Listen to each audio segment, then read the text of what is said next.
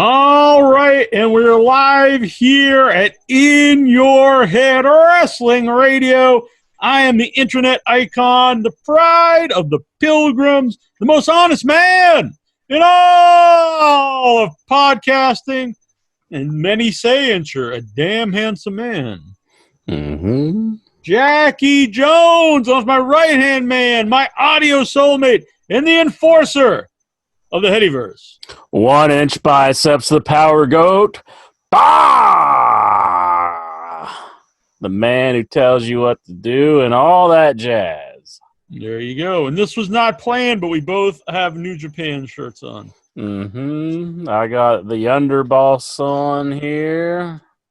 I believe that's Falaba, or no, that's not Falaba. He's an Impact. It's Bad Luck Fale. That's who the underboss is, I guess. Man, you even know who he is. It's like, I had to look that one up. It's like it's a cool shirt. Jason sent me this one, and I was just like, "Who's the underboss?" Oh, I see. I thought you bought it, and you didn't even know who the hell it is. But that makes sense. I was just like, "Who the hell's the underboss?" So I had to look it up. But once I seen who it was, I knew who it was. Right. He's probably like, this one's on clearance. Yeah, he's always doing commentary with Kevin Kelly whenever I used to watch. Oh, Bad Luck Fale. Yeah, and he was awful. I know Kenny. What's his name? Ken Kinney. Anyway, part of our group. What I forget his name. He used to be, because it's been a while since he's a chat Kenny room. King. Huh? Kenny King or somebody. No. I mean, he's a In Your Head listener, but he was a big Bad Luck Fale fan. Oh, okay. Well, Mine's New Japan Pro Wrestling, and it's from Boston. Oh. It's cool. That's why it's red, so it looks like it's a Red Sox shirt. Excellent. Then I'm started wearing these sleeves, so I'm like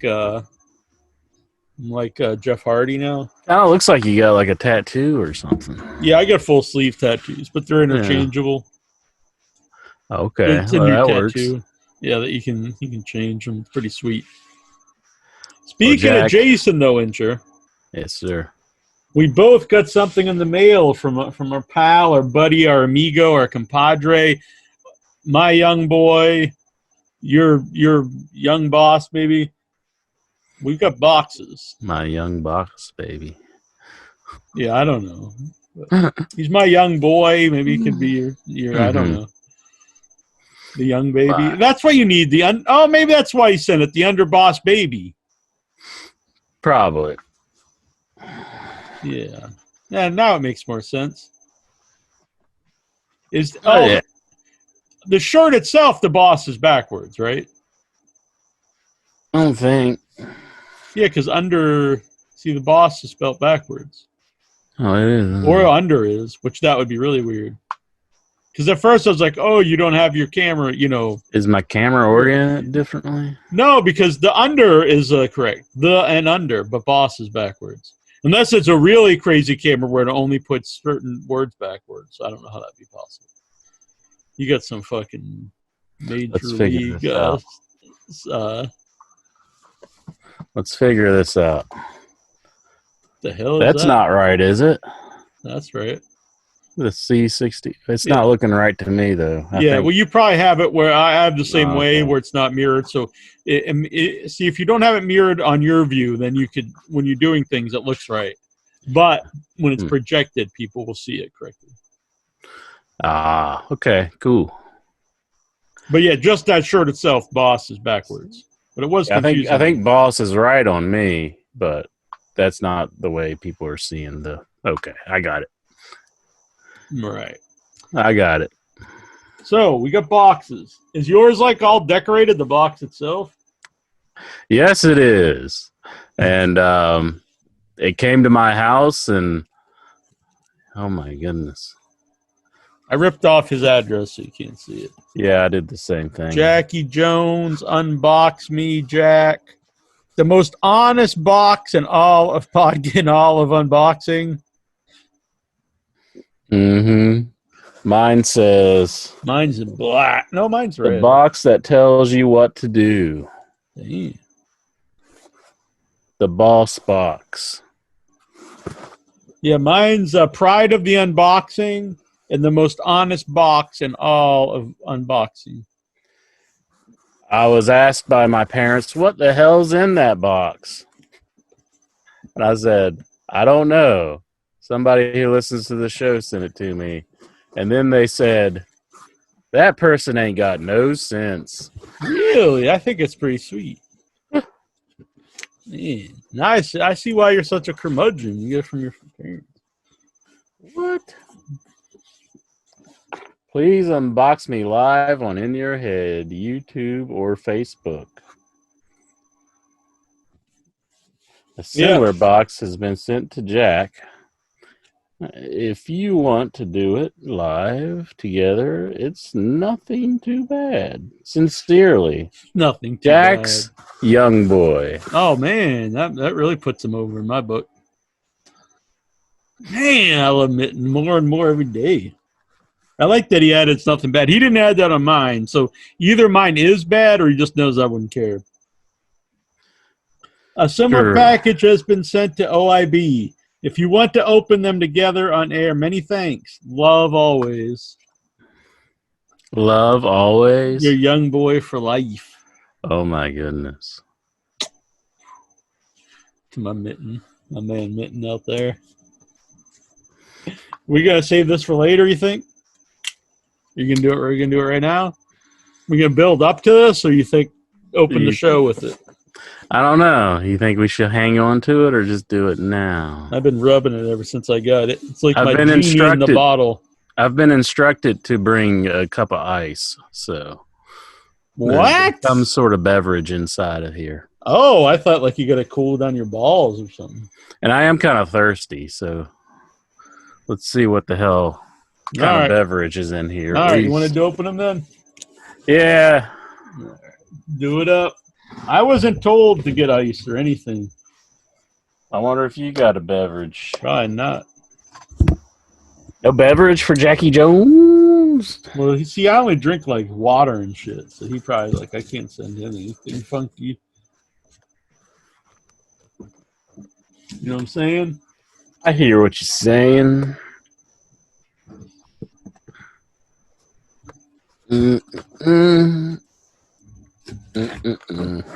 Opening the box. Boom. I hope it's not like some Impact shit. You know, Jackie Jones, I have ran the gamut.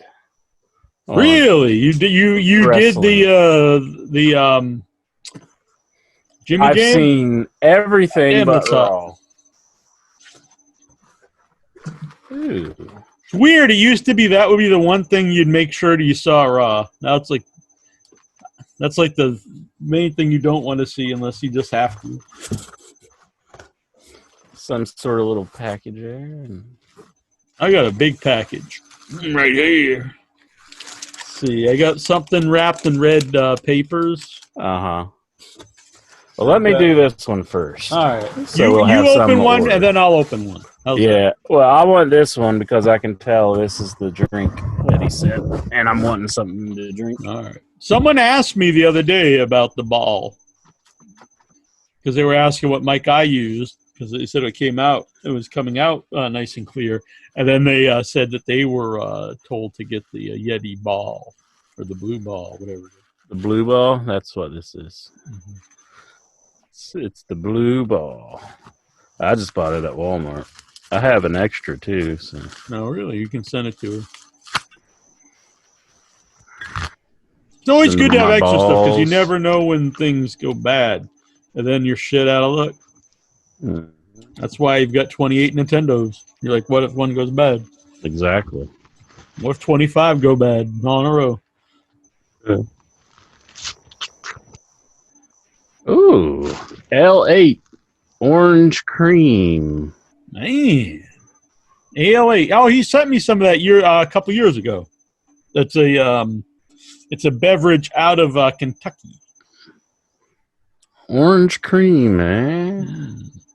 He's sending you the cream. Okay, I wanted to do that one first because he said he sent some sort of beverage, and right, I'm just gonna open this because it's on the top. Cup of ice. Okay. You get the. Do you want the smoke or whatever the hell? What do those guys say of the? Is there any smoke coming off of that? No. A little bit. You can't really see it though. This is a shirt. Oh my lord! It looks like it's made exactly for me. I will never wear this except for on the show.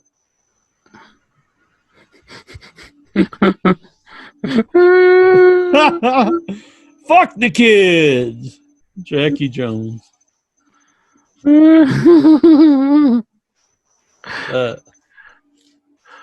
Oh my! Fuck the kids. Pretty awesome. That's a good keepsake. I'll keep that forever. Mm-hmm. I won't wear it, but I'll keep it. I don't think I even want to wear it on the show, to be honest. I'll just keep it. Do I have a shirt? I don't know. Who knows what it could say. I've got this thing, and I've got this thing. Well, you open the Ale-8, I open a shirt. Now you open one. We'll take turns opening. I believe this would be a shirt. More, yeah, I think you got more stuff. Should we have waited for the shirts? Maybe the shirt was like the grand finale, maybe? I don't know. I just opened what came to me. You can save your shirt for last, Incher. Not saying you got to open the shirt now. Just open something. Anything that comes to you. That's how I pick right. Scratch tickets. Whatever looks good. I'm curious what this is. All right. It's like some peanuts. Part of some sort. Someone just said, Vince Rudo says, I'm happy that the website that he got that shirt, let him make it. Oh, my Lord. JYD card. Yeah. Do you know who that is? Yeah. Tony Atlas. No, it's JYD for real. I know. That's pretty awesome. That's a very thoughtful gift. This is weird. It doesn't have like stats or anything on the back. It looks like just a piece of like a picture. So I got like his tricep there, I think. Whose tricep could that be? Weird. Maybe it's like a puzzle. Yeah. I think it's a puzzle and they all go together to form. Now you have to get the whole set. Yeah. So I think I might have something too. You might have one. JYD card. Thank you, Jay. Love me forever. Yeah, mine's got like a belly.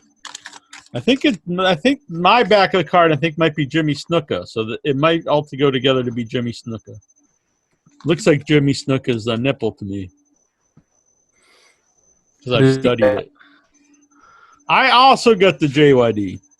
Oh, so we got the same. Yes. We both got JYD. Is that a nipple? I thought that was like a tricep. I think our back is probably different. Because mine's the belly. Well, actually, it might be Andre the Giant. See, mine's back is different. It's the same. Oh, really? I think it is the same. Yeah, well, yeah, that's the nipple here. That's the belly. That's the. Oh, it is, isn't it?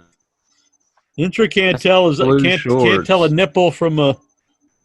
I thought it was like like the tricep part. Yeah, that's all right. Well, you're not 1-inch triceps, so you don't know. All right. What's your next? I only got 2 more. How many you got? You got like 50 packages here. No, I just got 2 more. Oh, okay. Let's see what this is. One's really heavy. Would this same thing that you have though? What? Open the shirt. I doubt he wouldn't send you a fuck the kid shirt. Oh, I think it's I don't think so. A head shaving thing. Like you. Oh, really? You put it on the head and go. Oh, that's pretty cool.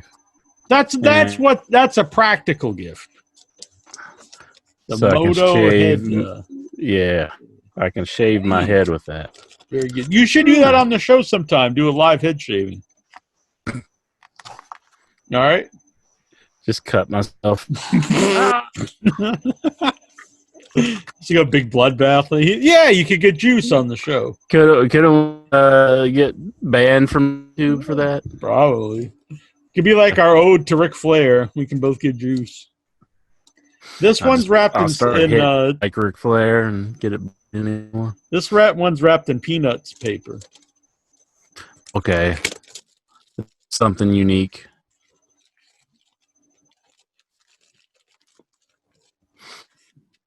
This is a scalp scratcher.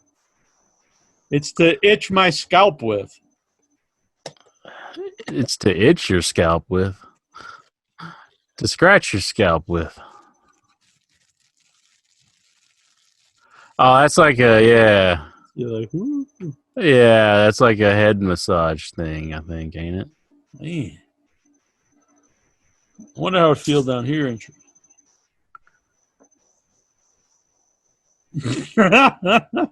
You could probably use it for eggs too. I think you could scramble eggs. Probably could, yeah. It's probably a more useful thing for me. That's probably how that was invented. Like somebody's whisk got broken. They were just like, that's pretty good. Why don't you just scratch your head though? Why do you need it? It's like a back scratcher is because like it's a part of the back you can't reach. Mm-hmm. But like you can't reach your scalp. All right, I'm getting my shirt.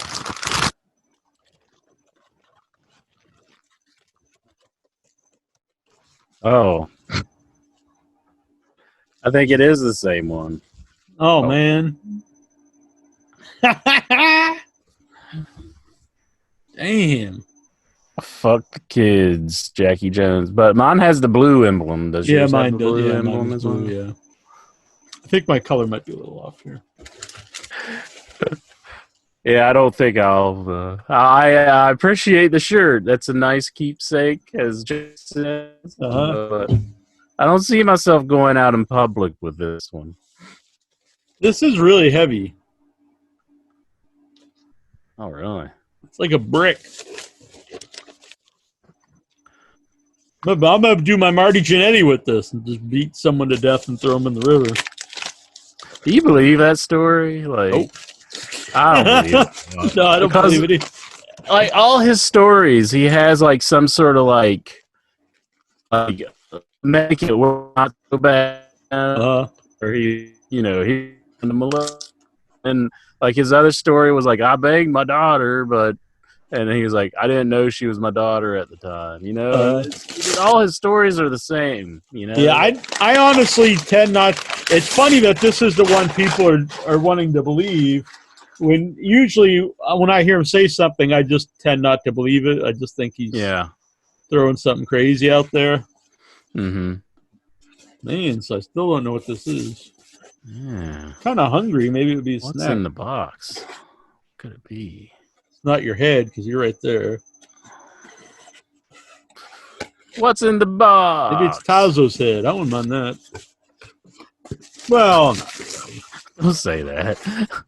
Don't say that. You don't want to. No, not on camera. I don't want to Marty Jannetty myself. Yeah. The FBI's looking into me. He didn't mean it, Tazo. He was just. Whoa! I just said I wanted a snack. Hot damn. What the fuck's he doing, though? What? He's trying to enable me and get me, like, off. This is moonshine. I haven't drank in 18 months. So it's like pickles and moonshine? Yeah. Really? It's pretty awesome, though. Cool. I haven't had any booze in 18 months. I don't think I want to fall off the wagon for some pickles. So that's your beverage? Go. Here we go. We want the smoke. Would you consider that falling off the wagon if I ate pickles soaked in moonshine? Nah, you probably wouldn't even get drunk, would you? No.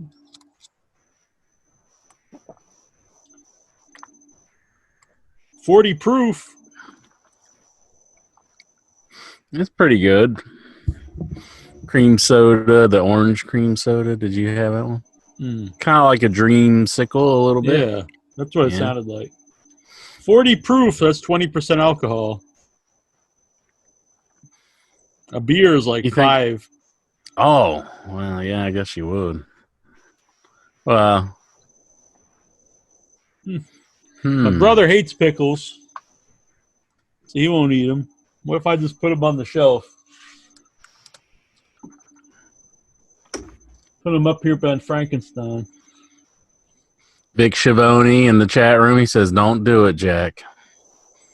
Don't do it." Yeah, man, it's kind of a dark gift. It's like this guy stopped drinking. Is it a message like he wants Neil Jones to be fun? There are people, not even joking around that don't like me since I stopped drinking. Just don't like you. Are those real friends anyway? No. If they don't like you, let's see. I gotta enter my calories here. Oh, that's probably a lot. 120. Probably a lot of sugar. Sugar. It's 30 grams. Yeah, that's a lot. A lot, bitch. Let's see. I'll scan the bar here. See if it brings it up. Yep. This coffee's just too hot.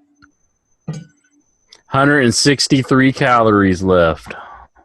103 Man. after this. Now, would you eat late at night, or do you just stop eating? Well, I'm normally up all night for the most part. Right.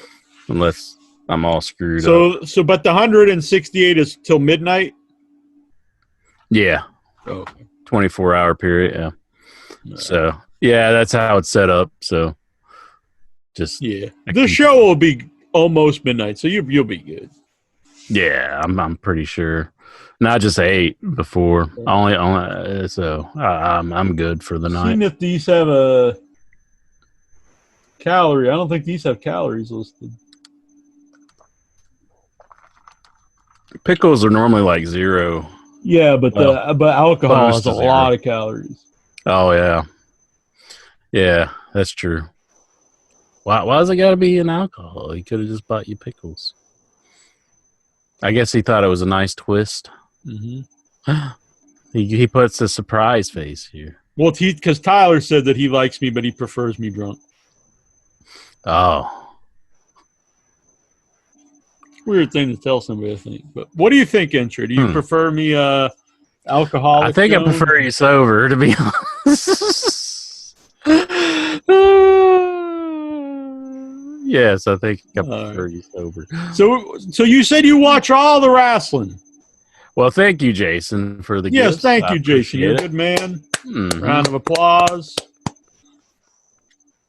But yes, I have watched all of the professional wrestling from last week. Watched the AEW, and I have started watching Impact Wrestling once again. Oh man! And boy, it's a strange one. Like, they got Josh Matthews and Madison Rain doing the commentary. Not a fan of that particular commentary team. I imagine the reason that they're doing it is because they live in the same house and they can just get together and do it. I wonder if they got like the Impact Wrestling backdrop or something like they put up in their bedroom or something, and then they do like their like promos with each other. Do you think they ever, doing the wild thing with the Impact logo behind them? Maybe there's a video out there like that. You never know. What do you think would be the I'm sorry to interrupt you, but if you were going to have sexual encounters in front of a wrestling themed, anything, sign, poster, any type, apron, whatever it is, what do you think would be like the sexiest thing to, getting it on? Like, probably for you, the big blue cage. Probably like a closet, and then you'd have like JJ peeking his head out around the side. That would be pretty sweet. Because he likes to watch, apparently. Yeah. Start ripping his eyes out. Oh, I didn't notice. You weren't ripping your eyes out. You weren't trying to do a Seth Rollins on yourself. I like that answer, though, Intro. It's a good intro. Good answer. I was thinking it would be the big blue cage, like you would get it on inside the big blue cage. No, JJ peeking his head out the closet. I like it. Can I watch? I'm going with the 2-ring War Games. Oh, yeah? Oh, there you go. But Juju, if you're out there listening. Uh-oh. What? Let's see. Well, yeah, but Impact Wrestling, they're doing this thing where it's called like a Wrestling House. Mm-hmm. I saw someone say that it was something. I didn't even know what that was, but now I know it's an Impact thing. That it was so bad it was good. It would definitely classify in that bad area. Uh-huh. I mean, it's like a reality show where like Tommy Dreamer's the host, and like Right. he's not there all the time, and like every now and then people will have a fight, and Tommy just sticks his head in, and he's like, "It's match time," and then they go out and wrestle a match, and it's like, the hell is this stuff? Why are they doing it? Can they not get people in like one place, or is this just like filler to like do they just have a ring at somebody's house and they're trying to like fill up the program with something, so they just have a bunch of wrestlers in one house? Or I don't know, but Yeah, that seems to be it. yeah, that's what I'm guessing. But they had like they were battling over rooms because they all like found like had to run to a room, like a reality show, and pick. So they had both the Deaners like fighting over a room. Like they had like a wrestling match for the room, and the Jake Deaner I think won. And it was funny though. Before they started the match, Eddie Edwards' wife was the referee, and she looked at Cody Deaner and she said, "Which Deaner are you? I don't know who you are." And, poor Cody Deaner, though. He's been at it longer than the other one. But yeah, strange stuff. They also had what's his name? Heath Slater. He was wrestling for a job in Impact Wrestling, and he lost. Really? He lost. It's like, how bad does that make Heath Slater? He's been fired from WWE. Now he's wrestling just to have a contract to wrestle in Impact Wrestling, and he lost. Is he getting buried in Impact too? Of all freaking places? I heard that there's a rumor Impact that should be thanking their lucky stars for Heath Slater, and he's there and he's losing already. He lost his match, so he's not contracted to Impact Wrestling. when people go to AEW who weren't used well, like they treat them like stars and trying to get them over, like Zack Ryder. It would be weird just to bring him there and just use him as a loser. Well, maybe they know they got the upper hand on him, where they're like, "Well, What's the AEW point? doesn't want you, so you're our bitch now, and you're losing matches." But I don't understand what you're going to gain out of that. I don't know either. I figure they would be happy he was there, but Well, I they're heard making him a dirt rumor jobber. that all this Antifa group on SmackDown, Retribution or Rebellion or whatever they're going to be like a group of guys that were fired that they brought back, which I assume meant like Heath Slater. Oh, really? I don't know. So maybe he's not really gone from, because the Impact Wrestling has teased like bringing people in, and then they don't, like Rockstar Spud. They said they were going to bring him back, but then he ended up signing again with WWE. So they shouldn't announce people unless they got the pen on paper, Maybe it helps their career though. Do you think that's why they re-signed him? Like, holy shit, we can't let Rockstar Spud go to Impact. That's gonna really. But he's still in Turn the WWE as Maverick Drake, because I'm saying maybe that's why though. Yeah, they gotta announce it before WWE changes their mind. I think because he got on his Facebook and he was all crying and stuff about and I think they just felt bad. He just gave him the guilt trip.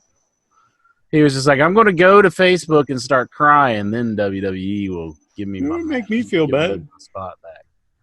Oh, I feel bad too. I mean, if we fired somebody from In Your Head, and then they let's fire Steven. Let's say Steven. I mean, I've done not like 5, but I have blocked people and stuff, now.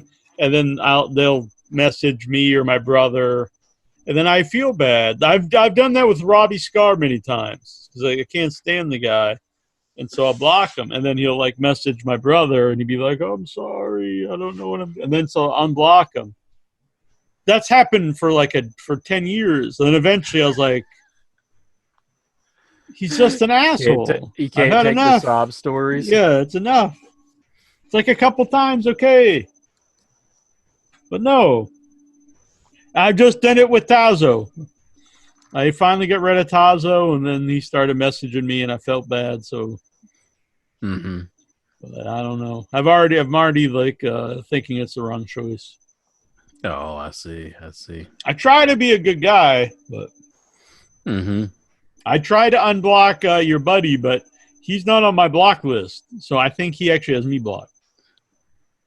Really? Because he's all the time messaging me saying like, is the show live? I can't watch it. And stuff. Yeah, I went to unblock him before the show, actually last week, and we didn't end up doing a show. But he's Frank O'Brien on and he wasn't on my list. And then I looked up his alternate name there, and it wasn't on my list either. I have like 200 people blocked, but he wasn't there.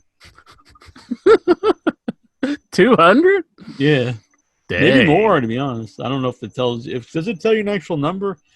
I'll look up right here in the show, and it'll be very exciting. It'd be great if you could get like this text to speak, and it'd be like, you have 4,000 people blocked on your Facebook. Settings, blocking.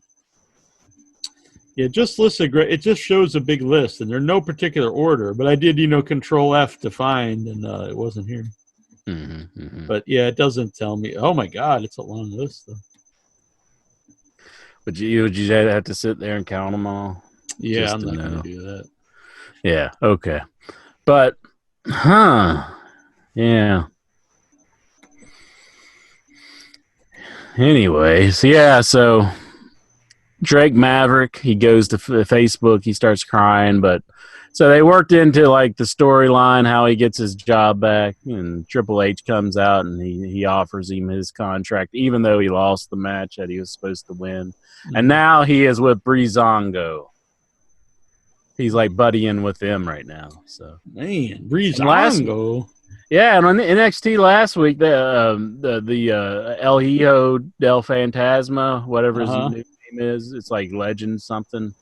Him and his group, though, they got DJ Z with them.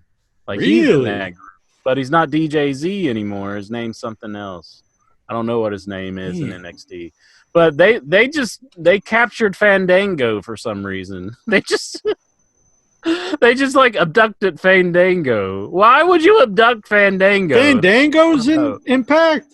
No, NXT I'm talking about. Oh, okay. Yeah. So Fandango's back together in NXT? Breezango, yeah, they're back together in NXT, yeah. Huh. Yeah, it's been kind of funny every now and then because they'll have these funny intros. I actually like the team, and I think they're entertaining. And I always thought Fandango, he should have been taken out of that gimmick, and I actually think he could have been like a pretty big wrestler. He's a very talented guy. I don't think the other guy could have been really in WWE because he's very small, maybe somewhere else. But either way, they're both entertaining in that group together. So I always thought they could have done more, like maybe not like, top card or anything, but I think they could have done more with them because they got themselves over too. I know the one guy got hurt though, probably at a bad time. Yeah, yeah. But really, they do those vignettes. They did those vignettes, but there was really, I don't think there was a real payoff. And then they never go anywhere because then they didn't push either team after they did those vignettes. The whole Fashion Police stuff? Yeah. Oh, okay, yeah. Yeah, they just moved them to NXT, so I guess they're going to have a run there now. So I can show the block list if people want to see it. I don't know. That might cause. I'll scroll through it quick so people can't read the names, but I'm just kind of fascinated about using this screen sharing. Okay, let's see the block list. Basic thing. Come on, Steven. Put it on your readers. Let's see. Let's read all these names here. There we go. Here we go. All right. Can you see? Steven's inspecting. Let's see. Who we got here? Is that? See, look at all these people. Yeah, it's kind of pixelated. I can't read the names. It's a lot of people, though, ain't it? Yeah, you're like it's like 1, 2, 4, 5, 6, 7, 8 scrolls that you got to do just to get through the whole list. Oh my goodness! And what's this? Invites, Blocked invites. blocked apps. So if they like invite you, it just says no. Like Yeah, fuck that. I don't want to do that shit. There you go. Interesting. What was that? Raw adolescent horror or something like that? I could Some bullshit. I don't have time for this.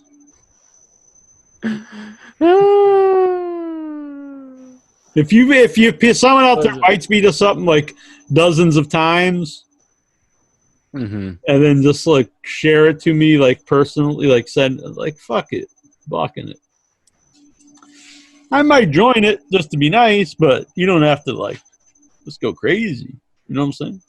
I hear you. I'm a nice guy. Yeah. You say I'm a nice guy, and you're like, here's my blocked list. What's better than just being like just scroll. It's much healthier mentally if you just block and move on. You're like, fuck it. Yeah. Don't need this. Blocked. Oh. Man, it's Steven, do you have a blocked list that long?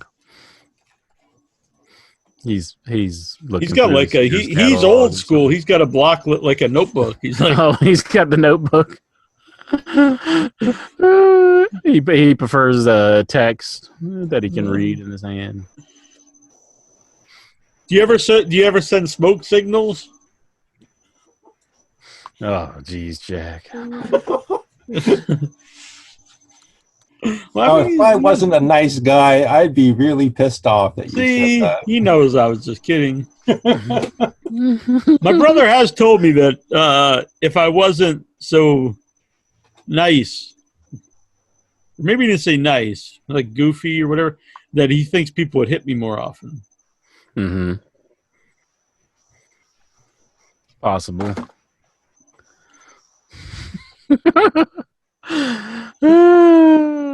So I'm sorry to interrupt this. So you were talking about the NXT. I know this is a wrestling show, not a nonsense show. I'm not sure what I was talking about, but it's something about Breezango and that's right, Breezango. They're there, they were like doing the thing with the people.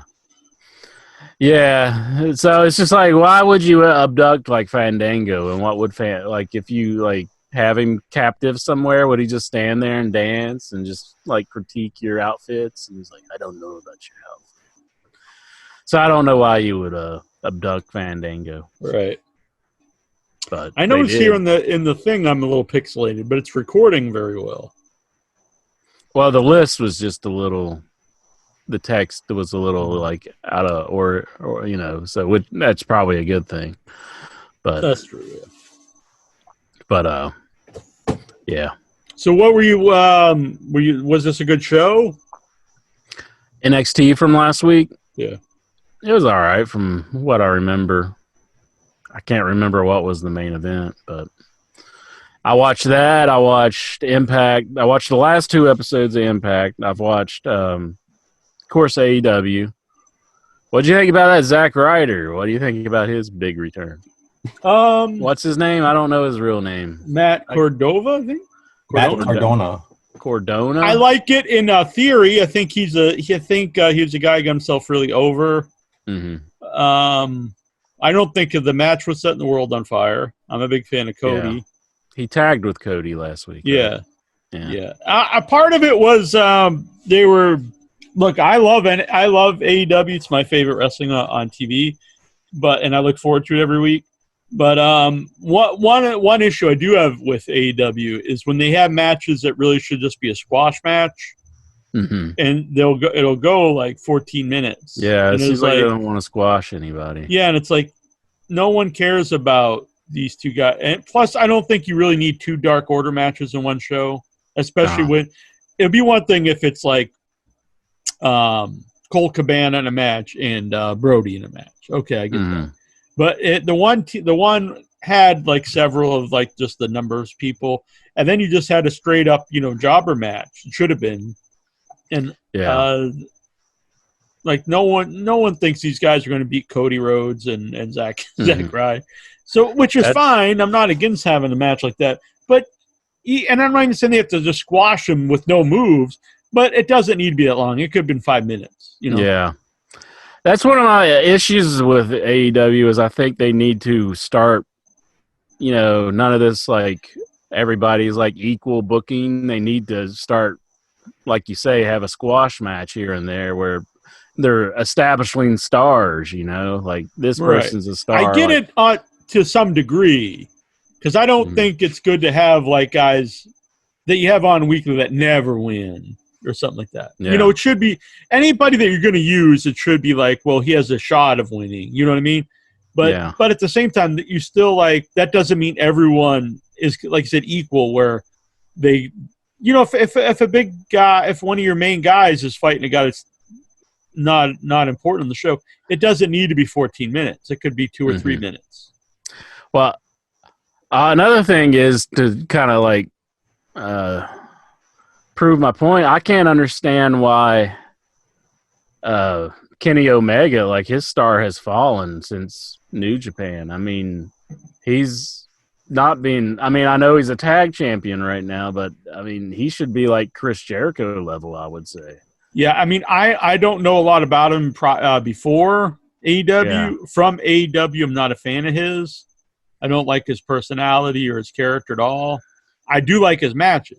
I actually, I would never say he's a bad wrestler or anything like that. And I actually like the team. So if I never saw him before, I'd be fine. I'd be like, oh, he's being used well in his team. But I know that he was, a huge star and main evented, giant stadiums out there. Well, and he's one of the reasons why this even exists to begin with. Mm-hmm. So he is a guy that's not used particularly great. Like they say, like he just if he's controlling his own booking, he's just going to do like his own thing and not like. But I don't understand why you wouldn't want to be like a big star. I mean, because the mystique behind him is kind of dying off. There's no like huge mystique about him. Jonathan Jackson says Omega was never a star in the States.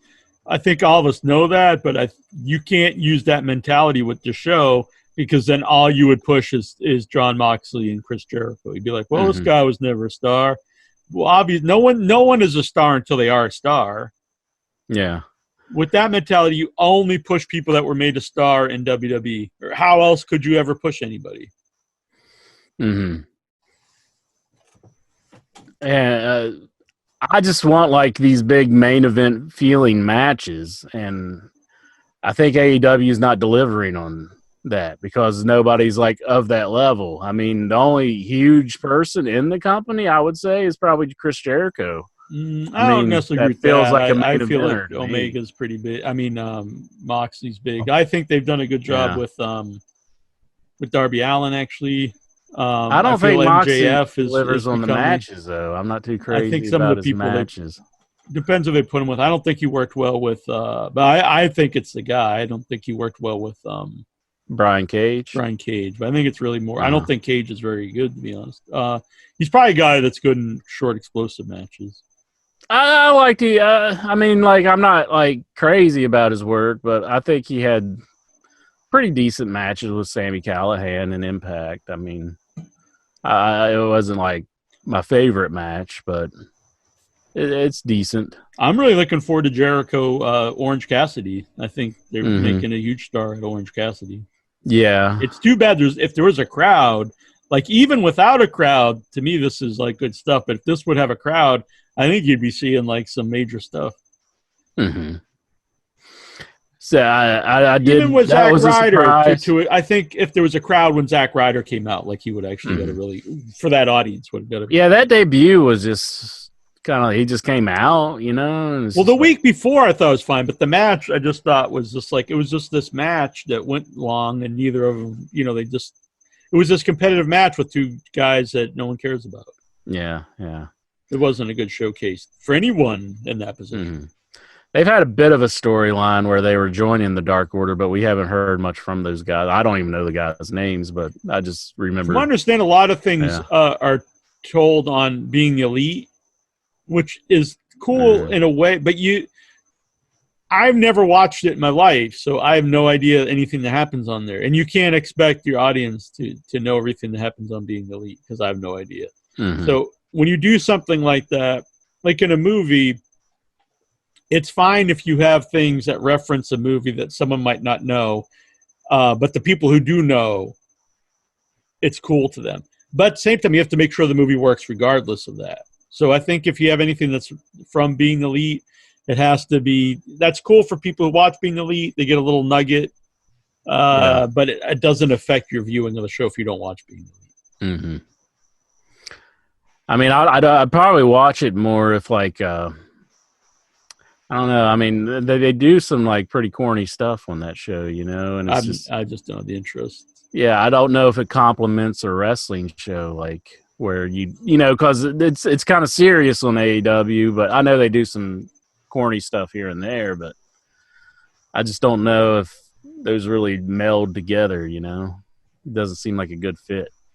Seems like you would want to keep the serious stuff on your show and then, you know, or, well, not serious all the time. I don't expect, like, wrestling to always be serious, but it's hard to build to anything really big without a crowd. I think is a big problem. That's true too. Yeah. So, think of, like, you know, Hogan and Andre or anything, Michaels, Austin or something. If there's no crowd there, I mean. Yeah. Because you don't even really know what works. Because, like, if there's nobody there to. But from what I understand, like, I personally don't even care about ratings, but I listen to, you know, Meltzer and stuff talk about it. And I guess, like, they're doing better in the key demographics than, like, Raw and SmackDown. So good for them. It was a surprise to me. I didn't see any of the reports about Eric Bischoff being the, you know, coming back to TNT network. For me, that was comedy that worked because it was funny, but it also had some drama in it where it built up to, like, I want to see Orange Cassidy and Jericho. Yeah, I enjoyed it. Looking forward to what they do with the whole thing. I just like how Jericho kind of plays with the, you know, the younger guys, and he, you know, it really seems like he cares and he's trying to build people. I agree. Yeah. I thought that was just great. And like I said, if it was a crowd, like, it probably would be something that, you know, would star building for Orange Cassidy. I'm a fan anyway, but speaking of banned, Jack, what do you think about James E. Cornette being banned from watching AEW? I thought that was a funny thing for Jericho to put out there, without being, like, angry, because Cornette gets too angry. I'm sure that's entertaining. I'm sure that infuriated him too. I mean, where's this? Oh, I'm sure everything angers him. But but if you hate something so vehemently, like, I know he says he watches it for the people listening, but, like, honestly, why would you even watch it? And he picks stuff apart to, like, such a crazy degree that, like, there's literally nothing they could ever do that he likes, and he'll pick up. Yeah, I mean, and it's. I don't even find it very honest because he'll talk about everyone being so small, but then he'll, you know, praise everyone in NXT or just as small or a lot of them smaller, because he'll talk about Moxley being so small, and actually he's a pretty good sized wrestler. He's way bigger than because he loves Adam Cole, and he's about as unimpressive as you can get, like, physique wise. That's what they ended NXT with. That Pat McAfee, he, like, kicked Adam Cole in the head. They're doing a feud with that guy. I hear it because I don't watch any of these shows, but I hear people talk about them. Like, I'll listen to Meltzer. I'll listen to clips every once in a while of Cornette because they pop up, and I feel like I have to listen to just so I know what's happening on some level in the show. And they were talking a lot about him this week, and I was just like, who the hell? So I had to look him. I didn't even know who the hell he was, and then I remember who he is, and I was like, this guy's, like, in angles, like in big angles with people. I guess this is one of his first ones. Like, he had him on his podcast or radio show, whatever he does, and I guess Adam Cole got offended by things he was saying to him. I guess because he was saying, like, he's a shorter wrestler and stuff like that. And he was kind of like, mocking him a little bit, and then Adam Cole got mad at him. Triple. That stuff, I don't think that's very smart to put on your own show, to be honest. Yeah. They probably shouldn't bring that up. No, what is the benefit? I mean, it's a thing everyone says. I've said, and anyone wrestling that, ECW really knew how to showcase everyone's positives and hide their negatives. So I don't know why you want to bring attention to someone's negatives. You know what I mean? Like, I'm sure you could watch a show and know he's small, but there are people who watch a show and don't even think about things like that. Like, honestly, I don't really. I mean, unless it really stands out, I can be entertained by wrestling, regardless of their size. But then if you really start putting that out there, that sinks into people's heads, and they're just like, "Oh yeah, this guy is really small." And so people that might not have ever even thought of it now think about it. So what are you doing besides hurting your own product? Yeah. Getting this guy less over than he could be a big star for you. Most definitely. But yeah. So they got him in a feud with Pat McAfee, whoever that is. Yeah. I mean, they might as well bring in what's that guy's name? Joe Buck or who's Pat Buck? He's in an angle. See, I don't watch this stuff at all, and then I find out, on the group and stuff that Pat Buck is in an angle with Nia Jax. And I was just like, who? And then I vaguely know the name, and then I'm like, when has he been a television character? Yeah, they brought him up, and he was just this guy that was dressed all funny, he sticks out like a sore thumb, and you're just like, he's supposed to be an official for WWE, but you never seen him before ever. And so he's there, and then Nia Jax starts going crazy, and she grabs him and rips his shirt off and stuff, and kind of beats up on him, and he gets thrown out of the ring. Then the next week, he's demanding an apology from her as a WWE official. And then she acts like she's going to apologize at first, and then she goes into her promo, and then she starts making fun of him again, and then he suspends her for 2 weeks or something like that, and she goes crazy again. So that's the big storyline. So. Travis said it's interesting to listen to old shows, and I didn't like all the original All In, which I didn't, but that wasn't a straight up AEW show. That had a lot of other things involved. And also, I think if you don't follow, because to me, a match, you gotta be familiar with the people. Yeah, a match on its own is not interesting to me. Gotta have a storyline. Yeah, you have to. The match itself is really the culmination of the whole storyline and knowing the characters. Like the Young Bucks, I'll be honest, I didn't like at all. But once I saw them more on television, I actually liked them quite a bit. And I don't think people see a lot of negative. I'm not saying he's saying this is negative, but I'm saying that a lot of people see a negative to people who change their mind. But I think it's weirder if someone never changes their mind on something. I like them now. I don't see what the problem is. And he also said that I think he said you trashed the first episode of Dynamite. I don't remember that. I kind of think we were both really. I mean, maybe not. Maybe I'm wrong, but I kind of remember us being really in favor of all the actual AEW television shows. I don't recall a trashing of the first AEW broadcast. I remember being really excited. I mean, yeah. Like the first TNT show. Yeah. Yeah, I don't recall us bashing it. I mean, maybe we had a problem with one thing or something, but I don't remember that. But. Yeah. Hey, I gotta go give my cat a shot. I just remembered. Okay. So I'll be back here in just a few. You can talk. You're gonna go change into your fuck the kid shirt. No, I won't do that to you. Even though you said it. Would be pretty sweet. I'll be right back. All right. Vic. Biceps. I like that shirt. Vic's sporting the In Your Head shirt. Pretty sweet. That's on the Amazon page. You know, I was saying you need to make a new one because, you know, you're making all these new caricatures. Yes. You need to make a new one now, the rebuilt Jackie Jones. Yeah, because it's like the Paul Fincher, you know, yeah, it's time definitely. for a new shirt.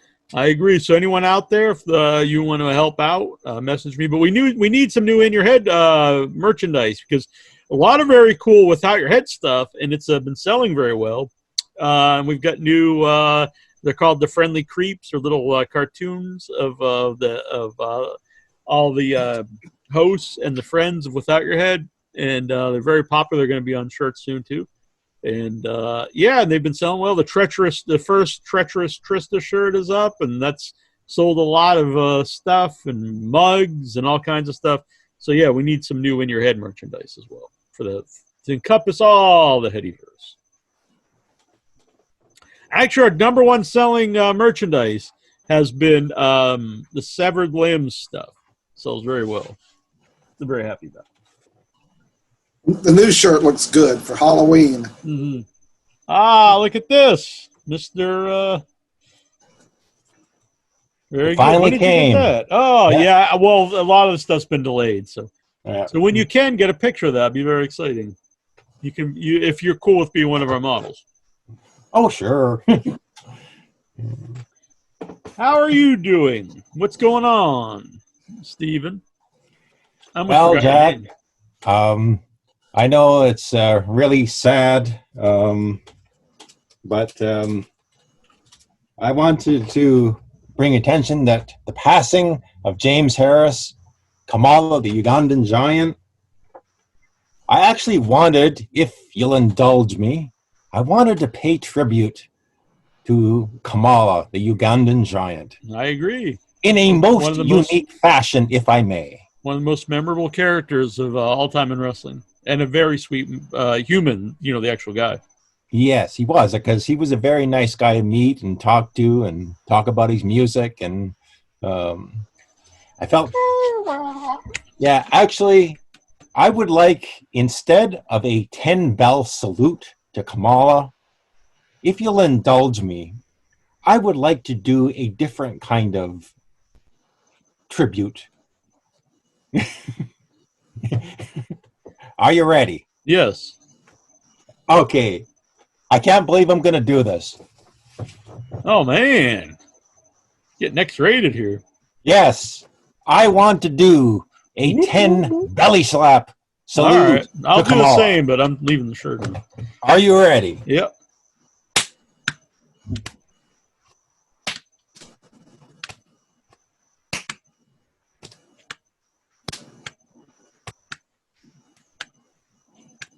That's 10.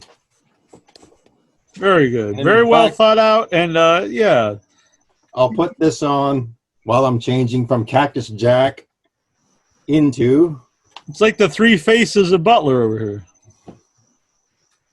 Next he's going to get some tie-dye out. He'd be Dances with Love. Insure's going to have to check this on the repeat. Right. You'll probably watch it on loop. Rest in peace, Kamala the Ugandan giant, 70 years of age. Nice man to meet. And just real quick, I want to get back to Kamala because I would like to talk more about Kamala. Travis says, good for changing your mind involved with the time. The wrestling I grew up with is still my favorite stuff. The 80s Crockett era, I think, is hard to beat. ECW in the 90s, which I don't think actually holds up, but I loved it at the time. The Crockett stuff still holds up. But enabled to enjoy wrestling in the present, I had to accept certain things. The guys are smaller. The style is different. It's not necessarily presented as like guys really trying to beat each other. It's more of to watch the moves. Okay, I prefer the older style. I'm not saying that this is better or worse. Really, it's different. But I accepted that. And if you don't accept that, it's fine. But I think you just don't watch it. It's just not for you. I see people, that are always, up going on and on about the guys being too small and they need like these giant, like Warlord and stuff. And I'm not saying you're right or wrong if that's your opinion, but it's not going to come back. and I don't think that kind of stuff would interest anybody. It's better to have an actual audience than a theoretical audience. So it's like, well, in my theory, if they just push like guys that look like the Warlord and Jim the Anvil Neidhart and stuff, it would blow up just like it did in the 80s. And it's like, well, I don't know. They were pushing all these big guys in WWE, and most people don't care about them. So I don't know where the evidence of this, just because it happened back in the 80s. So, well, yeah, if someone wants to try it, they could try it, but I don't think it's gonna work. There's people who watch that just don't watch it anymore, and I don't think people watch it just to see a big giant guy. They watched it because they liked the care. Like if you watch the 80s, there's a lot of big giant guys who did nothing. No one cared about. The guys that people liked, there was something about him. Hulk Hogan had a lot of charisma. Macho Man, Ric Flair, Roddy Piper. I mean, pretty much everyone. Even Andre the Giant, not like this great talker, but he was special. There was something there, like that you were drawn to. Yeah, but yeah, like it goes back to what you were saying. Is that the big guys would be something if you had them beat all these enhancement talents for a couple of months there still has to be something. And there still has to be something there. It'd have to be a guy that's got charisma or something. And I do think it's harder today to push just a big guy who's not good at all. Like I think you have to be at least decent in the ring, where I think in the past you didn't necessarily have to be. Yeah. Well, your co-host it's just is a different back. audience. I mean, you could say things back in the 80s. You'd be like, well, why are they forget this Hulkamania. They got to push Dory Funk Jr. Actually, and get the new, get a guy like Vern Gagne and stuff. And it would be like, I'm not saying they're right or wrong, but would that have worked in the 80s? Probably not. Things evolve and change. Wrestling wasn't always about big giant muscle guys. It just happened to be, when a lot of the audience were kids now. So you tend to remember things. Or even, Vic grew up on Memphis wrestling. It wasn't about big giant muscle guys in Memphis. A lot of those guys were pretty small too. Yeah, I like the AWA. Like I said, I started watching in the 70s and the 80s, and I enjoyed Vern Gagne. Actually, Vern Gagne's AWA, to tell you the truth, was my favorite wrestling promotion every Saturday afternoon. Even though guys like Greg Gagne and Jim Brunzell were Mark Zumoff and Tito Santana and Rick Martel and Tom Zink and all these guys weren't like Hulk Hogan or John Studd or Angelo Mosca, the big huge guys, but I think, and it was exciting wrestling. Well, and when you got into Mike, a 20-year-old, I think Shawn Michaels was like in his early 20s, 21, 22, and Marty Jannetty, and that was exciting wrestling. And believe me, they weren't by no means big guys either. No, but they were talented. I loved I mean, that was stuff when I really first thought of them as something special when they had their feud with Playboy Buddy Rose and that was great. That was one of the best feuds I look forward to every time. It was awesome. They had a big bloody cage match. It was great stuff. No, I saw the I guess it was that very first bloody brawl in that studio or whatever. The very first time, because I think it's been edited since it's been airing on repeat on WWE Network. But because I remember it being a lot different than what it was on television on the network. Everybody just bled on that, but that was entertaining. And Vern, I guess he took advantage of that and took it all over and probably made a lot of money with it. So. But the Inch Man has returned here. Yeah, so Incher, you missed my salute to Kamala. Oh, Kamala, yeah, his passing. That's sad to hear about. Was it COVID that took him out? Yeah. Dang. That's a shame. Yeah, I mean, we were no way downplaying the importance of COVID, but he's been very, not in good health for many years. Yeah. Which they consider, that them being at high risk. I mean, people say that it really the same thing for any people who die of most things. Mm-hmm. You know, the flu you have other issues. Yeah, so the COVID on top of his other issues, because and that again, that's no way to downplay it, because honestly, no one actually dies of AIDS. You know, back in the 80s, people had AIDS, and then you would die because it killed your immune system. So then other illnesses that wouldn't normally kill you then kill you. Mm-hmm. Yeah, so that's a shame, though. I mean, we're privileged enough to see him live at one of the fan fests, and he took on the Man Scout. You remember that match, Jack? I do. Yeah, and I saw him live here at Gallows Ice Arenas, down the road from me. Well, more than down the road, it's a few miles down the road. But him, Ox Baker was there. Mm-hmm. A lot of people passed away now. Bruce Beefcake was there, still alive. Greg the Hammer Valentine. But it was a really fun show. And, Kamal is just a really nice guy, very friendly. One of my favorite interviews, really, on the show. Yeah. It has a lot, not that it matters, but it has a lot of, hits on the YouTube. Yeah, it's really sad. Yeah. It's a shame he's gone. Really fun character. Yeah. And it's a little before, I remember Kamala, but a lot of his big runs would have been before my day, because I didn't see the Memphis stuff, or like when he was wrestling Andre, like in the late 70s or whenever it was. And they say he had a lot of people were really scared of him, back in the day, which is a little hard for me to think, because I remember him in more of the cartoony WWE, but WWF at the time. Well, when the very first time in Memphis, when he came out and he wrestled on TV, and the studio wrestling, I mean, maybe holds 150 people. And he came out there and he was fascinated by the cameras, he was looking in the camera and seeing himself. And then he looked at all the fans and he was coming over and scoping them out, and they were freaking out because they totally bought into all of it. Yeah. It was funny.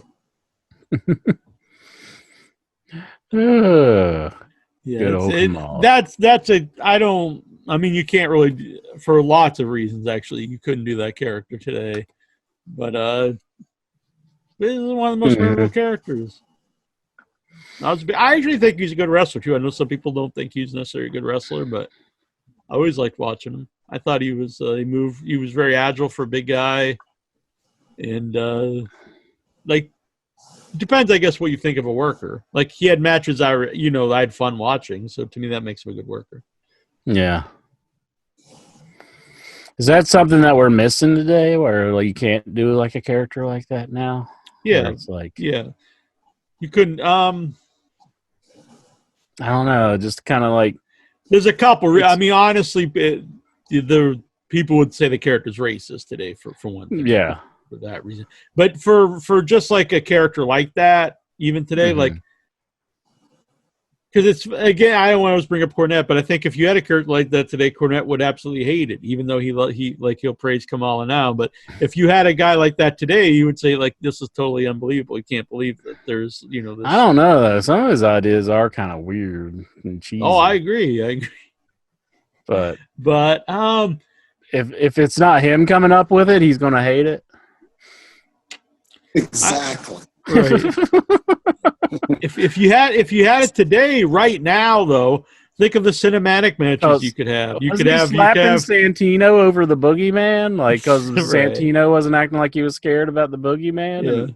Was the Boogeyman a James Cornette? No, that was one that was pushed by WWE that he had to do in OVW. So, but he got so upset he slapped another man because he wasn't acting like he was scared. Right.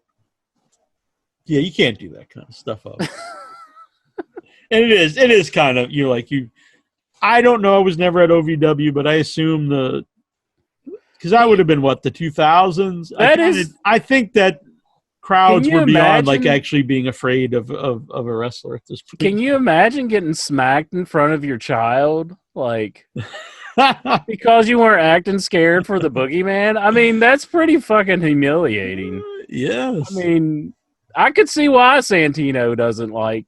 Oh, Jim yeah, of Cornette course. that much. I mean, He's not nearly as vocal about it as Cornette is about him. yeah, I know. Like they've only had that one altercation at the convention that they had, and but yeah, What would somebody you do, slaps Intro, you as a when you're man? child, you know? As a man, if I mean, another man that kid's smacked going to you, remember that for the rest of their life. You Uh-huh. know, their dad getting even smacked. if your kid wasn't there, it'd be bad. But yeah, it's really bad. You think about it with your kid there. Jeez. In front of your fellow students. Do you think he understands that on any level? That like, I don't think he understands I think he's in his own little bubble. I actually don't hate Cornette or anything like that, but I do. He is definitely in his own little bubble. Like, I don't think he understands. I think his whole adult life has been wrestling, so that's the only world he knows. There's no part in his brain that says like, I probably did scar this kid for the rest of their life, smacking their father, in public in front of everybody. I mean, there's no part of him that's a little remorseful for that. Probably no, not. I don't think so. He's still glad that he gave the business to the Dairy Queen girl. He's just like, yeah, fuck her. She messed my order up. He's just. Well, you were gonna fight the UPS driver. Well, because he yelled at me. It was he more cursing at me. Right. Yeah, I wasn't cursing him. I also was kind of mad at the McDonald's worker the other day because I wanted an ice cream cone, and you know how like McDonald's has the double lanes, like you pull in one lane and then the other. A lot of McDonald's has 2 lanes. Yeah, I don't think we have that here. Okay, well, I know what you mean though. So like bank does that. I was waiting in the one lane, and a car pulls up, and they tell me, we'll be with you right in a minute. And then the car that pulled up beside us, they take their order before me.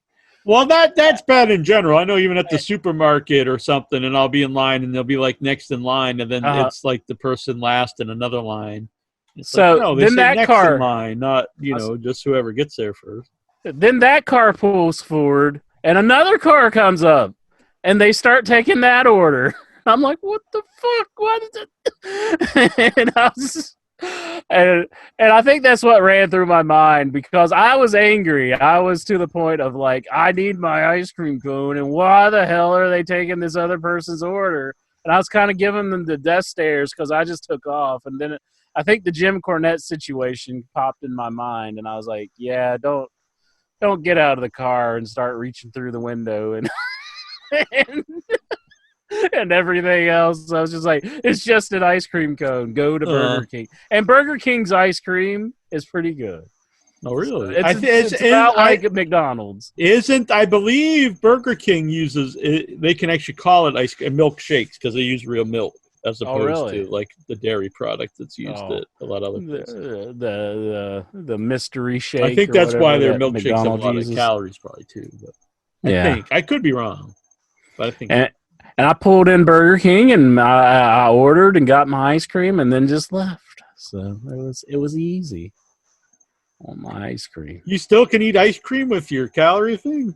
Yeah. Just make sure you got room. So you're just like the whole day you'll just eat an ice cream cone? No, ice cream, it's not as bad as what you would think. Like it's like one worse thing you can eat. Oh, I'm sure it's terrible for you with the fat content and everything, Yeah. But I like it. Oh, yeah, who does? My mom eats a lot of ice cream. I haven't had ice cream in years. Like a couple of years.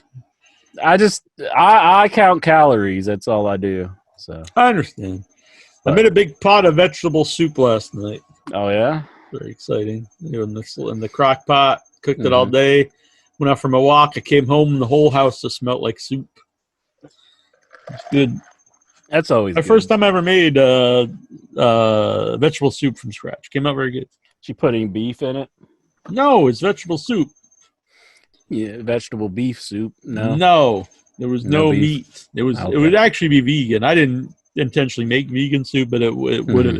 It had vegetable stock, carrots, onions, celery, garlic.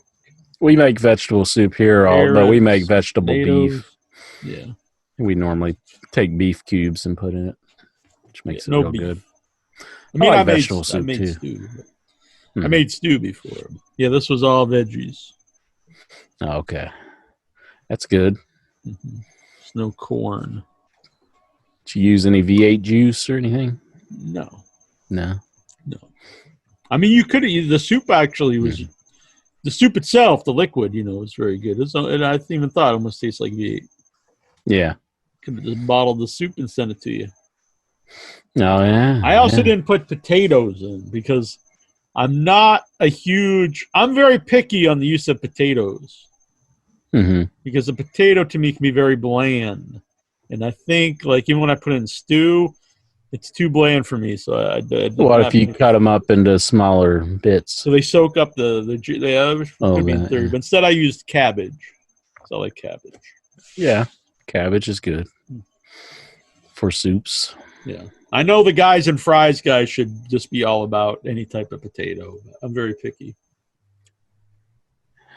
That is true. You did say to me, I don't even like fries. Yeah, I do like fries now. Kind of made yourself. I think I like fries more now that I don't ever eat them.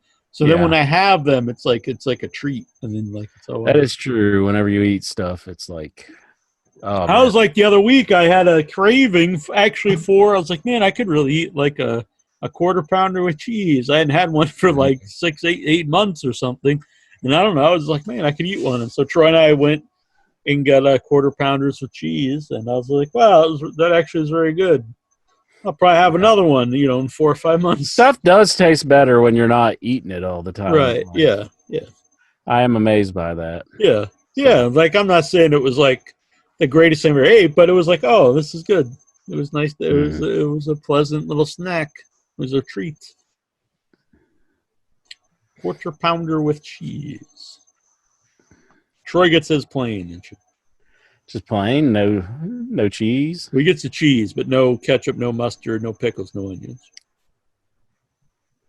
I don't like their onions, but I like everything else. Yeah. Do they do the little slivers of onions on their quarter pounders, or is it No, they put the big rings? onions. The slivered onions are the little diced onions are on the burgers, and then on the quarter pounder cheese, it's like slices. I can handle the ring ones a little easier, but I prefer it without onions anyhow. I used to not be an onion guy, but since I've changed my diet, I slowly liked a lot of things I didn't like, and onions are now a regular staple in my diet. I never was a pineapple person, but I kind of like pineapple now. You should. You better. I like it pretty well. End the show. I can't do a show with someone like pineapple. I just remember when I was a kid. I have a pineapple on my leg at the moment. Pineapple on your leg? Like you got Pineapple Pete underneath the desk? Maybe. I don't know if I can show it or not here. Plus, I have weird pants on. There's a pineapple on his leg? You got pineapple socks? See? Oh. Pineapples. It's just on one leg. Not on the other leg. Okay. Cool. Yeah, that's really cool.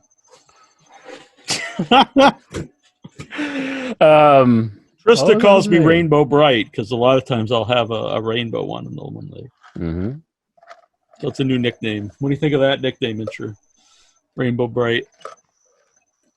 When I look at you, I think Rainbow Bright. Mm-hmm. This is a riveting show, I think.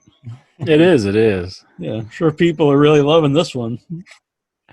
We opened a box. We've talked a little bit of wrestling. Good. Yeah.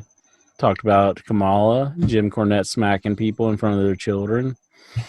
So I don't watch Raw because it's shit. But I saw this clip. I don't know if it was Raw or was it maybe a SmackDown. It was just these people. What are they? Retribution or restitution or? And they're running around. SmackDown. Burning up stuff. This is the shit. So they're taking. In theory, I'm always good with taking something out of that's topical. Let's make an angle out of something topical. This isn't something you make an angle out of.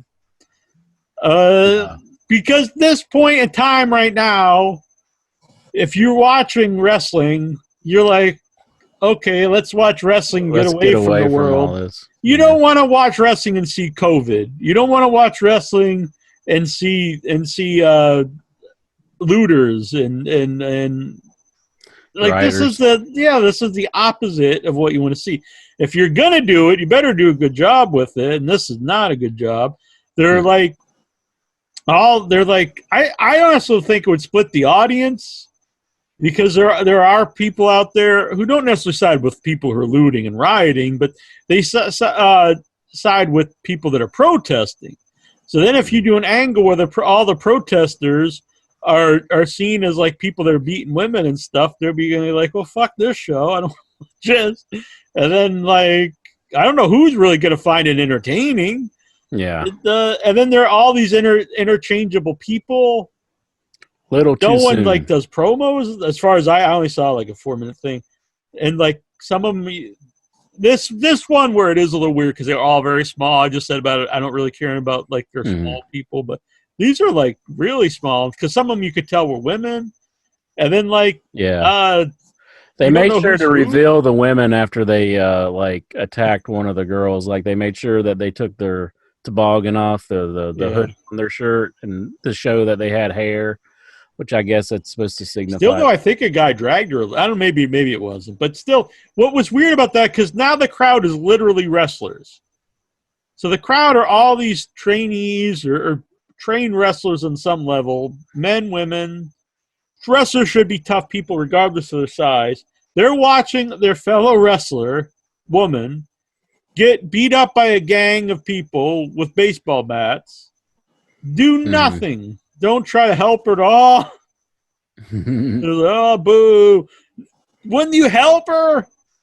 Like, what kind of people are they? And it wouldn't have hurt this angle if they tried to help her, then they'd beat them up with bats or something. But they have to do something. That's like I saw, too. They beat up Ric Flair on Raw. And it was just like, again, this whole crowd is wrestlers, and none of them like, hey, let's get in here and stop them from beating up this legend. They're like, whatever, boo, boo. And they whipped poor Dominic like a government mule, had him tied up in the rope. Yeah, that was this week, right? And did nothing. Yeah, they don't help. They don't help this, like, not a kid, but a young man. They don't help Ric Flair, one of the biggest living legends in wrestling. They don't help this woman that's getting beat up. They're just whatever. That's something you can always count on in Memphis. If that was happening, somebody would run in. Yeah, always. And then it's even worse when you see them. They're all outside in the audience, just sitting there. It's like, well, you know, they know what's going on. With Dominic, you know, Samoa Joe had been in the ring because he was signing his contract, and then he left because they were having some kind of a match, and then he gets whipped after it, and Joe's just sitting there at the table. Yeah, just it's stupid. Crazy. And then it's weird when they like someone takes like real physical beating now, because like WWE has gone out of the way for decades to tell you this isn't real, which I'm not really opposed to, because I don't know if anyone really thinks wrestling is real, whatever. That's fine in my opinion. But if you're gonna tell your audience all the time that what you're watching isn't real, why beat a guy in reality and have him all covered in welts and like, and he's all, I'm like, well, it doesn't make any sense. Why do you do that? I'm sure they gave him the old, you got to pay your dues, kid. Let us whip you on live TV. They're doing cinematic matches with like, you're seeing inside people's minds, and then on the same show, you're beating this guy. Somebody just wanted to see an old school beating or something. I know WWE's not going out of business because I know they have the TV rights deal for years, so they have all this money. But watching it does feel like this is the end of the product. Like this show's about dead. It's in like impact mode. Yeah, it's awful. I haven't watched the whole show. I just see clips. Maybe if I watch the whole show, I'd think different. But. You say this, but I mean, when I tune into Monday Night Raw and I see like such groundbreaking segments like Raw Underground, oh my god, how could you say that? Raw Lord. Underground. Yes, this is just what we needed. What's this? When was Fight Club made? 1996 or something? 98? 1999. Is it? Over 20 years. We'll give them the benefit of the doubt. Say 20 years ago. Yeah. 20 years ago, that was really popular. Let's do an angle off of it 20 years later. Is this Shane McMahon's real thing? Like this is his idea that he wants to do it Probably. Raw? No one. Maybe there's a reason Vince never wanted to give him the company. It's like, see, I told you. Look at their shit. Raw Underground. So they don't have any ropes on the ring, and they just it's fake fighting within Yeah. fake fighting. But Do like, you guys know they copied that off of Bloodsport? oh really? I mean, it's like a lot of things I've seen. I kind of remember, didn't Nitro Fight do an Club. angle like this? Real briefly, and they put some of like their underneath guys in it, like Jerry Flynn and stuff. Mm-hmm. Like they had ropes, I think, but they were like it was almost like it was at the time of Fight Club, and it was like this underground Fight Club thing. Yeah. It didn't last long because it was bad. I see people compare it to Brawl for All, but it's really nothing like Brawl for All was like real fights, like they legit fight each other, and it was presented like more of a sporting event. This is like this just people just fighting, and that who's that one guy, Abu Dhabi or whatever he is? They kept saying because Abu Dhabi. it was Abu something. Oh, the dude who's in Jimbo he's in the new McGee. Wasn't he like the giant ninja? And now he's Oh, I think you're thinking. Okay, I think I'm thinking of somebody else. The new guy that came in and like he had the fight with. he's a real big guy, and he was like Abu Doobie or something. Sabu Bababi. Well, the tall ninja I think was guarding the door to the underground. I think, But it was somebody. It was whoever Shane kept yelling. Oh, here comes He's the main villain in the Abi Netflix Mama movie, the kids movie for WWE, where the kid gets superpowers from the wrestling mask and like this is a real movie. Yeah, they got a Netflix movie. It's a kids movie. Never heard of this. Yeah, the kid gets the wrestling mask, and like he gets like special wrestling abilities or crazy. No wonder powers. I don't watch this shit. So, well, this is a Netflix movie. Well, I don't watch that either. And well, I wouldn't have watched it, but I was forced to. But but the kid gets the mask, and then he it's like Spider-Man basically. Basically, the scene where Spider-Man goes in and faces Macho Man, that was the whole movie. But he was the main villain at the end, so I figured he has the. Didn't you watch? It was something. It was this weird name, Abu Bobby or something. Bobby Babu. Yeah, I forget what his name is. Because Shane just kept yelling, "It's Abu Doobie! It's Nippy Baby!" And I was like, "Who?" And then so he just came out, and he was big. I'll give him that. And he did throw. He did have a good throw, but his strikes were horrible. And if you're gonna build like this fake fighting underground thing around, this guy, he has to be somebody who can throw good punches and kicks, not someone who throws like incredibly weak-looking punches. That's like the exact opposite of what you want. Who the hell wants to watch your shit? It says Daba Kato. Daba Kato. I was close. Yeah. It's close. Daba Kato. think It's like you're Daba closer on Kato, that. and like he says it like you're supposed to know who the hell Daba Kato is. You're closer on that one than most of the names that you come up with. So Right. That was pretty good. Daba Kato. You ought to see that movie though, Jack, because Otis has a memorable scene. Really? Yeah. You did kind of sell me on it. It does sound like so bad. I kind of want to watch it.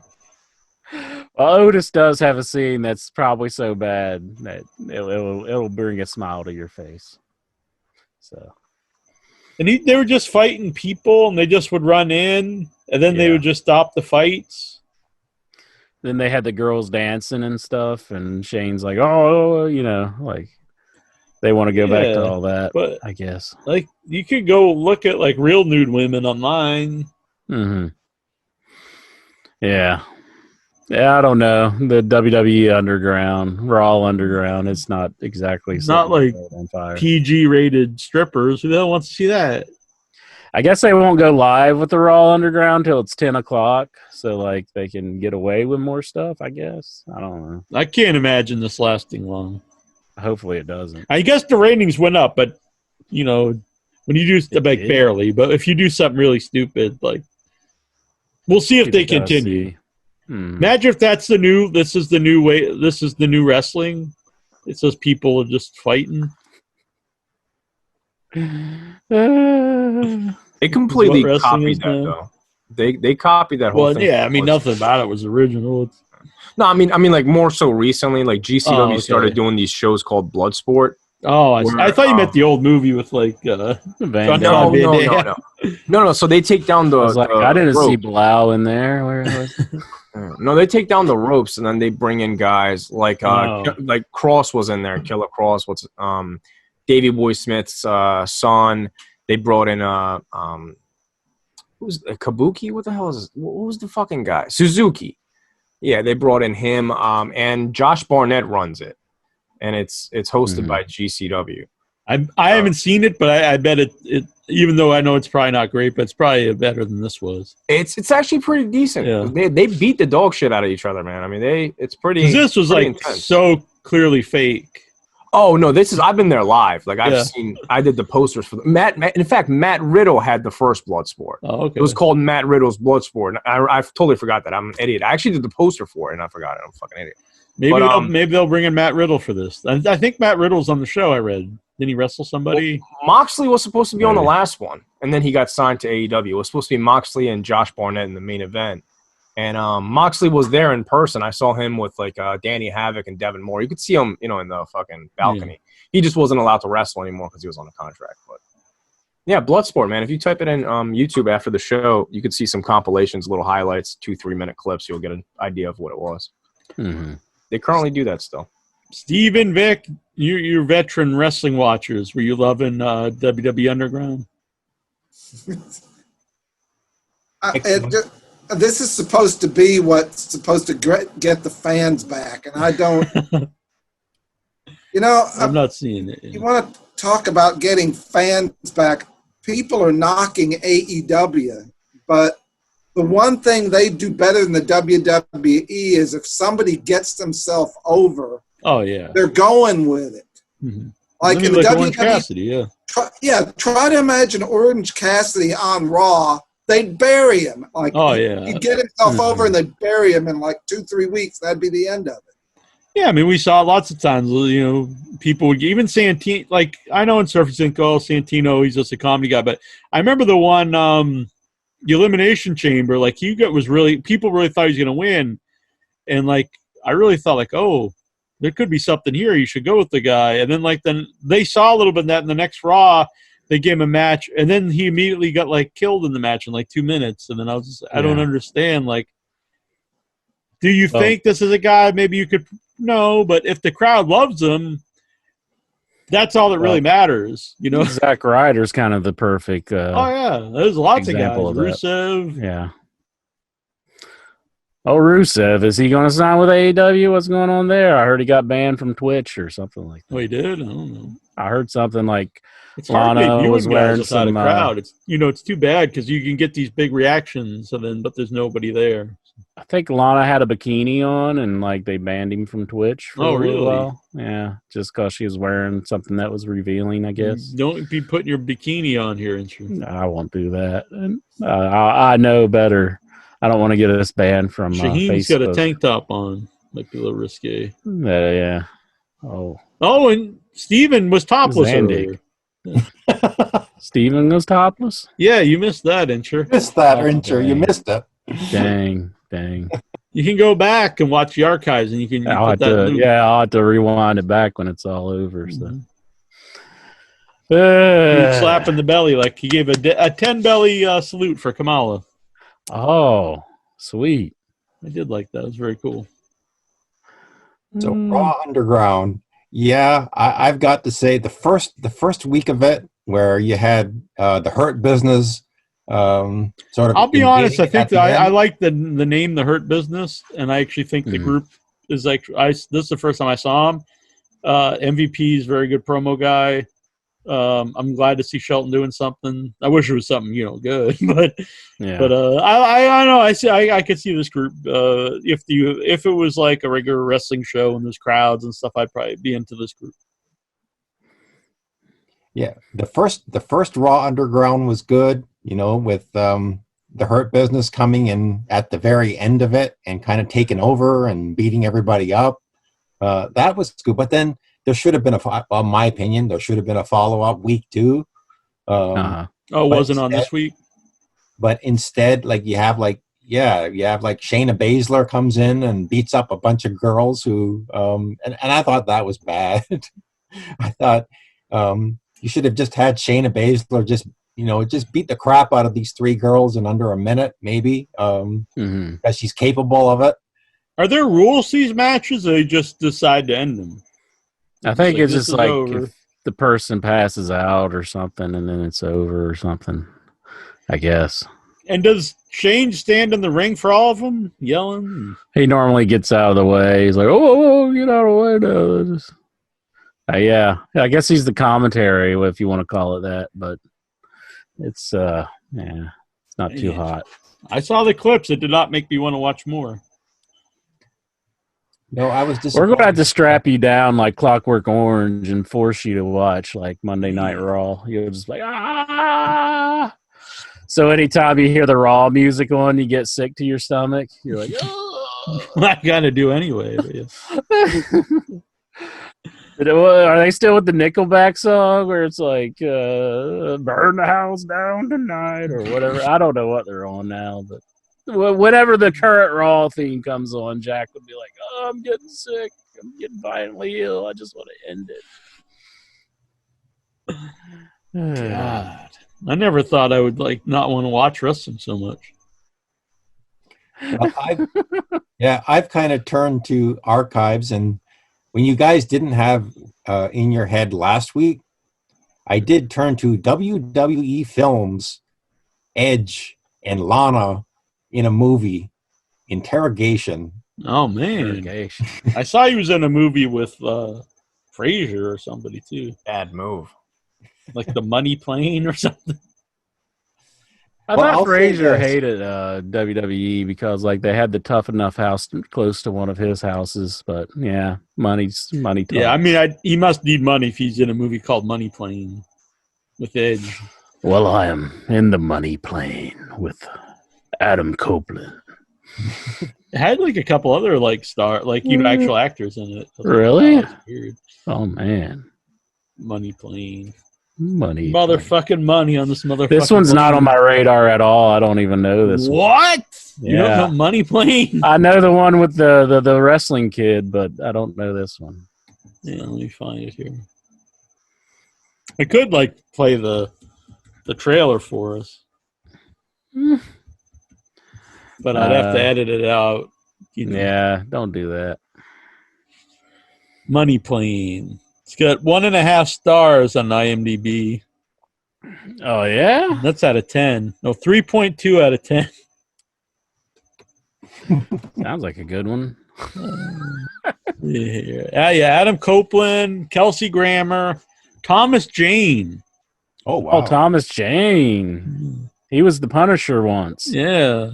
He's a good actor. Now he's in Money Plane. Why was he only the Punisher once? I don't understand that. No one liked the movie. He was in Boogie Nights. Denise Richards. He was originally going to be the main dude in Boogie Nights, but the director changed it because it made it Mark Wahlberg. Maybe he didn't have a big enough dong. I don't know. Well, Mark Wahlberg didn't either because that was prosthetic. Yeah, but maybe he had prosthetic to make it smaller. Oh, who does that? I have to do that intro. Oh, whatever. I just don't want to show this girth on camera. Joey Lawrence is in it too. Whoa! Oh, Joey Lawrence? Now that I could see Joey Lawrence and Edge in a movie together. Yeah. You said Joey Lawrence and me in a movie?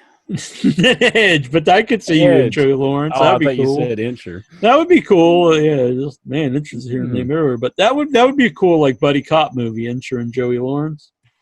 Okay, let's do it. I'm game. How about an in your head movie, Incher? Me and you, buddy cops.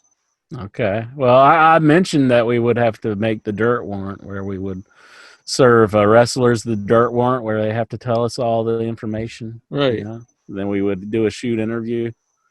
We would dress up like cops, and maybe we could have like a chase scene at the beginning. Like we could run the wrestler down, and like it would have to have like one of those scenes where somebody gets like it goes into the swimming pool for Vince McMahon. You know, I'm producing a new movie coming out and tackle him into the swimming pool. Stale popcorn and sticky floors. Maybe this will be the next one I'll produce. Oh, excellent!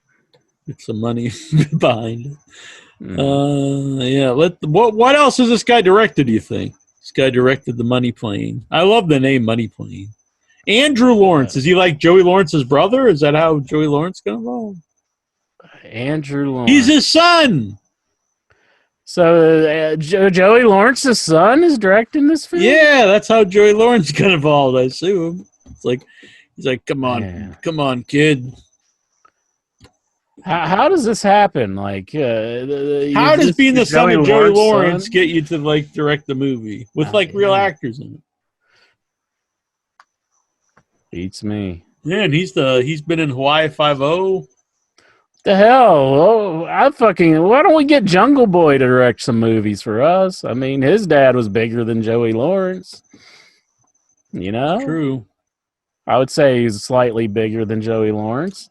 This is his second. He's directed like 4 movies this year. That's usually not a good sign. It's usually not a good sign if you direct like 4 movies in a year. You just whip out one after another. It's not usually not a good sign of quality. Just keep them churning out there. He did The Money Plane, The Office Mix-Up, Top of the Class, and Welcome to Paradise, which is only a short. The Office Mix-Up. I bet that was a good movie. I don't think Adam Copeland's in that one, though. I don't know if I'd ever put Adam Copeland in any of my films. Like everyone in the movie is named Lawrence. There's Matthew Lawrence, Joey Lawrence, Andrew Lawrence, and Donna Lawrence. Mm-hmm. He just puts his whole family members. He's just like, oh, we're making a movie. Let's get the family together. There you go. Yeah. What's the most popular WWE studio movie? The most popular one. Is it the Kane one? Honestly, probably. Yeah, it might be. Didn't they do something else? Wait, the Marine. I think the Marine. The Marine. Yeah, I think the Marine did like. Wasn't that Conjuring by the WWE Studios or some shit? Oh, not the Conjuring, but it was the one with like the mirror. Oh, Oculus? Yeah, I don't know if they really had anything to do with making. I think they might have just distributed it. Yeah, but still. But yeah, it was like an actual movie. That's weird, man. Uh-huh. Did you guys see? What's weird is they never promote these movies. Like I don't watch the show, but even when I was watching the show, they never would. They used to, you know, when the Kane movie came out and stuff, they even make it part of the show and they talk about. Then after a while, they just never would talk about the movies unless it was the Miz making fun of how bad his own movie it was. And I was just like, I don't understand like how this is supposed to help them. Dude, they even had Triple H bury the Miz's movies one time. Yeah, remember that a couple years ago? It's like it's funny to me, but it's like you're probably putting in like a couple $1 million anyway into this movie to bury it. Like what? I don't understand. Like, is that very smart? I don't know. But I mean, they do it with their own talent, so. So if they weren't already established, like this is probably not like a good idea to like let's build our company up by just making fun of how bad we are. Mm-hmm. So weird. And that's what happens when you have so much money that you just can't you can't just become bankrupt or go out of business. Mm-hmm. Yeah. You guys see that picture that Booker T posted of the WCW Mount Rushmore? No. Yeah, saw Goldberg. Yeah, it was like Goldberg, DDP, Booker T, and Sting. It's like, So I could see Booker T Sting. put himself on his own Mount Rushmore. I love it. That's probably why you shared. He's like, hell yeah, that's right. Boom. it's like you shared literally the year, like what, 2000? The one that top in 2000, the Yeah. worst year ever. Like I actually like those guys, but I mean, come on. Like, the What's Mount up? Rushmore is supposed to be who built the thing, not like just who happened to be there at some point. Like Goldberg had what, a year at the top? DDP, same thing. Booker T was what, like 4 months of regret. Right. Sting, I get. Sting, yeah, Sting. Yeah. They should have like Sting, Flair, Vader, and like Hogan or some shit. Yeah. I can see that. Even if you put Hall or Nat, if it's a Nitro one. Yeah. But if it's WCW, yeah, Flair, Sting, Hogan. I'm good with Vader or somebody like that. What's Rick all this Rude. stuff about Booker saying that Dixie was sleeping around with a bunch of people in Impact? Yeah, Wrestling? he was just saying like that she was living out her MILF dreams and just Yeah. like banging all the wrestlers. He makes these accusations, but he ain't naming any names. Who was she banging? Say it, Booker. Say it. I mean, if you're going to come on your little podcast, just say some names. Who was she banging? The rumor's always been Scott Hall. Yeah. Hey, yo. And if so, though, I mean, I don't know. Is that so bad?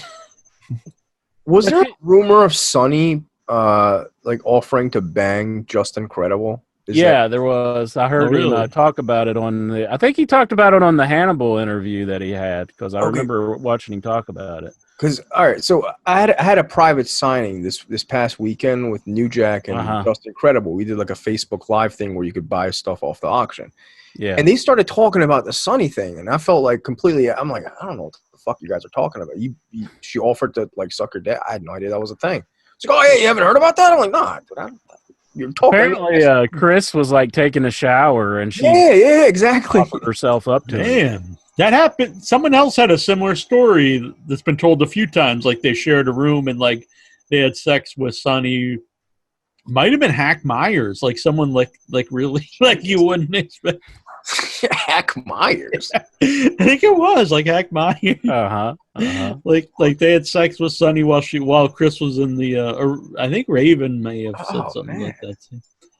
Dude, she's an awful person, man. Like if there is, God, dude, she is at the bottom. She is completely hit rock bottom. Even though she's making like 6 figures off of her OnlyFans or whatever. But I mean, as a human being, she is fucking despicable. She's disgusting. I will say Dixie Carter is a very nice lady. She's always commenting on my photos and giving them thumbs up. Yeah. So, hey, here we'll meet up, Dixie. Scott Hall to Jackie Jones. Hey, yo. You got a pretty good Scott Hall, right? Hey, yo. Can you give her your razor's edge?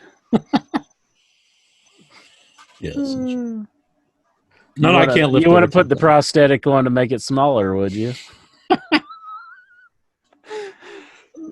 But I don't know. If Booker's going to say all this stuff, he needs to say some names. Let's hear. I want some more information, Booker. You want me to listen to your podcast? Start saying names. Your career is over. What do you care? If you want to be on the podcaster Mount Rushmore, you need to say. I do think. Okay, a couple things here. If it's true, and it wasn't for pushes or anything like that, like you sleep with me, you got to push. If it's just, I don't really care. I mean, if that's what she was into, I don't care. But also, I do think, just like if there's a gay guy in wrestling, a woman in wrestling, there's going to be people who just go to that and they're like, oh, she's banging all the guys, and I'm like, there's a gay guy. It's like, oh, he's trying to sleep. Yeah, there's people that will just put that out there, even if there's no truth to it. So I don't know if there is or not. I'm just saying, that always will just be there. That's how people are. You're saying there's Scott Hall, but I can't even remember like a big. Apparently, Scott Vince Hall Russo push says it wasn't Hall. It was Nash. But I've heard Hall. Kevin Nash. Yeah, Nash would make sense because he was there for a while. But again, it might not even been for a push. It might have just been because she's into these big, handsome wrestlers. I don't know. Or yeah. Why not? Sure. But it's like he's a married dude. He's been married forever, but I guess it don't matter. I mean, Dude, I don't mind putting this out there. She literally, I know this for a fact because I was in the same, like, not in the same hotel room, but I was in the same hotel. She banged a fan at Extreme Rising in 2011. Like, that's a fact. Like, we were 2 doors down, and we knew the guy. He flew down from the UK, and she was really into his accent and stuff. That's what happened to Barbie. You know, he got all loved up by that succubus Dixie Carter. banged the Marks too, man. That's pretty loving. She's banging Marks. She's pretty loaded. Maybe, we could get something. Yeah. Get some help here on the Headyverse. There you go, Jack. You want to produce some more movies? Keep posting some pictures. I've got some in the work. Yeah, well, work on some banter with very Dixie Carter. Very supportive there, of me getting healthier. And old man Carter could be back in your movies. Hypothetically speaking, I know we got some married men on here, but hypothetically speaking, if we were all single, would you bang Sonny? Dixie? Yeah. No, Sonny. Sonny. Oh, Sonny? Not now, but yeah, like now, like in 2020. No. I don't know.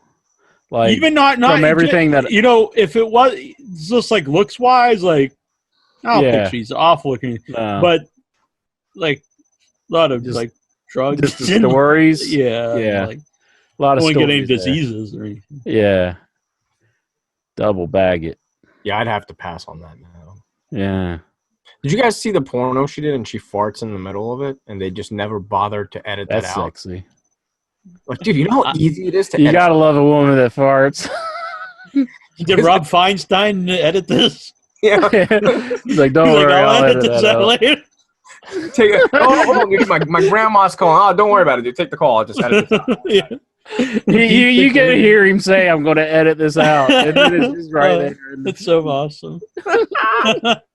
It's the best, man. Those were the days, man. VHS back in the day when nothing was edited and it was just fucking straight. Yeah, I've just mentioned this actually. I was on a guest on a show, and because we were talking about VHS tapes, and I remembered this was back when I'd get all the shoot interviews because in the late '90s when I discovered shoot interviews, it's like holy shit, because this is way before these guys were talking out of character like all the time on podcasts and stuff, and so I was buying them all, and they're fun. And then I remember when Abdul the Butcher's one was coming out, and I was like, oh my god, I've never heard Abdul the Butcher speak. I was like, I thought he was this crazy man. I knew he wasn't a crazy man, but still, you never saw him out of character. So that was one I bought. And it took a little while to get. And I get it from our video, put it in the VCR, and it was literally a up close video of looked like a young man taking a shit on a lawn, like an up close of this turd just coming out of his ass on a lawn. And I was like, what the fuck? And so I started fast forwarding. That was the whole video. And so I called up our video. I might have been talking to Rob Fine. I wouldn't have known who he was at the time. And whoever it was didn't seem surprised at all. They're like, just send that back and we'll replace it. Which made me think you're not shocked that it's a guy shitting on it. It's like, oh, we got that mixed up again. Oh, whoops. But the thing is I had to send it back too, I had to pay shipping to send. This was before This was before you could see stuff on YouTube for free. You right. Waiting for this damn video forever. Yeah, exactly. And then you finally get it, and it's just a dude pooping on the lawn, and you're like, what the hell? And then when I finally did get it, what a letdown it was because Abdul the Butcher's a terrible interview. Oh, dude, I thought that interview was amazing. Are you talking about the one where he put the quarter in his fucking forehead? Yeah, it probably was. Actually, that one. Audio was horrible. I remember I hit up Rob because, obviously I'm local to Philly, so I would pick it up in person. It was the quarter. Now you mention it, yeah. And the audio was so bad. You would have to put it on 100, and you could barely hear it. What are you doing, man? And I remember who was it? Was it Shane Douglas and Francine in a pool, and it was almost inaudible because all you could hear was the echoes of the pool and the pool water splashing. It's like, dude, you can't it's too bad if you paid him to record this, but you can't sell it. People can't hear what the hell's going on. Yo, it's hilarious because I sell him a lot of prints and stuff. Uh-huh. He does like these signings, so I'll like drop it off, and he's like super paranoid about COVID. You know, Oh, okay. The transaction is like a You're fucking- paranoid, like who's going to come and film him at the house or something. No. Drop it off by the trash can. I'll put the Yeah. money in the mailbox. Like, dude, it's gonna look terrible, man. We're not like dealing with a cartel, man. Mhm. Fucking art prints. I don't want to pick out money out of your trash can. And shit. It's weird. Yeah. Yeah, it is weird to think like you know, I wouldn't think of anything like paying $20 for a shoot interview. Now I'd be like, well, no, what the hell am I gonna pay $20 for an interview for? Like they're Yeah. just like I can just go on YouTube and watch them forever. Right. Mhm. Hmm. They even do them live now on all these auctions since conventions are dead. All these promoters Yeah. are flying in these wrestlers or doing, you know, sometimes these Zoom ones where they'll just pay them to just kind of do like a shoot Yeah. interview and Yeah. people will ask questions and donate to the PayPal and you know, It's people are funny, adapting. Right when COVID started, I suggested, I won't say his name, but a friend of mine who runs horror movie conventions, because we knew they were going to be delayed and we didn't know for how long, but and I was like, you should try to figure out how to do this online. Do like meet and greets online. And he's like, oh, that would never work. Whatever. And then they just started popping up. And I was like, you should have listened to me. You could have been the first one to do these. It's actually a lot. It's pretty good for me, man. I mean, this is, you know, not to, I don't want to jinx it. I'm not on wood, but I mean, this is definitely the most I've ever made out of art. And it's because it's virtual because, you know, luckily I'm in the Northeast where a lot of the wrestlers will come because a lot of the promoters are here. So now it's not just like, oh, like come to the Legends of the Ring in New Jersey because you don't have to be local to New Jersey. You can just Right. tune in on Facebook and they'll send it to you. Mhm. So the audience, you know, it's a lot larger. And Yeah. I don't know. I mean, the thing with New Jack, that worked out very well. He was pretty grumpy, but I mean, you know, we did New Jack. We were originally supposed to have Abdullah, but Mhm. you know, COVID with Abdullah is probably not a he's great gonna idea. be, yeah. Mhm. He'd be high risk for, you know, lots of medical Oh, yeah. reasons. Yeah, he's in a wheelchair, man. He's almost like 90 or some shit. Yeah, it really was like, you know, no matter what you know, all the things he's done, whatever. It was like emotional seeing him in Japan there, and he was like, he really broke down. You know, I think it was a couple of years Yeah. ago, from the crowd, you know, reaction. Yeah, the retirement ceremony. Yeah, Yeah, that was awesome. I'm sad because of the, you know, obviously everybody got hit with the coronavirus and, you know, it's terrible. But two things that it ruined for me, my dog almost just threw up in the back. Did you see that? no, Uh-uh. just gonna grab my gagged, Abdul almost the Butcher doll here. Two things that really bothered me was like Abdullah and Terry Funk were like two of my favorites growing up. You know, like as kids, like they just like that was wrestling. Yeah. To me. I like the Well, hardcore yeah. stuff. Uh-huh. And then I was gonna work with Abdullah and Terry Funk this year, and that was kind of like the only mark out thing that I could probably do. Jesus, you all right, buddy? All right. But we were gonna have Terry Funk, the Headhunters, and Abdullah in the same building. And I thought that was like that would be like the coolest photo op because we could put the, you know, FMW banner in the background. It just would have been cool. And then COVID hit, and then just everything just kind of didn't happen. Yeah. And now Terry Funk's not doing great, and Abdullah's not doing great, so I don't even know if it's ever going to happen again. But that would have been the one moment for me that would have been Right. super cool. But, Yeah, I mean, I had plans to do some stuff out in LA this year. I don't want to talk about on the show and stuff, but and it would have, you know, it's horror related, and it's all on hold, possibly for, you know, a couple of years. So. I'm just But- spoiling it because I know it's never going to happen now. Yeah. It's not happening. Yeah, It's hard to get all those guys in the same building, so, you know, and a promoter that's willing to bring them in, so I mean, it's Mhm. probably never going to happen. right. Would have been cool. Anything else there about wrestling intro or Steven or Vic I was before we just get going to to the say, questions? I've seen your broadcast with New Jack and Just Incredible Shaheen. Yeah. And so basically, so you go into the broadcast and you buy like a photo or something, and they sign it and you send it out to them. Right. So like the way it typically works is like the promoters, they'll take care of the booking end, and then I'll bring the art, I'll come to the room, and then, you know, I'll get the extra money from the art because, you know, they'll charge a little bit extra for the art piece. Yeah. Okay. I'll collect the money that way, or I'll just sell, wholesale to them. Like I just send High Spots 1,000 pieces. So Yeah. and then if I sell it like that, then it's just theirs, and they do what they want with Do it. you print them yourself, or do you have? No, I have a somebody else printer print over them here. for you? I design, like, they'll tell me, hey, this week I got this guy coming in, and then I work with different promoters. There's like 5-6 different people, so Oh. it ends up being a bunch of different signings. Oh. Cool. That's pretty neat, though, that you guys do that. Yeah, So- that was pretty cool, man. Yeah. Just incredible. I'll give it to him, man. I mean, a lot of people talk shit on him. He was very sober, very responsible. Sober's a plus. Zero issues. New Jack wasn't any issues either, but I mean, it's, that's a New Jack. Yeah, he almost barfed on the art a couple of times. I could tell. I was like, dude. Like, I don't know if you noticed it on camera. I'm like, God damn, dude. No. It almost seemed like he this is constantly what I saw. I don't know if the live feed is still there. You might be able to go back, but you would constantly see in the middle, you just go, like, dude, is that throw up in your mouth? Because, I mean, if it is, let me just wrap all this He up. might have GERDs. I got that, like where your stomach doesn't shut all the way, and you kind of belch a lot. Yeah, again, dude, I have no proof. I'm not trying to, like, say the guy was. I'm just saying from my experience with wrestling in the last 3 years and going on road with any of these guys, when they come to town and they get a hotel room, they typically find a bar close by and, they do their thing, and then the next day, some of them are grumpy, and some of them are late, and some of them are still tipsy. Some of them hit the bar in the morning, So it's a lot of babysitting, actually, Not with New Jack, because that wasn't my responsibility. I'm just talking about the past. But Sabu was one that really surprised me because everybody told me that he was going to be hard to deal with, and I had him at a big event, and he was super easy. And he was with the Genie, Melissa Coates. I don't know if you guys know. Yeah. Super Genie. Where is That's she his girlfriend, from? Who right? is she? I don't know. I think it's I guess- just his girlfriend, and then she gets on shows with him. Yeah, she was on Impact with She's him. on my Facebook. She's always posting photos. Yeah. Yeah.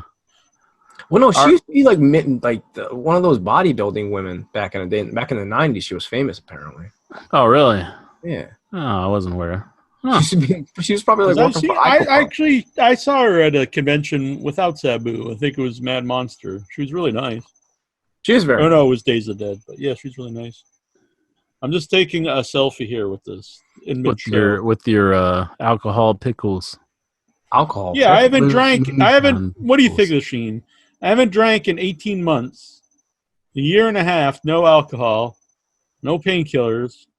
And then Jason Mitten sends me a bottle of moonshine pickles. I'm not sure if that's like a great thing to do to somebody. What's he trying to do to you? I don't know. Get me off the wagon, I guess. Was he trying to fuck you over, man? I mean, I don't know. I don't drink, so I can't really. I'm not a drink. As you can see, I'm a. I like my. Yeah. I can't get with Troy because Troy hates pickles. Yeah. I love pickles. I do too. I just actually bought some new pickles today. Sucker Punch pickles. I was about to suggest my friend Lisa Sheet suggested. That probably wouldn't work because you don't deep fry stuff. Deep fried pickle, you ever eat one of those, Jack? Oh yeah. I've never really had one. They ain't any good. They're delicious. Fried pickles are great. Yeah. Huh. They say you can also use the juice, which I've never tried, but they say you can use the pickle juice on chicken that it tenderizes the chicken. Oh, really? And also like marinates it. And they say it doesn't give it like good. a pickle flavor. I've never done it, but I guess that's the origin of why like a lot of the southern chicken sandwiches have a pickle on them. I've never done it. Actually, when I did my movie in December, one of the women that were doing the cooking, she did that, and the chicken was really good. She put the chicken in pickle juice and made fried chicken out of it, and it didn't taste like pickles or anything. It was really good. She said it's a quick way to marinate something because it's so concentrated. You only need it in there for a little while. Same with pineapple for steak. If you put pineapple on steak, it'll tenderize it. Yeah. It'll really tenderize the hell out of it. Don't do it too much, though. It'll literally just mush it if you leave it there for too long. Yeah, I watch Joe's videos sometimes. They did a pineapple one once, but they'll like do all these weird things with steak. They'll like dry age it with different things. Oh yeah, Guga Foods. Guga. Like, yeah, I think so. Yeah, Yeah. he dry aged like all these steaks with like Nutella and like his whole channel is literally just dry aging beef. Yeah, and I would just one night I just watched it for hours. Like it was fun. And it's crazy. He has millions of like subscribers. His videos are. I mean, he literally just dry ages beef for a living. It's just him and this guy, and they're just and the guy's always like kind of scared of like wow he's doing the. You know, and it's weird because I remember, and once he was like was it dry aged or I don't know, but he just did it with all different proteins. Not steak. This one was just like and it was like shrimp, and the shrimp would just like became like little sheets of like plastic, and like so they just threw them away. It was pretty funny. Yeah, I've seen that episode. That's a good episode. Yeah, throw it off and on anyway. it made me not ever want to dry age stuff because all of it like you got to cut all the mold off, and I was like. Maybe it's fine, but I really don't want to eat like meat that I just cut all the mold off of. Yeah, I'm sure it's fine. I mean, blue cheese, I do like blue cheese. It's the same thing. I remember when I lived in Germany, they used to have the. It was similar to blue cheese, but it literally had like worms inside of it. Like it had like maggots inside. Oh, really? Yeah, it's called like maggot cheese or something. Who the hell is gonna eat this? Not me. You want a slice of maggot cheese? I'm like, no, thank you. I'm sure you can Google it. It's totally a thing. I remember, like in Aldi. Aldi was a German, like shopping brand, and it's kind of like their Walmart, but it's much better than the Aldi here. Aldi is like trash here, but in Germany it's amazing. So they have all these like different fancy cheeses and all that. And I remember, like as a kid, I was like, wow, there's literally worms inside these every time I see them. And then I would ask my mom, like, why don't they just throw these out? They're rotten every time. She's like, oh no, they're supposed to be like that. I was like, oh, that's crazy. Yeah. Totally a thing. A friend of mine I went to school with just moved to Germany. Yeah, Trevor Claxton. I love trying new foods now. I went to a Russian grocery store. I was like 45 minutes away today. One of the main things I miss about, because around here, like, there's really nothing I can get that's, there's no diverse food here where I am right now.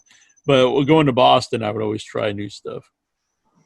Yeah, you gotta go to those weird grocery stores. They have like European foods and Russian. And I used to like going even to Chinatown.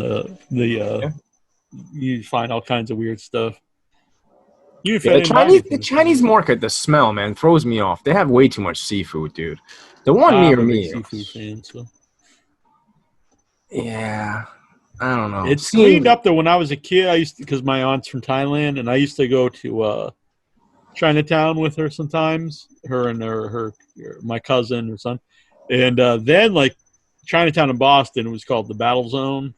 Battle Zone in that area. That's where like Perry Saturn used to say he was from. Was the war zone? Combat Zone. And it was a terrible area, and even the markets, like the floor would be like 6 inches of water, and they just have all these like dead animals out. It did stink then, but they cleaned it up like in the late 90s, and it's nice now.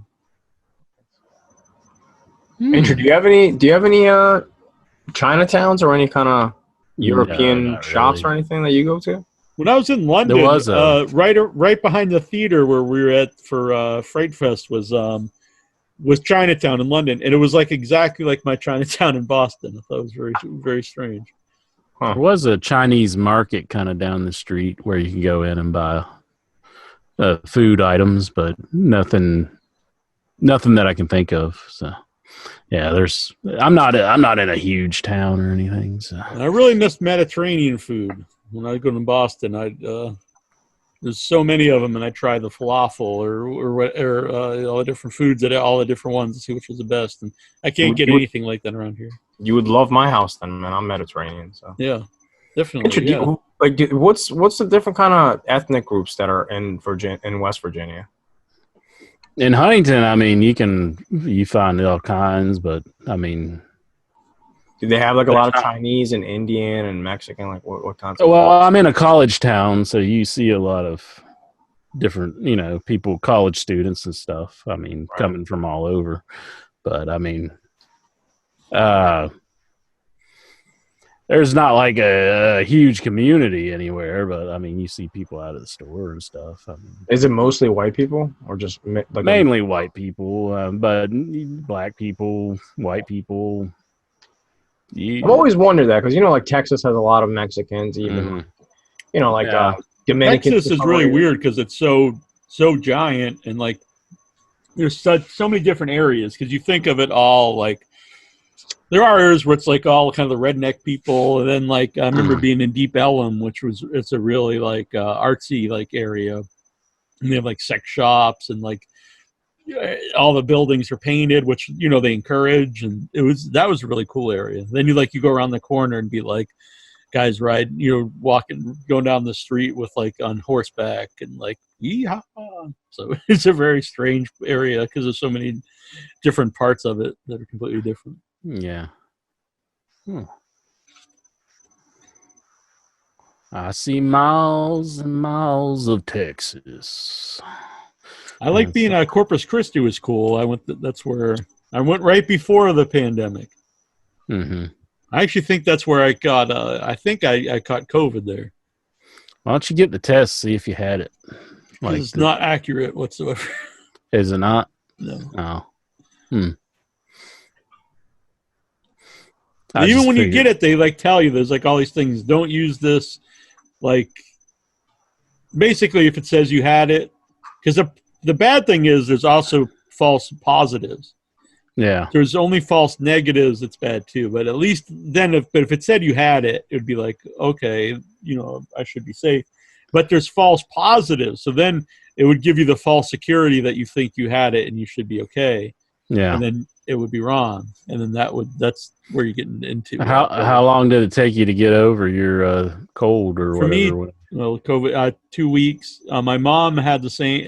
Was also sick same time, and hers was almost 2 months. Yeah. And hers way worse than mine. I was really sick though. That's when I went to the ER, and I never go to the ER unless like I'm dying, and especially never go for flu. And I went, and why? At the time, no one was really talking about COVID, and they tested me for the flu, and it was negative. And so then I was so tired. Never been so tired. Like I was at walk when I got sick, and I had to call my brother because I was like, I don't think I can walk home. Just like boom, just like couldn't do anything. And so then they tested me for Lyme disease, and they did CAT scan my chest and all these things, and everything was negative. And then eventually the doctor's like, oh, it's probably just the flu, and the test was negative. I'm like, okay. And so like, just go home and, rest and all this stuff. And I had a really high fever, 104 fever. So basically he just said, we give up, go home and get out of our face. Yeah, you just had the flu, even though it came back negative. Like, okay. And even that, though, the flu test, they told me it's only like 57 point something percent accurate, which I was like, well, that sucks. But that's not very good. But there's not false positives on the flu test, so you might have it, and it won't tell you, but it won't tell you have it if you don't. Unlike the COVID test. And so anyway, I heard the governor for Ohio, he got tested and he tested positive, and then they tested him again and it was negative, and it just kept coming back negative. So I think the Trump administration did the test on him, and then he went and got tested again, and it came back negative. So because Trump was in town, and I guess he was going to meet with him or whatnot. But everybody who meets the president has to be tested beforehand. Yeah, I don't know for sure. It makes sense because like that's why everything else came negative, because they didn't test me for COVID, or really were even testing at the time. And then my mom got very sick, and a couple of times she thought she was like going to die, but she also has COPD, so it would. Yeah. And hers lasted a lot longer. I'm relatively healthy now, so and I was very sick, but it lasted probably about 2 weeks. They say it's really hard to get over. Yeah, and some people get much more mild than others. It's just crazy because it's like you can have it and not even know. Right. It just runs the gamut of it's like that's how you spread. My daughter tested positive, and her only symptom was like she had a little nasal congestion that any other time in history we'd have passed off as allergies. Right. Yeah. Allergies. It's funny how bad the allergies can make you feel. You're just like, I feel bad, but it's just like, it's Knock so weird. on wood, like this isn't wood, but I got some wood for you. I know you do That's because a I'm on bad joke, camera. isn't it? You're I just figured I'd do a Jackie Jones. You're looking at four dudes and you're sitting there popping a boner. That makes no sense, does it? No, it makes perfect sense if you think about it. But I forget what I was going to say now. I just got my mind's all drifting to you. All because you're all flustered, right? Oh, local honey is my suggestion. I had bad allergies forever for my whole life. I started to use local honey. It has to be local because if it's local, it has a little bit of the local pollen in it from the bees, and that builds up your immunity to allergies. And it sounds, maybe sounds kind of stupid, but totally worked for me. And hair of the dog that bit you. You just start eating that shit. No, don't eat a ton of it. If you don't eat a ton of any kind of sweetener, but I just have a spoonful in my tea in the morning and have it every day. It's the only sweetener I use, and not very much of it. Just stay away from my sugar and sure. Sugar's good. It'll take you a little while to get used to stuff without sugar. And I don't mean sugar-free stuff because that's even worse for you. But it'll like seltzer or something. But once you do, you won't miss it. No sugar. I want some candy now just thinking about it. I got some candy for you, little boy. I'm not a little boy. I'm almost 40. You'll always be my little boy. No. I got weird Russian candy right here that's got like Coca-Cola taffy. Coca-Cola taffy. Yeah, dude. It's Coca-Cola taffy. Oh. I do lie. I actually do bring hard candy in my pocket on my walks. I'm like an old man. I like Werther's Original and the... Well, you got the butterscotch in your pocket. I do butterscotch, root beer barrel, the root beer one. Yes, I just have my shorts that wear around the house right now. But like my cargo shorts, if I had them on, I'd probably have some in my pocket. Mm-hmm. Jack's getting old, man.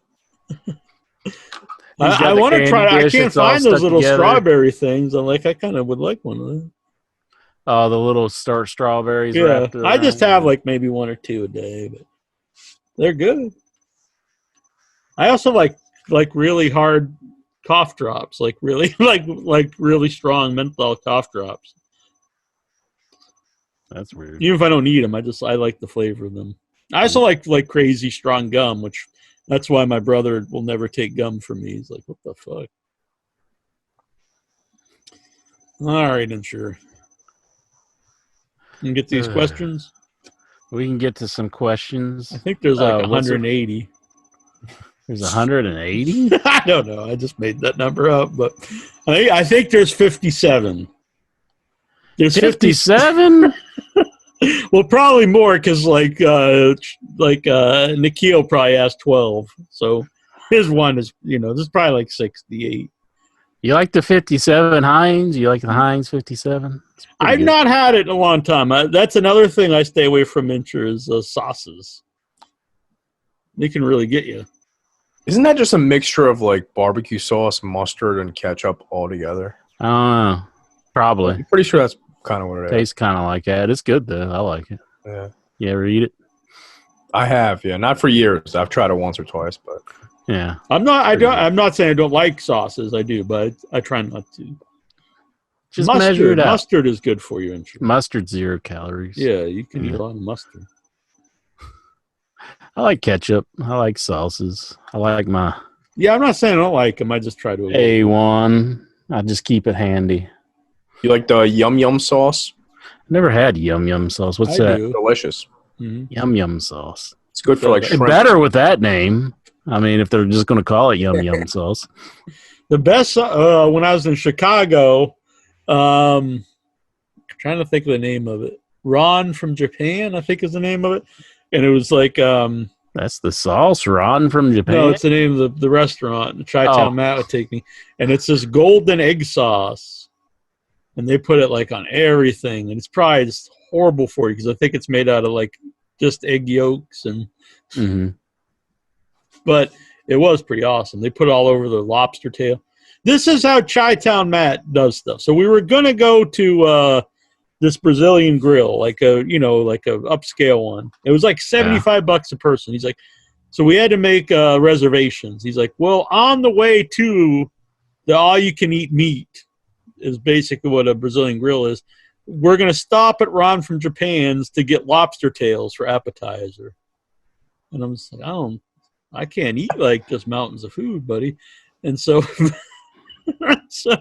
so we stopped. And it was like, well, let's not just get the lobster tail because it's like $50. We might as well get the Shogun meal, which is like $75. And then it's like a 7-course. So we had like 7-course meals before going to the Brazilian grill. It's not smart. No, and then I couldn't eat anything at the Brazilian grill. I was like, dude, I'm just so stuffed. Fool. But Chi-Town Matt's a good guy. Oh, yeah. Sounds like a good dude from everything I hear. Yeah, I like it. Matt, he's messaging me earlier. I didn't get back to him. I'm bad at that, though. I'm bad at answering texts. Nothing personal to anybody out there.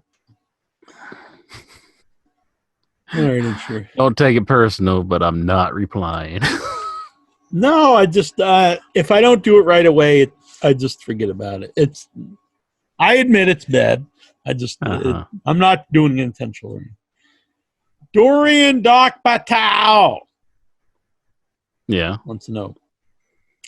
When was the first time you made a man disappear? Which we didn't talk about this, but we did talk about briefly. Marty Jannetty goes online for unknown reasons to decide to tell everyone that he killed the guy when he was 13 and threw him in the river. I think he was on that MLW, the Dan Marati show. Oh, so he's on a pod, but I think he also even just posted this online too. Yeah, did he? Yeah, because it was a girl saying something to him on like his Facebook, and he was like, well, I've made people disappear before, and the first time I made someone disappear, and then he tells this big story, and then I think he went on the podcast later, or maybe before, and told the story. Yeah. But either way, if you did kill someone, or if you didn't kill someone, it's not smart to go around talking about murdering someone. No. There is no statute of limitations to murder. And now he's being investigated by the FBI. Whoops. Bet he regrets that one. All right. And I've seen people say, if I'm standing by Marty Jannetty, okay, if the story happened, and the story happened how he says it happened, do I feel like, he was in the wrong for killing the guys trying to molest them? No. Mm-hmm. But who the hell knows if that's how it happened? Who knows if it even happened at all? You don't just say, okay, you say that's what happened. Oh, okay, it's fine then. You can kill this guy and throw him in the river. Jack, I don't know if it's true or not, but I think the one person that we could call up and find out the whole scoop to this. Marty Jannetty? No. I tried to get him on. He said, not right now, buddy. Billy Jack Haynes. Let's call him up. He would know. Right. He was probably there. Probably. That'd be cool. I asked him to come on. He agreed to it, but then we never got it. I'll have to hit him up again. Maybe we'll get him on. Especially now we're on video. That'd be something. Bombshell tonight. I got to get some people on. We haven't had a guest for a while. Especially on video now. It would be fun. Yeah. I'm sure Duke Drosy would come on. He's doing his show. I'm letting the stream run out. Is that all right? Like I can't. It's already run out. Oh, okay. It doesn't work anymore. Because I did do because I want to just do the video stuff. I had an interview here last week, the week before, and they didn't want to do video. And so I was like, oh shit, I don't remember how to do. I remember, but like I have a totally different setup. Mhm. and I got to use my computer, and so I had to move the laptop to the room and all this stuff. And so I was like, maybe we'll do it live. And I noticed that the stream wasn't working. Oh, okay. But it was wise restarted for one show. I mean, it makes no I sense. canceled the subscription on my PayPal. No, yeah, and then, totally. Yeah, it's good. And then they sent me an invoice, and I was like, I'm not paying that. Yeah, no. There's no use. Yeah. I like the video. I know some people hate it, Mm-hmm. which I shouldn't let things bother. Every once in a while, like, what the fuck? You just log on, and you're like, you see all these things like, this fucking sucks. But then you realize all these are just trolls, and the majority of people enjoy the show. Can't please everybody. Right. But yeah, I know. Well, I wouldn't say most people. There's people who enjoy the show. I know there's people who hate me now. They say I'm woke and all these things. I'm not a drunkard, and I'm not hateful. A lot of people who don't like me now are not hateful, which is very peculiar. Which I do think I'm a much more positive guy, but I think that's a good thing. But what do I know? There's somebody who I knew for years, He sent me all kinds of stuff. In fact, some of the stuff he sent me might be behind me.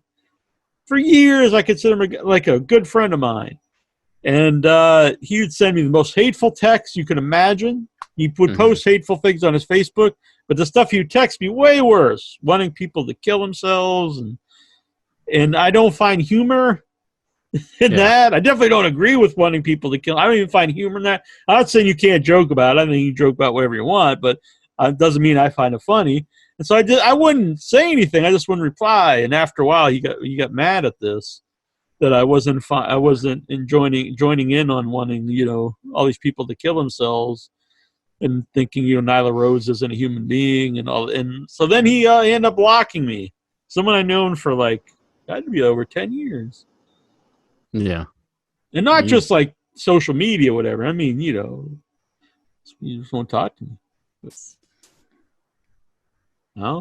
what can you do? Funny you mentioned that, man. I don't want to put a name out there because you guys actually know this person. It's weird. Mm-hmm. It was another podcaster. Uh-huh. It was somebody that I actually let him live with me for a couple months. Oh, wow. Lived actually in this basement in this very man cave. Stayed here for a couple months. Moved to Philadelphia. I helped him out. Did everything I could. And then when he moved out, it got really weird, man. He just stopped responding and then just kind of disappeared. Never said a thank you. And I kind of sent him a text. I'm like, dude, I don't understand why you hate me on the low, but it never even denied hating me. I'm just I don't even understand. I have no idea what your issue is. You'll get people like that, man. Because it'll drive me insane to even try to make sense of it, because I'm just so shocked by it, because I'm just what? Really? That's your response to everything? I don't even know what to say. So I just try to eliminate all that and just I've done people this. figure it out themselves, man. Some people are just they're not wired correctly. They just have issues. Yeah, I agree. Sometimes, I can't heed my own advice, but I do agree. Yeah. And I don't regret it. I did my part. I felt good about it. I did something good. And if it doesn't come around, that's just what it is, man. But Tyler wants us all to put our face very close to the camera, like Steven, for a moment. Really close. Let's see. My chair almost fell.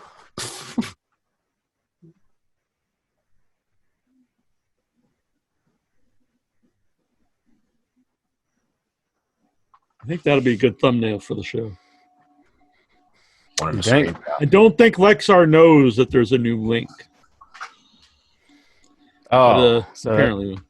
You got to find a way to pin that at the top or something. I can never find it. I had to change it because it only allows it for a certain amount of time. But and it needs to be on the website and everything. Let's see. Dorian Doc Patel, we said that. So anyway, when was the first time you made someone disappear, Intro? I never made anybody disappear. Don't know nothing about any of that. You don't want the FBI after you. Yeah. So, I guess it happened in Columbus, and he's I guess the police department is actually investigating this now. So it's if he just made it up, I mean, that's a waste of their time. And it's just like, Right. Don't do that kind of stuff. Right. Well, it's stupid because even if it's true, he'll sit there and say, well, I didn't mean to kill the guy. So it was like an accident. Mhm. Even if it was true, which... I would say if it was true, I mean, they would be asking him if he was going to admit to it, they would want to know where he put the body. Right. He's going to actually There'd find be some it. sort of remains left. Yeah. So, but Cornette did a very funny bit on this. I agree. That one was good. I listened to and it. he made the point that this guy just disappeared and nobody missed him. Yeah, no one said anything. Yeah. He didn't have a family, didn't have a job, or stopped paying his rent or anything, and just whatever. He's gone. Yeah. I would say it's just Marty making stuff up, but who knows? Let's see. Dobbs Dean Maya. The thing is, too, let's say it was true how it happened. If you were like a 13-year-old boy and you killed the guy who was trying to rape you, I'm pretty sure if you called the cops, you're not going to go to prison or anything. Mm-hmm. Except for the fact he was buying weed off the guy. That's true. Well, I think they probably overlooked that. I would hope anyway. They're like, oh, it's better than getting raped. Yeah. What are some remedies? Dobbs wants to know, what are some remedies for sweaty balls? I don't know. I think it's just something you got to live with. Powder, showering's a good one, I think. Yeah. Well, you hear the talcum powder is like it can give you the cancer stuff. So yeah, I mean, I'm a sweaty guy because I walk a lot. And yeah, I mean, I guess sweaty balls is like just a part of Dean life. said, I just take a shower afterwards and put on some new clothes, and you're good to go. Mm-hmm. Jack, do you run across a lot of animals on your walks? Oh yeah. Do you ever run across anything depressing, like just after storms? Like it's killed or something? You mean like something that's dead? Or either like displaced animals, birds that fell off the tree. There was a recently, probably a few weeks ago, I saw so many like baby birds that were dead, like not even fully grown, and it was strange. And I mentioned that to a friend of mine, and they said it was probably an animal in the area was going and eating stuff out of the nest, and then and I was like, oh, that could be. Yeah, I found a solid 7-8 squirrels in the last 2 years. Oh wow. Yeah, but I live in a very I don't know. I mean, we live right next to the river, and we have a lot of woods around here. So. Yeah, I live right across the street from the state forest. Yeah. Sorry about the snoring. My dog is No, that's all right. doing his thing over there. Let's see. I see a lot of bunnies in my walks because not around me, but a few miles in an area that I never really went to before. There's bunnies everywhere. Yeah, I got one area. There's almost there. If I go at night, there's one area. It's between the fireplace and a convenience store, and there's always a coyote out there. Mm-hmm.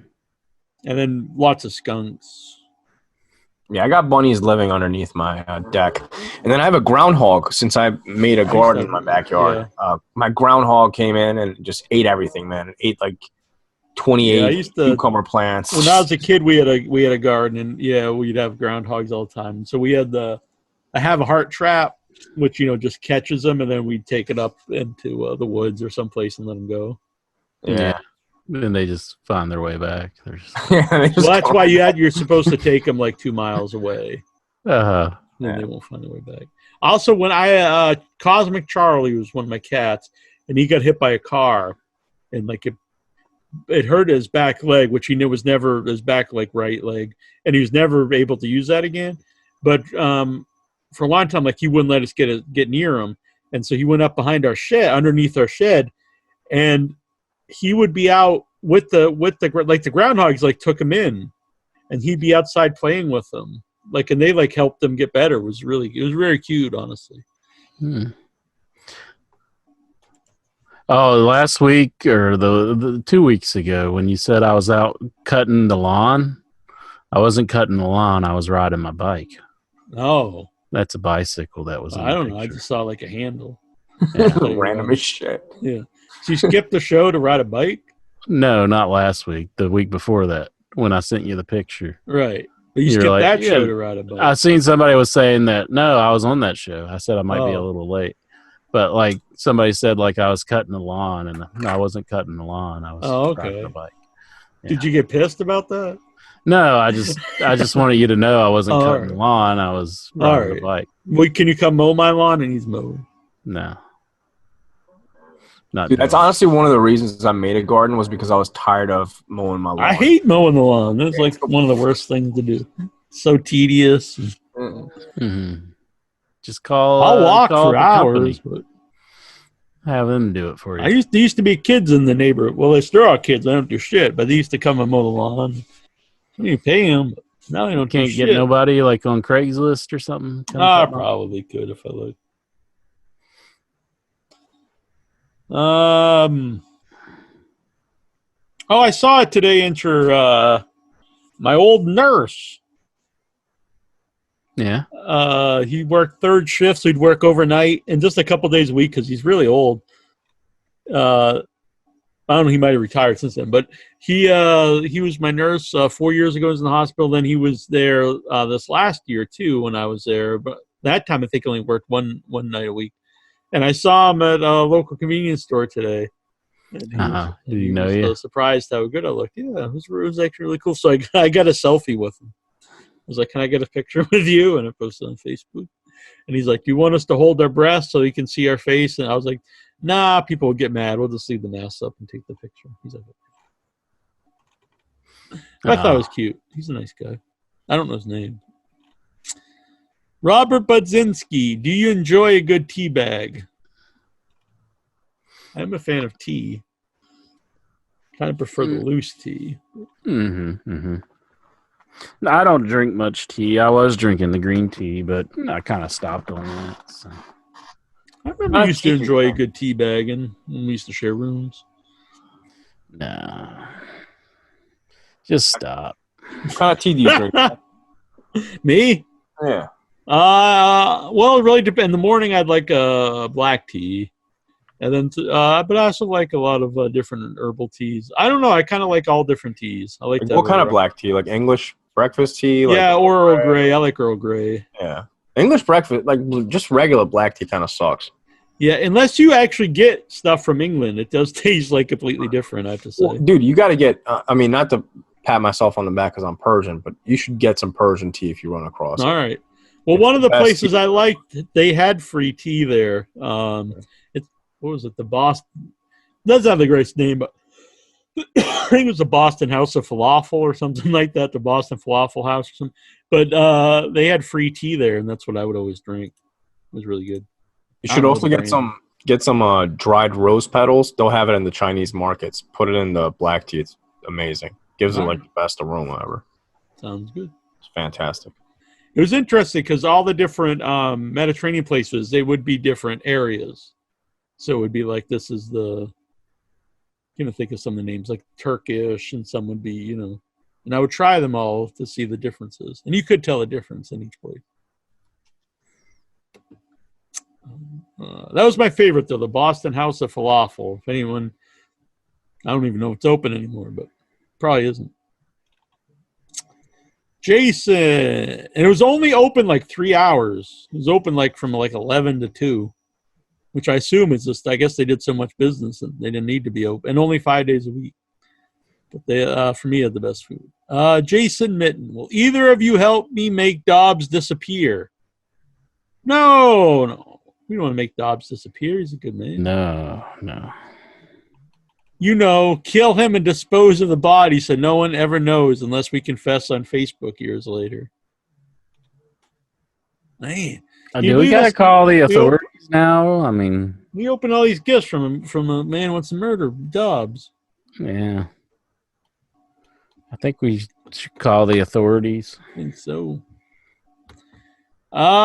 Vic Schiavone, do you agree with Orange Cassidy's views on global warming? I do.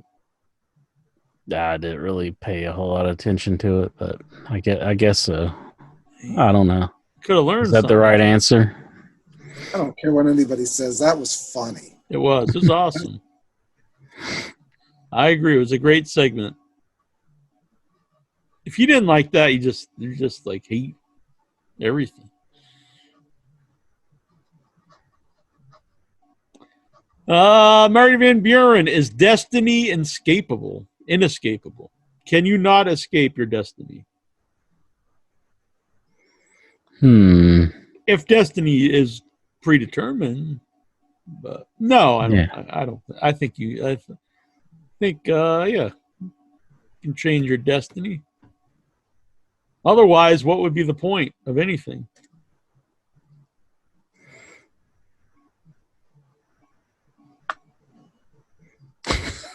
I really have nothing to add to this. This is I my don't know. destiny, so why would it matter if I change what I'm going to do? Lemmy Weston, what's your favorite Death Wish Maniac heel moments on a wrestling show? Death Wish Maniac heel moments? Like Devilish Maniac heel moments in wrestling. Man. I mean, I like Cactus Jack, so like a lot of I mean, I can't think of a favorite moment. I mean, Hell in a Cell is pretty cool. I mean, I really like the King of the Deathmatch tournament. Him and Funk. Stuff was pretty awesome. What about when Kane shocked Shane McMahon's balls with the car battery? Not a fan. Does that even count? Sure. I'm personally not a fan, but or I don't know. I'm just trying to think of like a really over the top thing that somebody did. Abdul the Butcher and the Chamber of Horrors getting electrocuted. Yeah. Anything with Kevin Sullivan, I was dug. I mean, I'll be honest. I like the Dungeon of Doom. I know it's like goofy, stupid, but I like it. I wouldn't put that in this category though. Oh, Terry Funk putting the plastic bag over Flair's head was pretty awesome. Or branding somebody. Oh yeah, it was kind of more goofy. I remember. I have a memory of this, but I can't find any video. Maybe I just made it up. But I have a memory because he would brand the jobbers, and it would be like ink on the end of his branding iron. And I remember when he would do it, when he'd wrestle a black guy, he would have white ink on his branding iron. Huh. Yeah, I don't think they could do that today. No, probably couldn't just brand a guy either. No. Would you let me brand you for real, Incher? Because I actually have an in your head branding iron. My brother got me to brand steaks with. I have it right in that shirt Rick's wearing. No, I'm good. What if we got matching tattoos? What? No. What are we, the Riot Squad? What the hell? You wouldn't get like we could get the date in your head started. Yeah, they're getting the Riot Squad back together. Liv They and are? Ruby. Why do they even break these things up? They're like, let's break them up. Yeah. We'll fire the one person, and then like, oh, we shouldn't have broke them up. Now we're putting them back together. But like Ruby looked at Liv and she like mentioned how she has like a tattoo of the date they debuted or whatever, and it's like, man, I don't think they should ever broke them up. So probably like Sarah Morgan has the same tattoo, and she's just like, she does. Yeah, I remember when they got them. Oh. Yeah, don't you think that'd be cool? Plus, all the guys in the Fellowship of the Ring and Lord of the Rings, they all got matching tattoos. Did they? Yep. What do you think, Incher? Me, you, and idiots. all the in your head elite. We all get matching tattoos. Why do we gotta like desecrate our flesh for something like that? I mean, just the memory alone is good enough, right? I don't think in your head would be desecration. I'm fine. Can't believe you have such disrespect for the IYH number. I don't need to. I made this thing. Do it. We're good. Don't need no tattoos. Do it. No. It'd be cool. Like next, after we could get together, I'd like get like a Bic lighter and like a wire hanger, and I'd just be like etching your butt cheek in your head. You just want to see my ass up in the air. That's all you want. No. Sounds like a good time. No, it doesn't. Think of the hits. The hits. Put up on like OnlyFans or something. OnlyFans? There's only porno on there. They have a lot of They should just call it Only Pornos. Because, I mean, that's all that's From what I on there. understand, a lot of my people I know make movie stuff. Not a lot, but several people have one. And like they outright say like it's not, they don't even have nudity on it. And I do wonder like, well, why is anyone buying it? Mm-hmm. Just to see like just, I mean, wouldn't it just be pictures like you'd already have on Facebook? Just be like, hey. Yeah, it's like be a member of my social media for money. I'm gonna do a Guys and Fries OnlyFans. Yeah. Yeah. You're gonna have to buy some fries. You think you can handle that?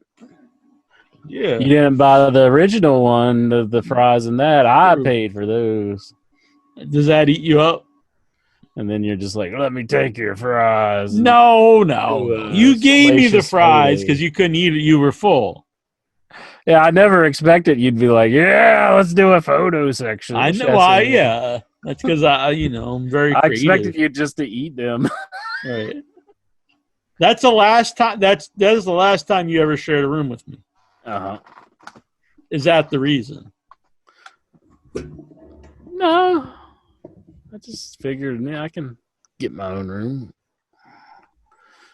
Have my own room. Not sleep on the floor with my air mattress. Yeah, but the last time I had a bed, an extra bed in the room. I done paid for a room that was like $150 But you bucks a didn't have night. to. Is the point. I'd already had a room. Mm. Sorry, I gotta cut this hang now. It's driving me crazy. Oh. What the hell are you doing? Cutting little, thing off your nail. You cutting your nails? Little cuticle Getting a is driving me manicure over crazy. here. Yeah. See? You just boop, cut it off. Guys and Fries only. Wouldn't that be a cool photo entry? Just be me laying there. I just No. have like a big Idaho potato. It would be like that Shawn Michaels photo. He's got the belt, but I just have like a bunch of potatoes over my crotch. No. How about me like in a bathtub full of mashed potatoes? No. It'd be pretty hot. What about tater tots? I wanted to, my friend Chris Odd, who's been on the show. I suggested for a calendar he'd be Tater Tot Chris Odd, which I thought was just money. But. Mm-hmm. How about like a stack of onion rings around my schlong? Oh, that's not fries. I know, but it's less. You're such a stickler here. It's got to be French fries. All right. They can't be hot either. That would, It burn. scar you. You don't want a grease burn on the ding dong. No, I also ensure, that needs to be a shirt. Don't want a grease burn on the ding dong. and you did warn me, and I was like, I'm Italian. I don't get sunburnt. Sunburn on the scalp is not a good time for anyone out there who's thinking about getting one. Yeah. Bad time. You got to be careful with your head. Yeah, it's all right now, but it sucked. Mm-hmm. All right, now I have like all these head products, like sunblock and after sun like lotion. Yeah. All right, and sure, let's get back to these. Tony Oberstar, who would you rather let pump one in you? Lexar or Rock and Roll Buck Zumhofe? Good Lord. Why don't you just add that guy to the band list? I mean, why is he asking us this? Good Lord. Bang! That's Goosey. Goosey. Yeah. He's always saying he wants you replaced by Lexar, so yeah, let's get this guy out of here. Really? Would you want me replaced by Lexar? Of course not. Why would you even ask me such a thing? Because Tony brought it up, I guess. Man. I'm wanting to get matching tattoos with you. Then that would be some shit intro. if you agreed to get matching tattoos, and then the next week I'm like, nah, you're off the show. Now I'm getting Lexar. Lexar's taking your place. Yeah. Wouldn't that be so that would be, man. Then you really would shoot me. Mm-hmm. But I like Lexar, don't get me wrong, but who do you want to replace? Who do you want me to be replaced by, Insure? Man, I'm like right away nobody, but you're like thinking about it. I don't know. Maybe Hulk Hogan. Hannibal, your boy Hannibal. I said Hulk Hogan. So if Hulk Hogan came to you and he's like, listen, brother. Yeah. No. Like, totally. We'll replace the H here. It's going to be in your Hogan. Mm-hmm. Man. You're just a big Hogan mark. You won't even watch. You won't even watch his video. Sullivan all over. I'm a Hulkamaniac. I like to have fun with my family and friends. It is pretty sweet. I need my own Evad Sullivan. Like somebody just dresses like a Jack. That'd be cool. He'd be Cadge, I guess. Have to have the pineapple socks and everything. Just one. Just one. James Caan. To know. When are you putting the podcast on YouTube? The fuck, dude? They're all on YouTube. They're there. What's the address? Tell him so he go to in your head. I think it's IYH Wrestling. YouTube.com/IYH Wrestling. Yeah. While you're at that, look me up. The 1-inch biceps on YouTube. I've been posting some videos. Really? Yeah. Check them out. Rubbing your head? No, I don't think I rub my head on the video. Riding the lawnmower? I don't have a riding lawnmower. I have a bike. Yeah. I was in a cemetery too. Why would I be cutting the lawn in a cemetery? Why are you riding a bike in a cemetery? Because they got roads and you can go and just ride. There's a lot of people walking and everything. I walk big cemetery, but I'm a weirdo. No, bicycle pedals. No, weird. You're just weird in a cemetery. It's like there's a big track going all the way around. You can go all the way over it. So why not? You get scared? Nah. Yeah, don't you worry about a zombie jumping out while you're riding the bike or anything? It is a little creepy at times, but it's kind of like Night of the Living Dead. Just like they're coming to get you, Barbara. Oh my goodness! Don't have like a trail or anything nearby. Yeah, it's a pretty. No, I mean that's about the best you can get around where I live. Like, it's just like a block over from my house. Gotcha. So, and they actually have like a thing that kind of like encourages it. There's like people walking all over the place in it. So, people bring their dogs there and stuff, and so I guess they don't mind. I see other people riding their bikes there too. What is that? One of my trophies. SSFF. What's that?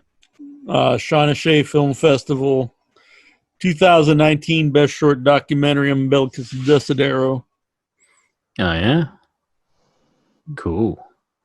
Won several of them. The other awards are at Michael Epstein's place. He's going to send them to me, he said. But cool. Let's see. Where the hell am I? John Barker. Remember BK chicken tenders? I do. And I think they're better than nuggets. Yeah, they were pretty good. I remember them. I don't know why they did away with them. When I was pretty young. Must have been about 9 or 10. And my brother's friend, Jeff, was kicked out of his house. I was probably a little bit younger. maybe 8. And he's kicked out of the house, and he asked to sleep on our couch one night, Mm-hmm. which my grandparents let him, which turned into 6 months. Said he could actually sleep there one night. Stayed there for months, 6 months. Yeah. And he worked at Burger King, and he wouldn't. I don't think he paid any rent or anything, but he would bring big bags of the uncooked Burger King chicken tenders, Uh, and he'd throw them in the deep fryer. were they just as good as like they were at Burger King? Yeah, they're good. I don't know if you work at Burger King, you're allowed to just take the food home, the uncooked food. Not like a big bag of uncooked food. Yeah, it was I like would this say big something giant- that it was was like left over, but Like a big giant bag. He was definitely Yeah. stealing them, man. Yeah. that's stealing, Jack. Yeah. Oh, they're gonna come after me. Wasn't me though. But I did. You're going to wake up with that Burger King beside you going, bad Jack. The Sneak King. Which fast food places has the best barbecue sauce? Fast food place has the best barbecue sauce. I'm going to go with Arby's. I like Arby's, the one that's in the packet. Yeah. Not like the Yeah, actual, I've not where you had. rip it I've only had off, not Arby's the a couple Arby's times sauce. in my life, so I'm not positive. If you're saying fast food, I'm going to go with Arby's. The what they give you for with the chicken strips It's there. not a barbecue, but I really like the Is it Polynesian sauce? I think it's called that. Chick-fil-A. Chick-fil-A. Well, that's I'm more of a sweet and sour. Yeah, Yeah. I'm more of a sweet and sour guy than barbecue. For dipping chicken sauces. Vic, you got any I haven't had answers? any of that stuff for a long time. I really like the Zaxby's sauce. If you've Oh, ever yeah. had Zaxby's. We don't have any of those around Oh, here, yeah. but they are good. I've had one of those. Steven? Sauces? Barbecue sauce? No, I swore off sauces too. See, it's good man. Yeah, Lots of calories in the sauce intro. Lots of that's the calories. main sugar. reason. Yeah, Yeah, you just count them. Take them off your budget. But there's also a lot of things in them that I don't want to eat. Yeah. So I know you're just strictly calories, but I try to stay away from other things. Can't deny yourself everything. Oh no, I eat good. I tell that to people who ask for advice. I mean, you can't starve yourself or just eat stuff you don't like. You gotta find stuff you like, or else you won't stick to it. Jack, why is Inter a good man? Oh, fine. Oh no, he's got a nice clean head. Mm-hmm. I think his parents brought him up right. Thank you, sir. Yes, they did. Now I have even a cleaner head with my shave Right. stick thing here. He puts up with a lot of foolishness here. He's a good sport. Thank you, sir. He's a funny guy. It's a roller ball on this thing. Really. Yeah. He's a good guy. I like him. Well, thank you, sir. Thank you. Appreciate it. Incher, why is Jack such a coffee drinker? Such a Oh, hold coffee on, this drink. more. So he asked me why you're a good guy. He asked you why I am a coffee drinking, Spaceballs hating Hollywood sellout bitch. Now, hot name. And John Barker. I have rewatched Spaceballs, Really? and I will say it has a lot of good laughs. I think you would enjoy it. Being a little too harsh on the Spaceballs. Rick Moranis in it is pretty damn funny. Good. I'm glad that you find enjoyment out of it. Mm-hmm. I will not deny your Spaceballs enjoyment. Oh, you won't, because I love I this personally Spaceballs. think it's the shits. But other people like it. There's other people were mad. Renee Mercedes was mad. He's like, I don't blame him. A lot of people were joking. But I mean, not joking they don't like it, but they were joking about like there was one woman though, she was just like, "Oh my god, I'd block you." Like was literally mad about it that I didn't like Spaceballs. Like even madder than you were on my Facebook. I forget her name, but it was like really weird. I was like, "What the fuck?" So she was backing me on the Spaceballs. Yeah, I don't think she even knows you, but she was like saying that you should just quit and not ever talk to me. Like, and that sounds like I'm like she was saying it facetiously, but like she was like really mad. Mm-hmm. People get mad about like real nonsense. It's kind of weird. I know you were mad, but I mean, she was like, it was very strange. Mm-hmm. Mm-hmm. There's some good jokes. I need to know, like, why were you mad though? Mad? Yeah. I don't like know. out of all the things that you should get mad about, it's just I don't know.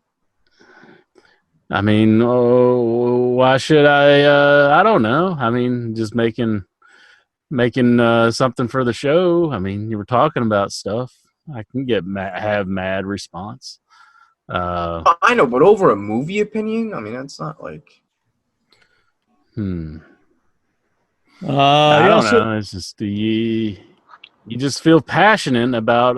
you're very passionate about Spaceballs. I got yes, it. All right, but you want to back up your opinions. You know, you don't want to come in here with a half-hearted opinion and just be like, "Oh, okay, if you don't like it."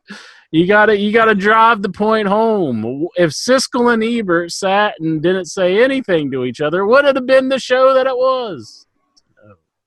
I wonder what they thought of Spaceballs. I'm not sure what they thought of Spaceballs. I'll look it up. Okay. See what Siskel and Ebert thought. But, so you got to make something with something, you know? You got to be like, Spaceballs was good.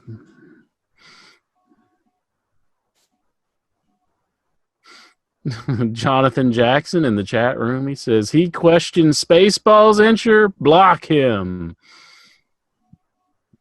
So we could watch the video and see what they thought of it, but then I'll have to edit it out of. There's no like summary of it or anything. No, I think there's just the Roger Ebert summary of it. Is there a thumbs up or thumbs down or anything? I'm looking here. I'd hate for you to have to edit something. I mean, God, it's so long. Yeah, don't worry about it. Yeah, I mean, Roger Ebert has like this giant thing. Whatever. Fuck it. Fuck Spaceballs.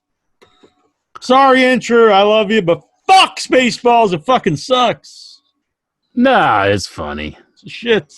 I can't see where you could say sucks when you have such a great performance as a Lord Dark Helmet. That's a great performance. That's a great performance, Jack. And if you can't see it, then there's something wrong. It's just so obvious and dumb. I hear what on Wikipedia here says Roger Ebert of the Chicago Sun-Times gave Spaceballs 2.5 stars out of 4 and remarked, I enjoyed a lot of the movie. It's about where I'm at. It was. You're fucking like throwing babies in the air over. You're like 5 star you out of 4. You're I was like, gonna say, you better give it a 5 I'm out saying, of 4. Fucking spazzed out over fucking Spaceballs. Now you're saying, oh yeah, I'm about the same. It was all right. 2.5, whatever. I'm saying it has some good laughs in it. I like Rick Moranis' portrayal of Lord Dark Helmet. That's what I'm saying. There's some good laughs in Spaceballs. Is everything in it a home run? No. I mean, you brought up the worst one with the comb in the desert. That is dumb. That's not good. But there are other parts in the movie that is funny. I also really hate Police Academy, and I'm not even trolling by saying that. I really do. You son of a bitch. I'm not even saying that to, like, purposely annoy you. You are dead to me. Hang up on Shaheen. Does this guy even listen to the show, though? Tyler says Jack is the only person in the world who doesn't like Spaceballs. I'm not even the only person here who doesn't like Spaceballs. Yeah, I've been saying it the last 2 shows that he has. And I'm sure there's other people that And Jonathan says he's going to go watch Spaceballs. He's never seen it because of interest hype. See? Am I saying it's a solid comedy all the way through? No, but there are some good laughs in it. That's what I'm saying. I thought about just making a video review of Spaceballs, just to prove my points. I don't know if it proves anything. Now you're kind of backtracking. You were talking about being pro. I think now you're being wishy-washy. No, I was saying it originally, and you weren't listening. You have like a bad comprehension problem or something. You only hear what you want to hear. Pot kettle. Uh-huh. All right. What about this Hollywood sellout bullshit he said? First of all, I was in Hollywood. To say I'm a Hollywood sellout is giving me way more credit than I deserve. I do like coffee. Good for AEW, but goddamn, they have new merch every week. I don't see why that's an issue. I did like the Cody shirt with Street Fighter when they had M. Bison. I think they have a lot of very cool shirts, honestly. Yeah, I almost bought that one, but then I looked up like how much all it would be and all, and it was like a $40 shirt, and I was like, damn. Yeah, the t-shirts in general are so expensive now, or else I'd get more. But like, you can get a beautiful without your head shirt like Steven's wearing. I think they're like $14 plus shipping. There you go. You get the brand new Treacherous Trista shirt. First time there's been a Trista Robinson shirt. Mm-hmm. A lot of new stuff coming to the Without Your Head page. We're going to get some new In Your Head merchandise too. Not too many of that out. But yeah, for the new just launched Without Your Head podcast network, a lot of cool merchandise you can get for that. Lexar versus Songman. Choose your side. Man. Lexar versus Songman. Well, Songman, his songs aren't very positive about me, and every now and then he'll break and give me a positive song, but for the most part, I think I'd have to go with Lexar. I'm sorry. Tyler said he's going to get the Nasty Neil pillow. It's a very nice item. Would you get that entry? You could sleep with me every night? No. I don't think it works like that, does it? You might watch. You might poke your eye out, dude. Getting a little too close. Oh my goodness. I'm afraid of bullshit. You're like an alien on Star Trek when you had like that. They always just put like a little bit of makeup on somebody and they're like, well, this is a whole new species. They're just like, well, how do you know what different species look like?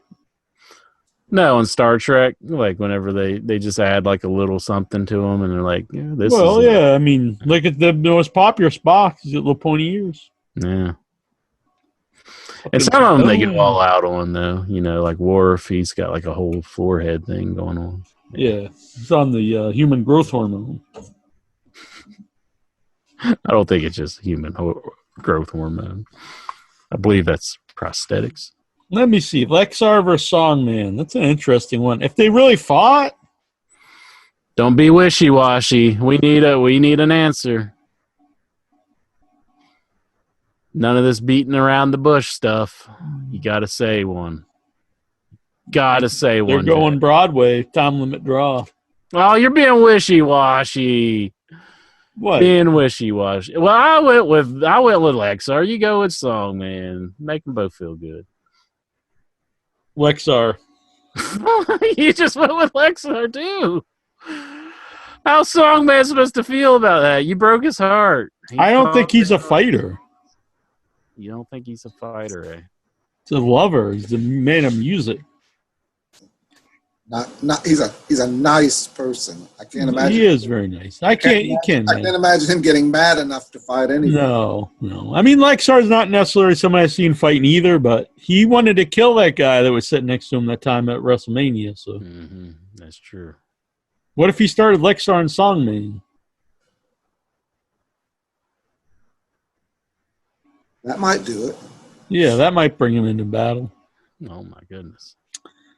You might see the beast come out of Songman, and he might just start beating the hell out of Lexar. Thoughts on that amazing MJF promo from a few weeks ago? Songman might make Lexar disappear.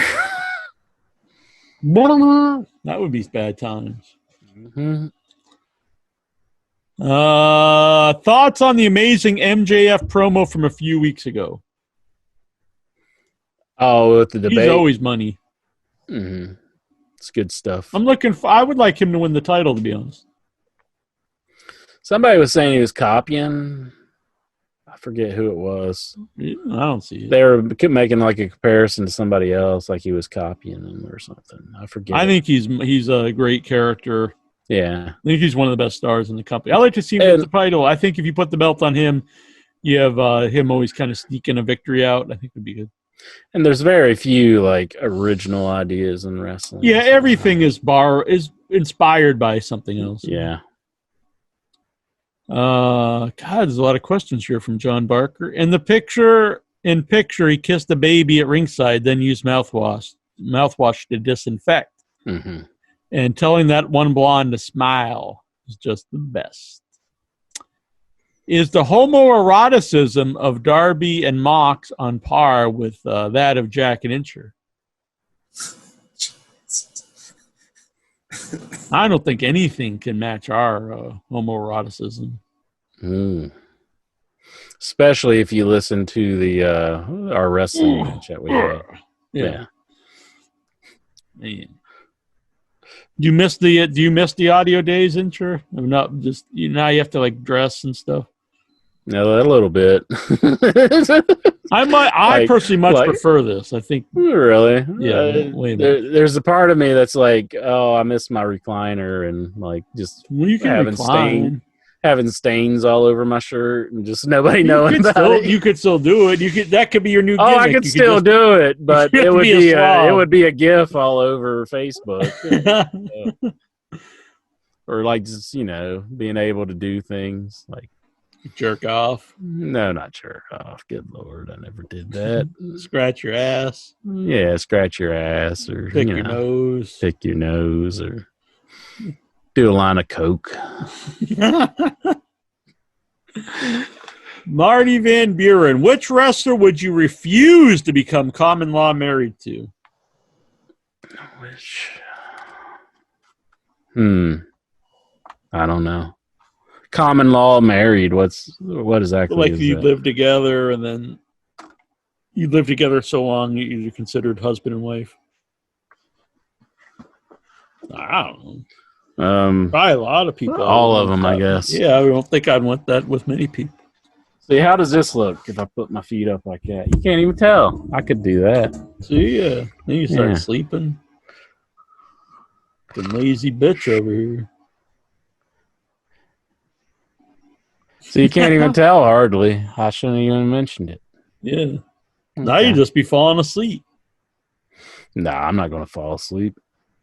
Just trying to be more comfortable. Do the shows for several hours. I sit on nails so I can stay on edge and alert. Oh, yeah? Got thumbtacks in the back of my chair. Ow. That sounds painful. That's the dedication that I give to the show. I was just about to say that. That's some dedication right there to stay on top of the show, man. Mm-hmm. Staying excited. Yeah, in all honesty, I'm sitting in a very uncomfortable chair, but it does not. You got like is it just a folding chair? It is just a folding chair. I actually brought down a big, nice chair. I was walking home one day and this family's moving and they were giving away these 3 like lawn chairs. That doesn't sound that most, but they're like these big wicker lawn chairs with padding and stuff, and they're really nice. And so I was like, oh. And so it took me a while to bring them home because like I couldn't carry all 3 at once. So I'd like carry one so far, and then I keep. So anyway, got them all home. I was like, I'm gonna bring one downstairs so I can sit in comfort. Yeah. So I had this hard time getting it through the door, and then a terrible time getting through the door for the basement. Finally get it down here. I put it behind. If you remember, for a brief period of time, I had 3 bookcases. I went to put it back here. I knocked over one of the bookcases, and it broke. It just fell into a big heap. Mm-hmm. So long story short, it was too big, and I was like, "What the fuck?" So now it's just sitting over there because I don't know how to get it back out. And I destroyed a bookcase because I'm so powerful. So it just took up too much of the backdrop, and you just didn't like it. Yeah, it didn't work out. Yeah. Didn't work. It does look like I have just tattoos now, doesn't it? Yeah, kind of. That's in my street cred, I think. Why don't you get just a computer chair like this or something? Like, I have one up in my room. My plan is to eventually move this just upstairs. Order you a new one or something and just use it for the basement. What? You can assemble it down there. Too sensible. I would rather do that than to have to sit on a hard chair for like 3 hours. It does suck, I'll be honest. Yeah. That's why I'm always moving around. Plus, I don't have as much cushion in the ass anymore. So exactly. I'm sorry. That'll disappoint you next time we meet up, Incher. No pushing for the no cushion for the pushing or whatever. There was a girl. This is I like everything I say. It's a true story. So I went to the grocery store and went to the ATM to get money. So you walk into the grocery store. I walk this way. There's a counter here where you buy like the lottery ticket. So I walk by the lottery ticket. So my face is. So I come back and there's a young girl who works there who's always kind of hitting on me, and she said that I need new shorts because they're getting too big for me. And I was like, yeah, that's a problem. All my clothes get too. And she said, because they're getting, what was her exact words? They were getting, I don't know, it wasn't puffy, but saggy in the back. Saggy in the back, and you couldn't see my firm booty from walking so much anymore. And I was like, whoa. I think she's like in high school. So like, you don't want to pursue that, and sure. But if that was reversed, though, it would be you get in trouble. She also really liked the haircut. She liked the haircut. Mm-hmm. Are you going to need one of these soon? Where you shave it all off? Kind of like the stubble. I like the stubble look. I like the stubble look here too, but I shaved recently. Let's see here. But anyway, it's kind of flattering. It's also weird. Where the hell am I? No. Dorian Doctatau. She might not be in high school. She might be in college because she's still at least half my age. How would you make the Retribution stable less cheesy? Take it off television. I think they need like a good spokesperson. Yeah, you need to know. You can't get into a group that's like 20 people that are covered in masks and hoodies. You need to establish a character. So even if he's masked, he has to like speak and be a good speaker. Yeah. They do a lot of stuff like this in WWE where it's just thrown together angles and just you can tell they're not very well thought out. Just having a writing team, you would think they would be thought out, but they aren't. They're just not. Or maybe they do come up with good stuff and Vince just always shoots it down. He's like, we're not doing that, pal. They're just coming in and having masks and they're going to create chaos on the show and make people always go, is this mic working? Is this mic working? Or the lights flicker. It's like, it's just a bunch of bullshit. The shits. A bunch of bullshits. The total shits. Tyler wants to know, can you ask last week's question? Yeah, I believe we'll have. We might have 180 then. I think I don't know. Anyway, Dobbs, have you ever been in love with someone so much that when they fucked up, you wanted to smack the shit out of them? Eh? It doesn't make sense to me. If you're in love with someone a lot, if they fuck up, you'd be more likely to look over something that you shouldn't overlook. Yeah. That think doesn't. that's how that goes. That's a bad sign, Dobbs. That's like a sign of like an abuser. Yeah. You think he wants to like anger management or something? Do you think your love for Jason Mitten makes him Like, want to I would smack just the want to shit start- out of you? No, like, I mean, enter. Like I know he's you got to wanna be be- conflicted inside that you. Yeah, so like, right. I would think Jason looks at me with starry eyes, and that, if I would have, which is unlikely and would never happen, but if the unlikely occurrence would happen that I would do something that isn't perfect, that isn't seen as amazing or kind. If somehow maybe I had a bad day and I did something that was just a little bit off, I think the love in his eyes would just gloss that over. Yeah. It wouldn't be like, now I gotta hit him. It would be like, and like you'd hear music and doves would fly and you just like over it. Doves would fly. Yeah. It's like you and brains would have the same relationship.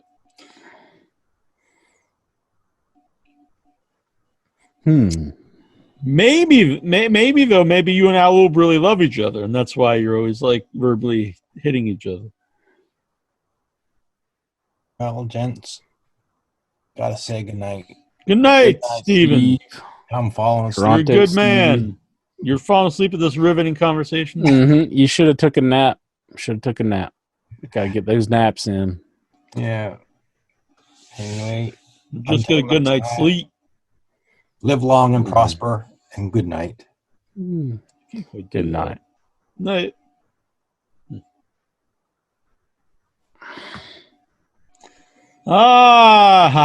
Dobbs wants to know, the Corona saga is really doing a number on people's mental health.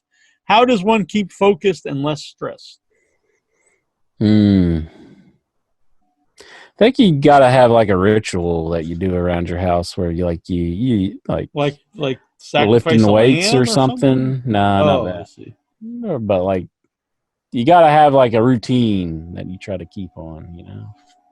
Keep you on keeping sane. on. Or like go out and take a walk like you do, or Yeah, walking helps a lot for me.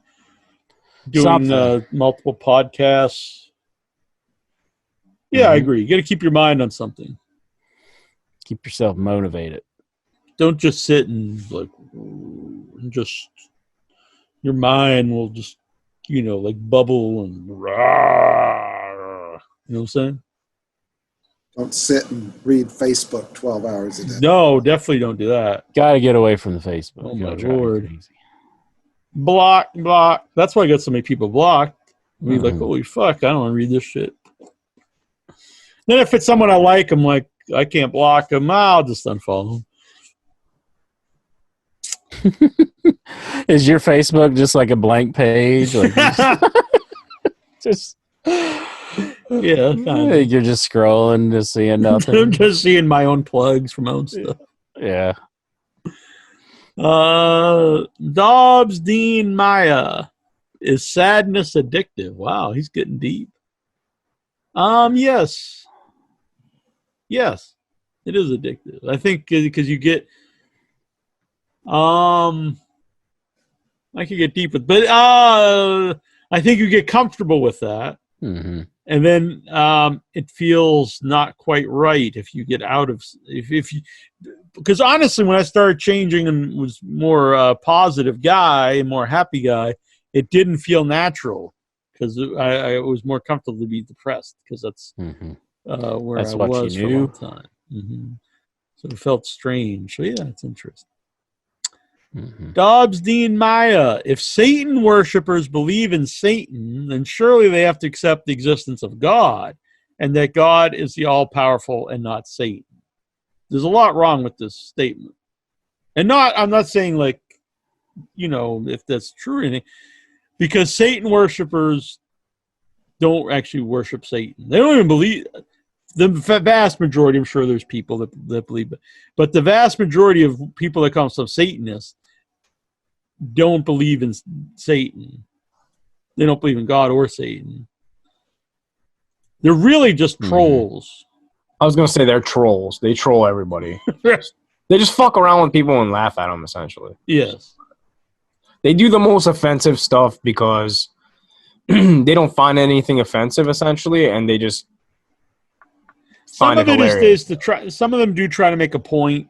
So, like abortion and stuff. Yeah. So, like, the idea is freedom of religion or freedom from religion. So, if like a school has like a Bible class or a Christian class, or like a program that is run by a church, and then part of that is in their mind they're pushing the religion, whatever. Then they're like, well, to be equal, then you also have to have a program that's pushing Satan. So I get the idea there, and I'll get a kick out of some of it. But overall, though, they really are just. I don't even know why they need Satan to be involved in it, because a lot of stuff I'll read about them, I'm like, oh well, this makes sense. But it's like, but then like, why is Satan even involved in it? Especially if you don't even believe in him. Because it gets some publicity, I think. Right, because if you didn't have it involved, then no one would even care to begin. It would just be like, hey, I don't know, just leave everyone alone, which is nice, but people aren't going to get behind that if Satan's not involved. But the idea is that it pushes people's buttons. Right. It's just it's the extreme level. Mm-hmm. And then let's say someone does actually worship Satan, which I'm not gonna say there's no one who does, but it's very unlikely. You're not gonna find like a big group of these people, but let's say they do. In my head, yes, you would have to then also accept that there's a God. That doesn't mean they would have to, but in my mind, you would have to. And then accept that he's all powerful and not Satan. I don't know why that would be true. If you believed in both of them, I don't know why you'd have to believe one is more powerful or less powerful than the other. I don't know. Hell. You could believe lots of crazy things. I don't know. Doesn't mean I'm saying you have to or you don't have to. But I don't know if anyone else has anything else to say about that. We talked about the guest you were going to have on right. Your Head, and I was very interested in talking to somebody like that because as a Christian, if they really believed in Satan, they would believe a lot of the same thing I do, but they'd be coming from a whole different. Right. But you told me they didn't even believe in that. Once you really look into it, it's really weird. I mean, really, they're atheists. Yeah. There's a whole documentary on Amazon, I think, about it. It's called Hail Satan. Hail Satan. Yeah, I saw the premiere at Boston Underground Film Festival, and they were actually in attendance. And then they led a march down the street and performed a black mass at this Chinese restaurant, which got everyone kicked out. And which some people were like, I have the pin upstairs. I survived the black mass at Boston Underground Film Festival. Were they dressed like babies? Nah, they were just dressed like they just had like black stuff on. I think they were just dressed like normal people at the thing, but then they wore black robes when they did the march down the street to the Chinese restaurant. It was funny. So they do a black mass in the Chinese restaurant, and they have a woman and a guy nude laying on the table. And so the owner of the place kicks everybody out. And then some people are like, they're up. And I'm like, come on, like, there's nothing to do with Satan or anything. If there's nude people in your restaurant, you're going to kick them out. I mean, what do you expect? Yeah. What do you expect them to do? Like, I want to be sitting there eating and looking over, and there's some naked people laying on the table. Well, why they got to do it in a restaurant? Why can't they get publicity? Their own place. Because no one will care if it's their own place. Well, yeah.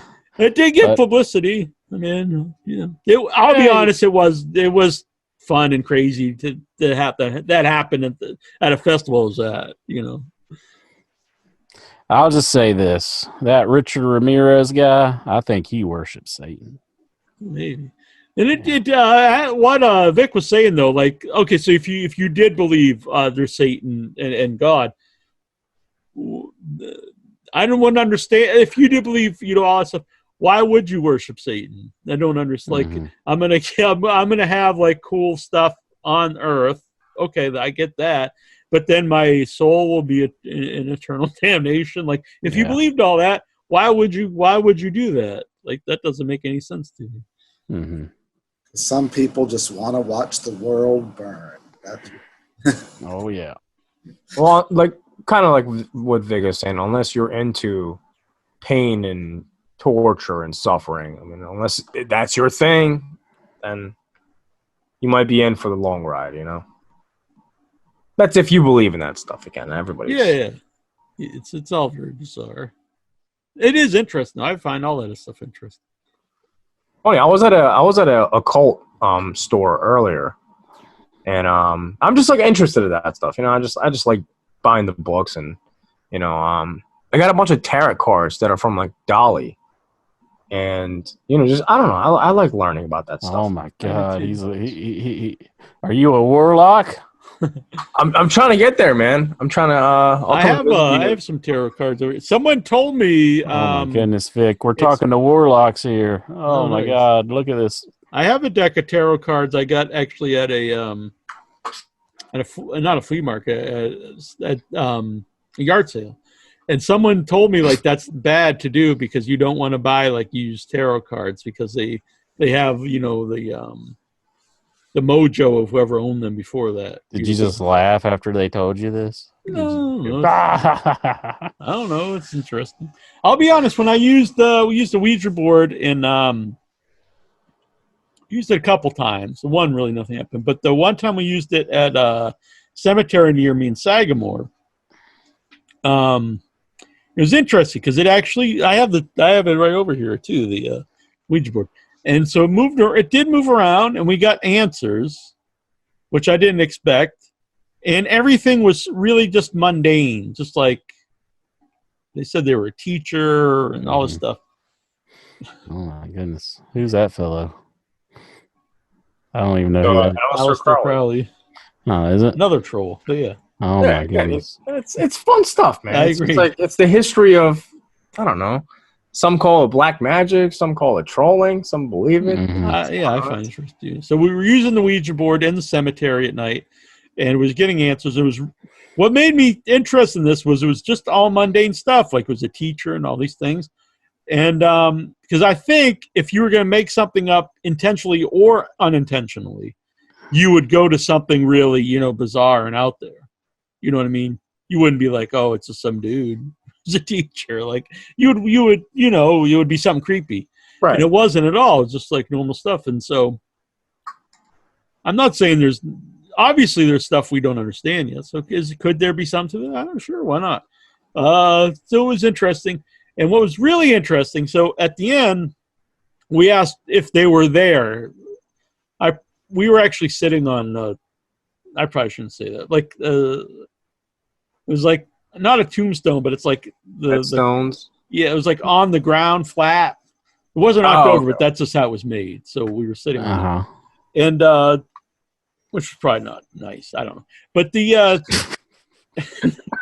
no, that's not nice. And we were asked, like, is this where you are? And it just started, like, not floating off the ground, but it just started moving all around the board and didn't land anywhere. And I was like, that's weird. I think too much of it. And so I knew that cemetery is considered haunted, and the caretaker had been on a show on the Sci-Fi Channel about ghost hunting. Or ghosts. I don't know if it's hunting or not. And so I was like, well, I'm going to look it up and see, stories. So I started reading about it. And the reason why they say it's haunted is like tombstones have moved around the cemetery. And the reasoning is when they built the Cape Cod Canal, it flooded. And so when they had to put it back together, essentially, some of the headstones are over the wrong bodies. Because some of the coffins had to move and stuff, so they kind of put it together. So the caretaker says like he's gotten up in the morning and like tombstones are gone and they're drag marks and they're like, other parts of the cemetery. And these things weigh like 800 pounds or 1,200 pounds. So it would be almost impossible for someone to like reach, you'd have to have like a vehicle or something. It's just really cool. And then I thought about when we asked if this is where they were, and it just started to float around the thing. And then to put it together with like the bodies and the tombstones aren't, necessarily together. It makes you think and like, well, it's, something, maybe there's nothing to it, but it's interesting and weird at the same time. I did a documentary with Ripley's. I sent it to you a while ago. I don't know if you ever watched it or not, but it's on YouTube. It's on Penhurst, and I mean the whole thing is documented. You could literally just watch it. It's like an hour long, or you could watch the short version, which is like 2-3 minutes long. But I went with Ripley's. Believe it or not, they had like legitimate ghost hunters with all kinds of like production team and all kinds of shit. And I mean, I don't know, man. The stuff that I experienced in there, I can't really explain it. I mean, it was a 87-degree day weather. As soon as we would go inside buildings, like the temperature would drop like 40 degrees. Like, it's stuff that really just, you can't really explain it. And there was no electricity in that building. There hasn't been electricity for years. Yeah. It's an abandoned facility that's been abandoned for like 40 years. They used to have, all sorts of like autistic children in there, and they would torture them and pull their teeth out, put them in cages. I mean, it's some real rough stuff. And there's like audio recording of it, speaking back to us, and you could hear like little sudden words here and there. So, if anyone wants to check it out, go check it out. You can. Yeah, I'll check. I'm sorry, I don't think I did check it out, but I'll check it just out. type in. I'll send it to you again. Intro. Right. I don't know if I ever sent it to you. I'll send it to you if you want to check it out. Okie dokie. My friend in New Coast and without you, Trista Robinson, she does paranormal investigation when you can, not right now, out in LA. You should send her that link, man. She'll probably enjoy it. It's like a really famous place. We just did a paranormal show on the show too, so it's cool. Yeah, it's a really famous place. Like people travel from across country to come see this place, and I live like 5 minutes from it. It's pretty crazy. Jerry Vitetta, are you saddened by the lack of push for Drake Ghoulish? Nah, doesn't bother me one bit. Maybe he'll be the leader of Rebellion or whatever they are. Retribution. Let's see here. Tony Oberstar, if Intra had to make a fleshlight of any male wrestler, male WWE wrestler, who would he choose and why? I don't know. Vince McMahon. Oh, man. Is he a wrestler? He's wrestled. Yeah. Vince McMahon. Bam. So you just be like, yeah, take this, Vince. Just show him how it feels for once. Probably really dried up. Dobbs. It's not about like the pleasure from right. You're deriving the pleasure just from, Yeah, that's very Iron Sheik like. Yeah, basically. Making him humble. Dobbs Dean Maya. What is the first Even thing though it's just a piece of plastic or rubber. Silicone rubber. We get it. Dobbs Dean Maya. What is the first thing you notice about a person?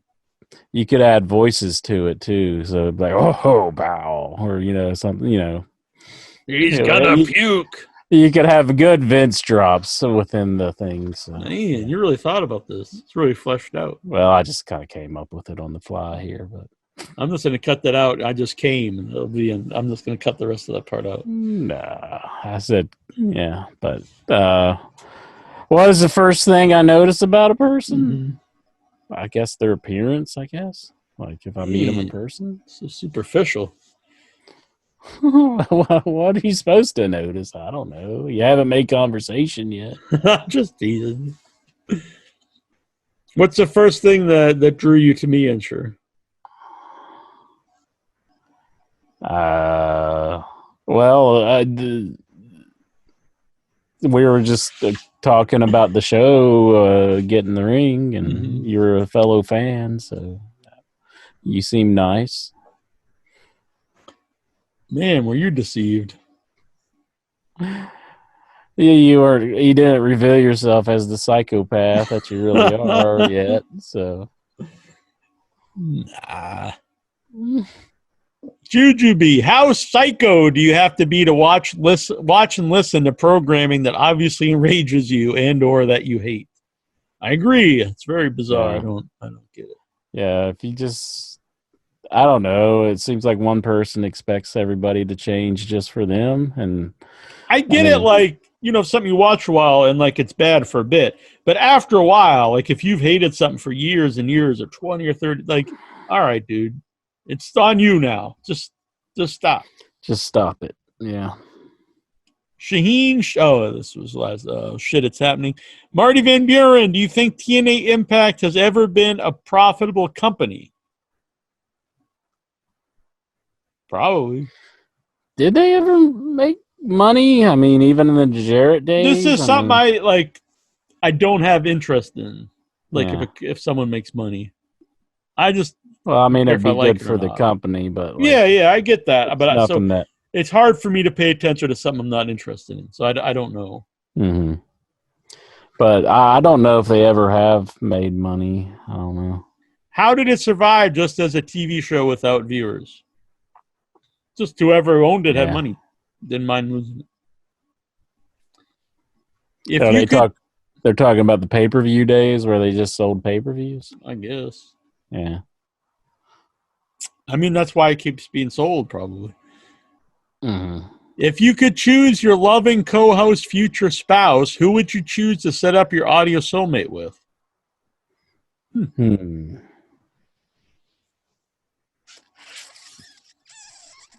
Karen Angle, Frencher. Is that a good move though? I mean, she seems like she goes a little crazy. Yeah, I thought you were into her though. Yeah, but I think she would go a little batty on you after a while though. All right, Naomi. Naomi. No, I can't. I don't pick someone. DUI and all that. Man, you're man. You're hard to please here. Who would I set you up with? How about Stephanie McMahon? Well, you can't pick your own. For you. You're turning down all these other ones. Stephanie McMahon? Then you own part of WWE. I'm not exactly a fan of hers. I mean, yeah, but then you'd be like owning WWE. You just want me to blow my own brains out, I think. just put me with Stephanie. I'll think of somebody else. Picky McGee over here. I would set you up with but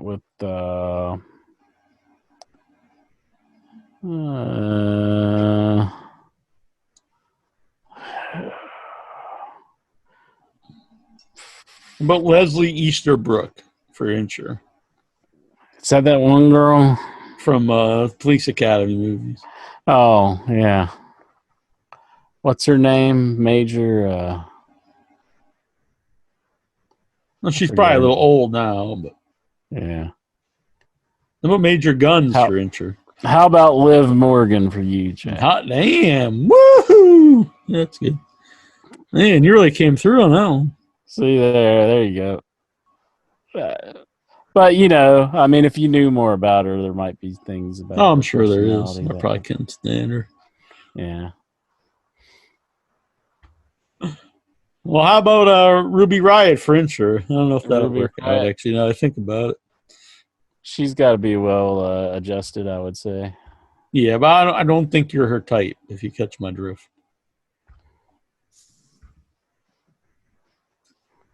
Are you saying she's? I don't know. I mean, it's she admits it. Oh, okay. Marty Van Buren.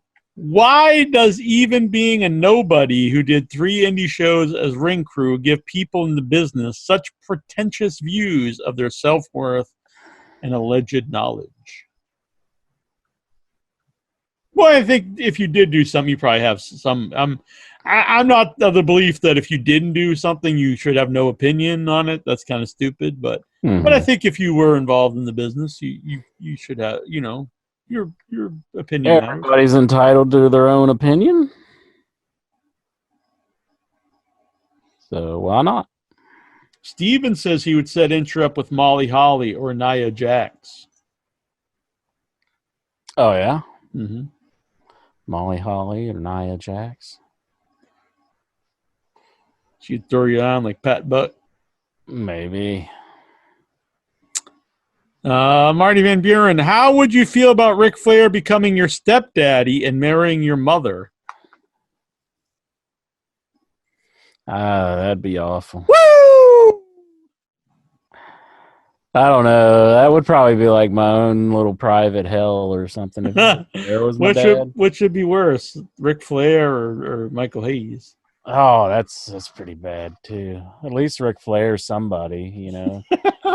Michael Hayes, he's like on the cusp of just being something. He's just like, but I don't know. And he's kind of just best mind in the business. Whatever. There's no way. Marty Van Buren, who would you rather stink face edition, Nyla Rose or Nia Jax? Does this mean give or receive? I assume he means receive. Receive stink face? Yeah. I'd go with Nia Jackson too. Marty Van Buren, fuck, marry, kill, Jim Cornette, J.J. Dillon, and the Boogie Woogie Man, Jimmy Valiant. I'd marry the Boogie Woogie Man. I'm with you, marrying Boogie Woogie. Mm-hmm. Jim Cornette and who else? J.J. Dillon. J.J. Dillon. Maybe fuck J.J. Dillon so you don't have to watch for a change from the. But apparently, Cornette has a lot of experience with this. A lot of experience. I hate to kill J.J. Dillon. Yeah, that doesn't seem right. I don't really want to kill Cornette, but I guess if I have to, I'll kill Cornette and bang J.J. and I'll marry the Boogie Woogie Man. Don't kill J.J. Dillon. I need him August 22nd. All right. Yeah, all right. We'll look out for Shaheen. Alive for Shaheen. I like JJ anyway. Yeah, which that's just a game. We're not killing anybody, so don't go to the authorities. I know, Incher. I'm not gonna tell JJ Dillon. I know, JJ, go watch out. I didn't want us to get into a Marty Jannetty situation here. Thanks for breaking that down. I feel relieved now. Thank you. Well, you got to spell things out for everybody nowadays. You would think you wouldn't have to, but you gotta make sure everything is clear. All right. Sorry, I'm just checking message here. Checking the messenger. All right, where am I? Why is everyone from the WV, this is Brian Matthew Clutter, so amazing, and everyone from Massachusetts is the Pits? Damn, what kind of fucking idiot is this? Mean. Yeah. He's kind of a mean asshole.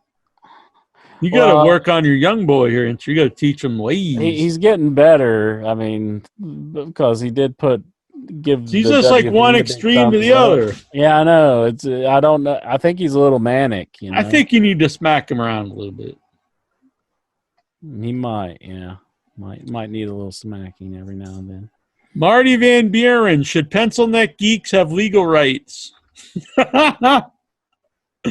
Yes. Even if you are Pencil Neck Geek, I believe you still should have rights. Yeah.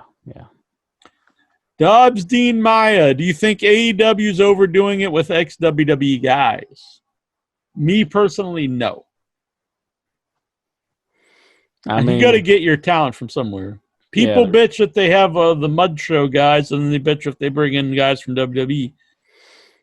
I mean, they're talented performers, and they're already, they have experience, so why wouldn't you hire them? Yeah, and I like the idea that there's a place people can go if you think they've been misused. Mm-hmm.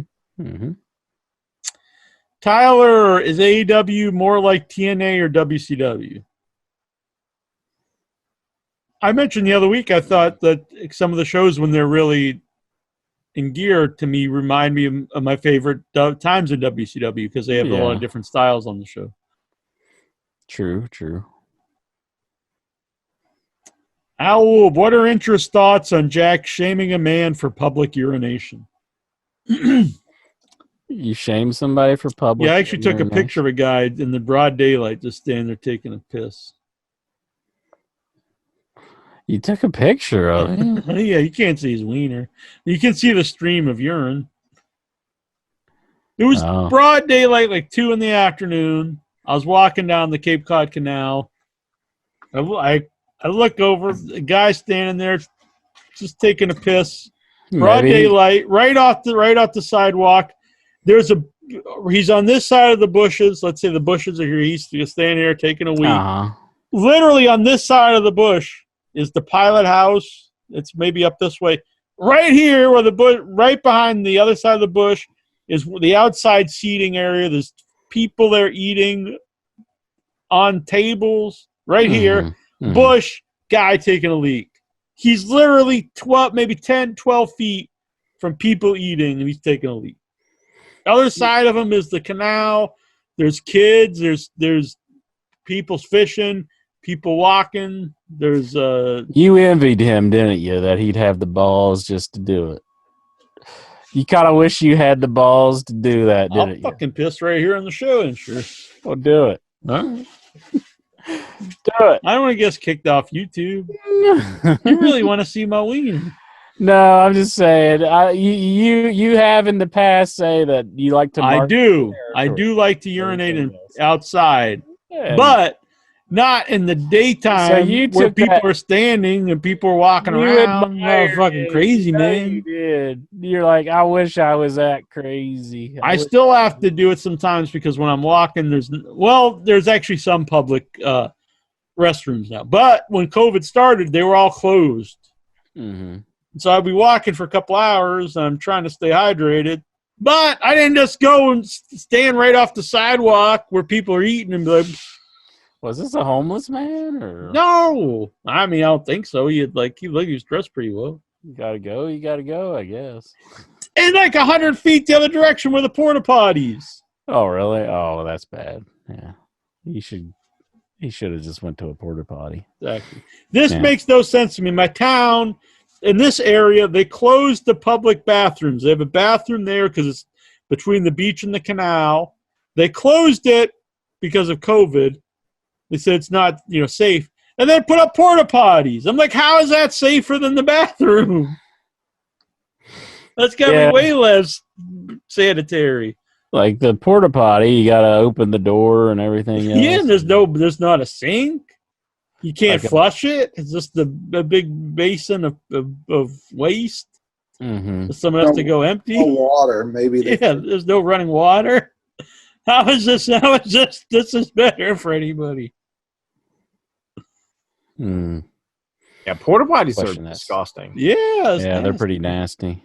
I've never used one other than peeing. There's no way. Yeah, there's no number 2s going on at the porta. Yeah, dude, I would go in the woods. I've actually never.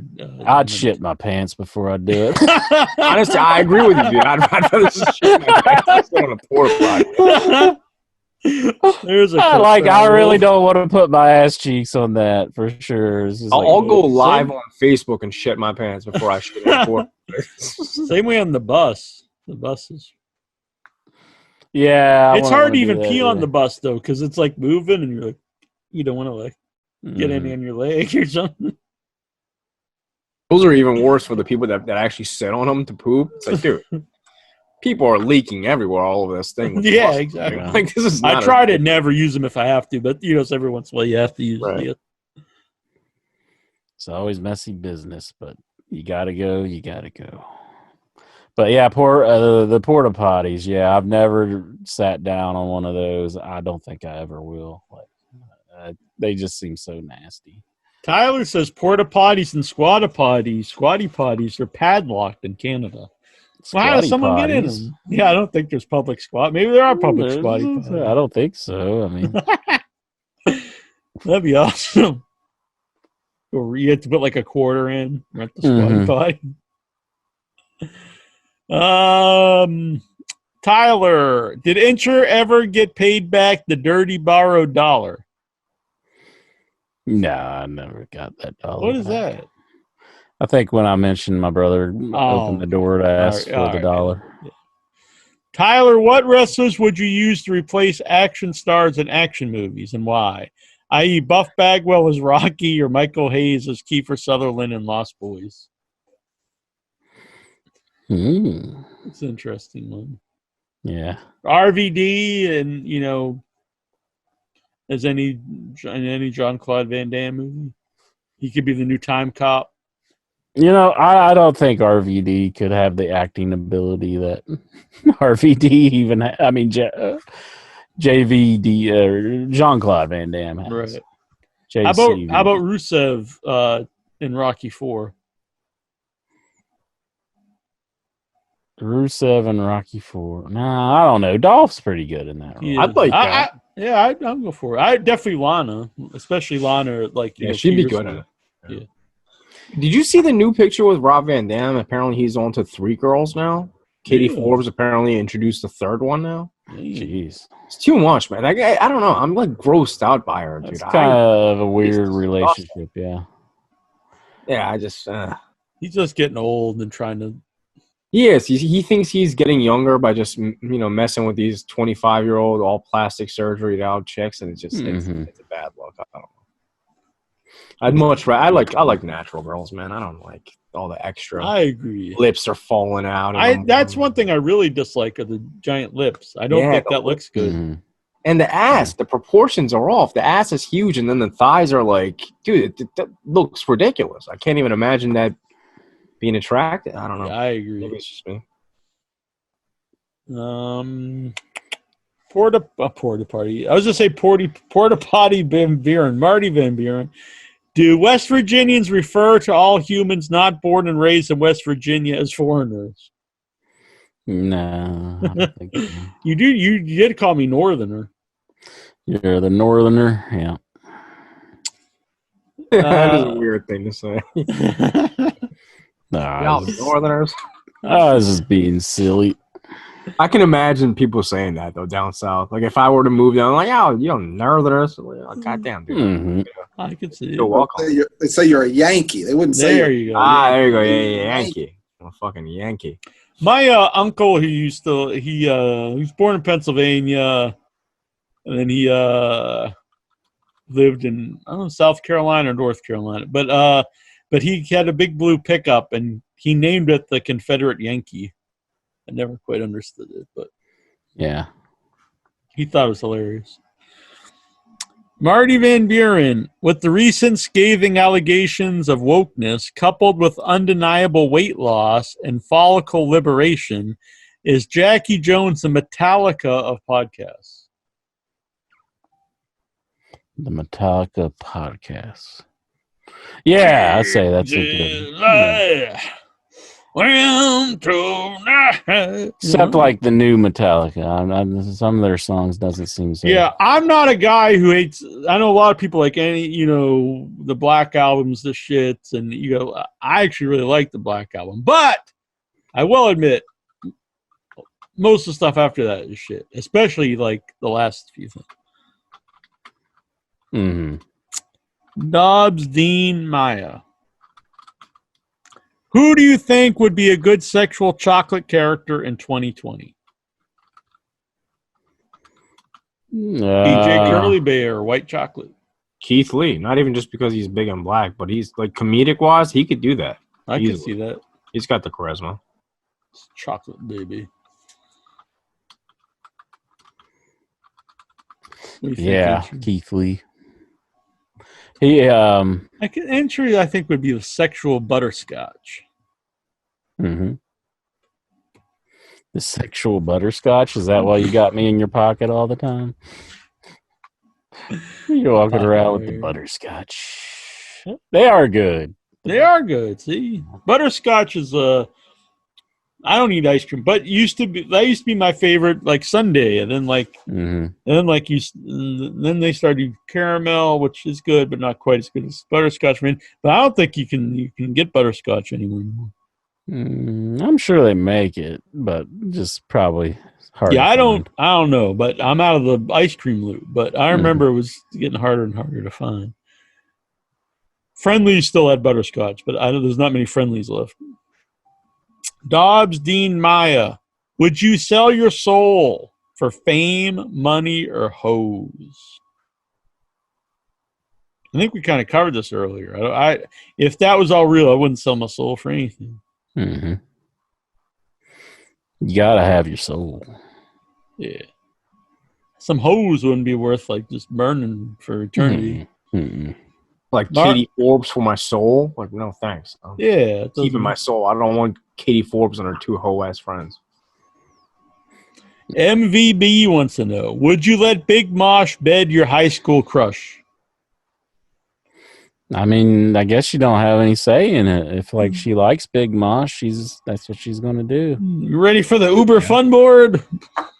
Can you imagine Big Mosh's sex session? This dude's doing like plugs in the middle. Oh man, I remember the first time he called me. I was like half asleep, and I was like, "Who the fuck is what the?" I thought we were live on air, and he's like, "Uber fun board," and he's just going on and on about John Cena. And I was like, "Are we on air?" And he's like, "No, I'm at work." And I was like, "What the fuck? You're just that's how you talk at work?" I don't know what the hell's going on. And he wanted me to go on the Uber fun board and plug John Cena did something. And I was just like, "Okay, whatever, man." Was Big Mosh on coke? Maybe. I know, like, I mentioned this, but like he's like turned his life around, and like he's like a motivational speaker, and so good for him, I guess. Maybe he was on coke. I don't know. Yeah, maybe. Owl, do you think people will respect the law and order down in Cobb County, Georgia? If you ever take a trip down to Cobb County, Georgia, better read the signs, obey law and order. Serving hard time. You'll be serving hard time. The big boss man will make you walk the line. Better serving something or you'll be serving hard time. He carries a nightstick, apology too. Looking for trouble, he'll be coming after you. It's a good tune. I like it when the songs were like really specific about the wrestlers. Bang bang. Yeah. Classic. He's not a member of a gang. He's just Cactus Jack, better known as Mr. Bang Bang. Yeah. Dobbs Dean Maya. What's Robbie Scar up to these days? Gives a fuck. Oh. Is he okay? Has he ever been okay? Like I know he's not okay in the head. I didn't read that before. I said he's not, but you know what I mean. I don't know. I mean, I hope he's fine. I hope everyone's fine. Me too. I don't want to deal with the man. Dobbs Dean Maya, what is it like to live in the WV? A lot of WV questions, I'm sure. It's just a town. I mean, I'm sure it's a I little don't much think West like Virginia is a town. Well, it's a state, but I mean, I live in a town that within. Is the West WV Virginia. a state of mind? I don't know. I've never lived anywhere else, so I can't tell you what it's like to be anywhere else. Do you wish you lived somewhere else? He also asked. Nah, not really. I guess at times I think there would be benefits to it, because nothing comes around here. I mean, there's nothing comes around anywhere at the moment. Well, that's true too, but unless you were in Sturgis. Yeah, they had a bunch Chris of Jericho. He had Smash Mouth. Smash Mouth was there. Yeah, and like they were saying, like fuck COVID and stuff. But isn't Sturgis like all these bikers? Yeah. What kind of bikers like love Smash Mouth? I don't know. I was gonna say who's going to a Smash Mouth concert period in 2020. This is a true story. It's a few years ago. at the Plymouth Memorial Hall, and they used to do a lot of wrestling there. It's a great place to watch wrestling. It's built much like the was it the Madhouse of Extreme, where it's got the balcony. And so anyway, Elks Lodge. yeah, it's much like that. It's a great place. One of my favorite places to watch wrestling. And they had it was a bunch of 90s covers bands. So it was like it wasn't No Doubt, but it was something. It was somebody like that, like a No Doubt cover band.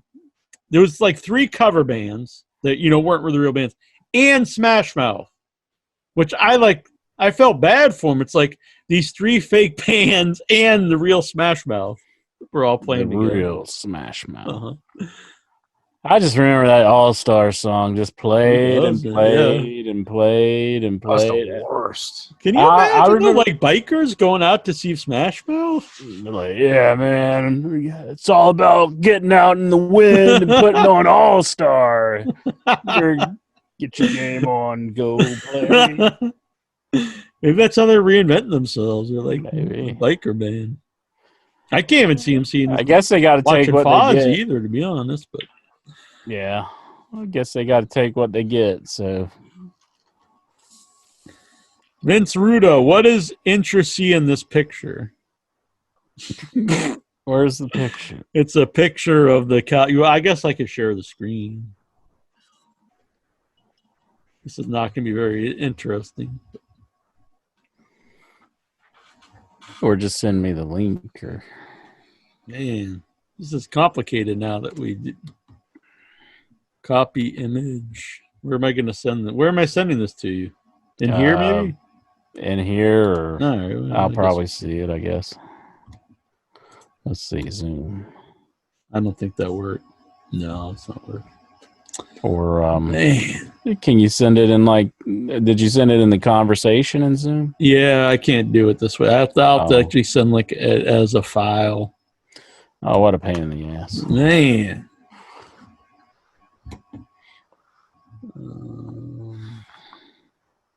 Give me a minute. It's coming through. All this for nothing.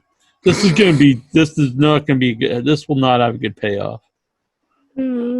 I'll try my best. I don't think you're going to. I'll throw a fit or something. Throw a fit. Let's see this picture. Hold on. I'm not holding. Here we go. Nothing. It's in the Zoom group chat. I think you'll have to click on it to actually see it. In the Zoom group chat. Oh, here we go. Okay, download. This is fascinating stuff. Save. I know. Open file. It's loading. I'm on the edge of my seat. What is that? That's it's the new logo for the Calgary Canucks hockey team. But what do you think it is? What do you? I guess he's asking if you see a penis. I know, because it's. If you look at the blue, you kind of do. Look at the blue part. Oh, I see. Yeah, you can kind of see that. You see it, Vic? More like an exclamation point. I don't know. That's really stretching it. Yeah, but if you look... Who is the Calgary Canucks? I've never heard of them. Well, apparently they got a big penis for their logo. It's probably like some minor league hockey team. But you do see it in the blue part. Uh-huh. Well, he's a little blue guy, so that's a little blue guy's wiener, I guess. Okay, I see it. Yeah, that's really stretching it, though. I mean, that's basically anything that's stick-like is a penis. Mm-hmm. Vince Rudo, do you agree with Seth Rollins that no one would have complained about the eye for an eye match if it happened in the Attitude Era? No. That payoff was real bad. Yeah. I mean, I think the whole idea of it was bad. But if you're going to do it, you have to have a really big payoff. Mm-hmm. It probably would have even been worse in the Attitude Era, because if you had that payoff, they really would have been pissed. Yeah, I thought one of the things about the Attitude Era was that they allowed people to have real, instead of just ridiculous gimmicks, they let them be themselves more. I think it would go over worse then. I agree. Yeah, and like that payoff, like no one would have liked that. Well, I we don't did know have any an time angle period that in would have the got over. Attitude Era where they like had the choppy PP thing. Right. So that was pretty over the top. Yeah, but it was was just funny, kind and of like it was only filler like a thing. short moment on the show. It wasn't like built up as a match for like weeks on pay-per-view. Dobbs Dean Maya, if you're not the only one, then why does my heart beat this way? Man, Dobbs is really lonely, I think. I feel bad. He's wanting to smack people, and now he's lonely. Yeah, we love you, Dobbs. I hope everything's okay. But if he loves us back so much, he wants to smack the shit out of us for doing something stupid. Smack your bitch up. Man, I really got to pee. Well, we can end it if you want. Still a lot of questions here. We can end if you want. How many questions? Could take a break. No. There's no breaks. All right. I don't want to. I had 18 more personal questions just for you after that, dude. I thought you were just getting ready to go. Or you're pulling all night. Vince Rudo. So I can't go take a leak. I got to keep going. Can't we just end the show? Okay, go take a leak. Are you sure? I'm going to be leaving. I got to be up in 5 hours. All right. I'm working. All right, Vic. This morning. Good talking to you. I had a good time, guys. Thank you, Vic. See you later, Vic. All right, Are you going to be okay if I just leave you alone? Go take a leak. I'll keep them company. What's the question? Maybe I can answer it while you're gone. Have you signed up to AEW Heels yet? No, I haven't signed up to AEW Heels. Not too interested in it, but what are they doing on that channel? I don't know. Is that all you got? Right back. AEW Heels? Jesus Christ. That wasn't a very good question. You're on a great note, man. Yeah, really. AEW Heels. Good Lord. What have you seen AEW Heels? Maybe I can go to the website and see. Dude, I haven't watched. Sign up for the fucking thing right now. Let's see. www.aew. What is it, like a Patreon deal or something? I don't know. If I gotta pay, I'm not signing up for nothing. Oh, you definitely got to pay. Is it a pay thing? Yeah. Let me Google it. It's not coming up. I think it's like all their women's matches or some shit are going to be on there now. Heels. I could just be making that up. How could they sell that? AEW Heels launches dynamic membership platform for. See? Oh yeah, it is like a pay thing. You gonna buy it? No, I don't think so. AEW Heels, the new female-focused wrestling community led by AEW Chief Brandy Rose. Blah, blah, blah, blah, blah. Female fans can subscribe. Oh, you got to be female to do it?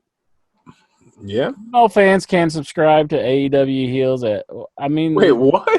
Like, you got to be a woman to subscribe? It's saying right here, female fans. Why a guy can't sign up for it? What? All right, I'm clicking it, and I'm going to put male. You should be outraged, dude. Yeah, I know. I'm wanting to join. 2020? How dare you? AEW Heels. Okay, join community. $49 a month? Good God! Standard purchase. This option will require a credit card or PayPal account. $49 a month? Yeah. That's crazy. Annual membership includes access to all AEW Heels events, virtual meet and greets.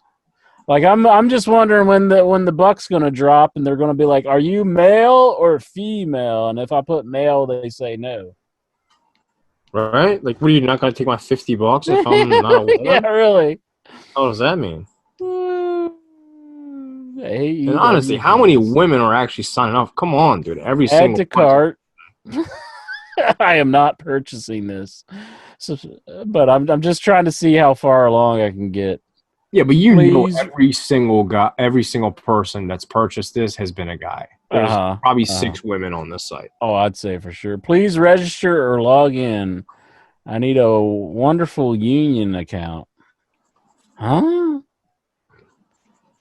Okay, I guess I need to do that. Oh my god. That's why you guys got to set up a Patreon so you can sign up for this. People Email. Okay. Wonderful. What's a wonderful union account? I have no idea. Okay. Got to put in my passwords. What's the password? No. I don't know. I'm not putting in a password because I can't think of one. Or like, forget it. Dude, for $50, it's hard to justify $50 a month.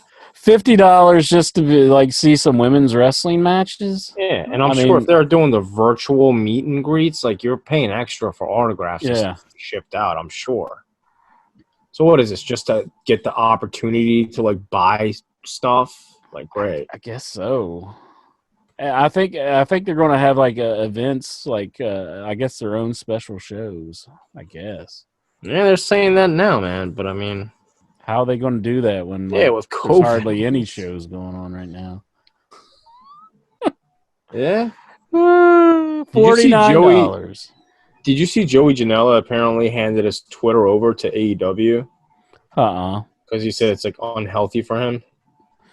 Oh, really? Like, yeah, I think he was losing his mind. He's too cracked up on the Twitter. Yeah. Oh.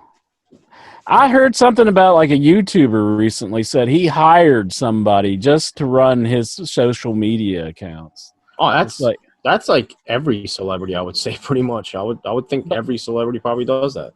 Like you have to have a social media account and pay somebody to run it for you. Can't you just delete that shit? I mean, if you're famous, you need a social media. Yeah, you can't. You have to have a social media. But Moxley, he openly says he doesn't like look at his at all. But like he somehow has all these followers though, and he doesn't even like interact with them. He doesn't need to. We found out while you were gone that the AEW Heels website is like $49. Oh yeah, it's $50. Yeah, that's insane. It seems really dumb too. Mm-hmm. Isn't it just like it's not like wrestling, isn't it? Just like a webinar to tell you how to use social media. Your opportunity to have like a virtual meet and greet with them, and I'm sure once you do that, like. If you're buying autographs and stuff, you're paying for that too. Yeah. And isn't it you have to be a woman, I think it's a female. Like how can you do that today, you know? Well, you couldn't do it the other way.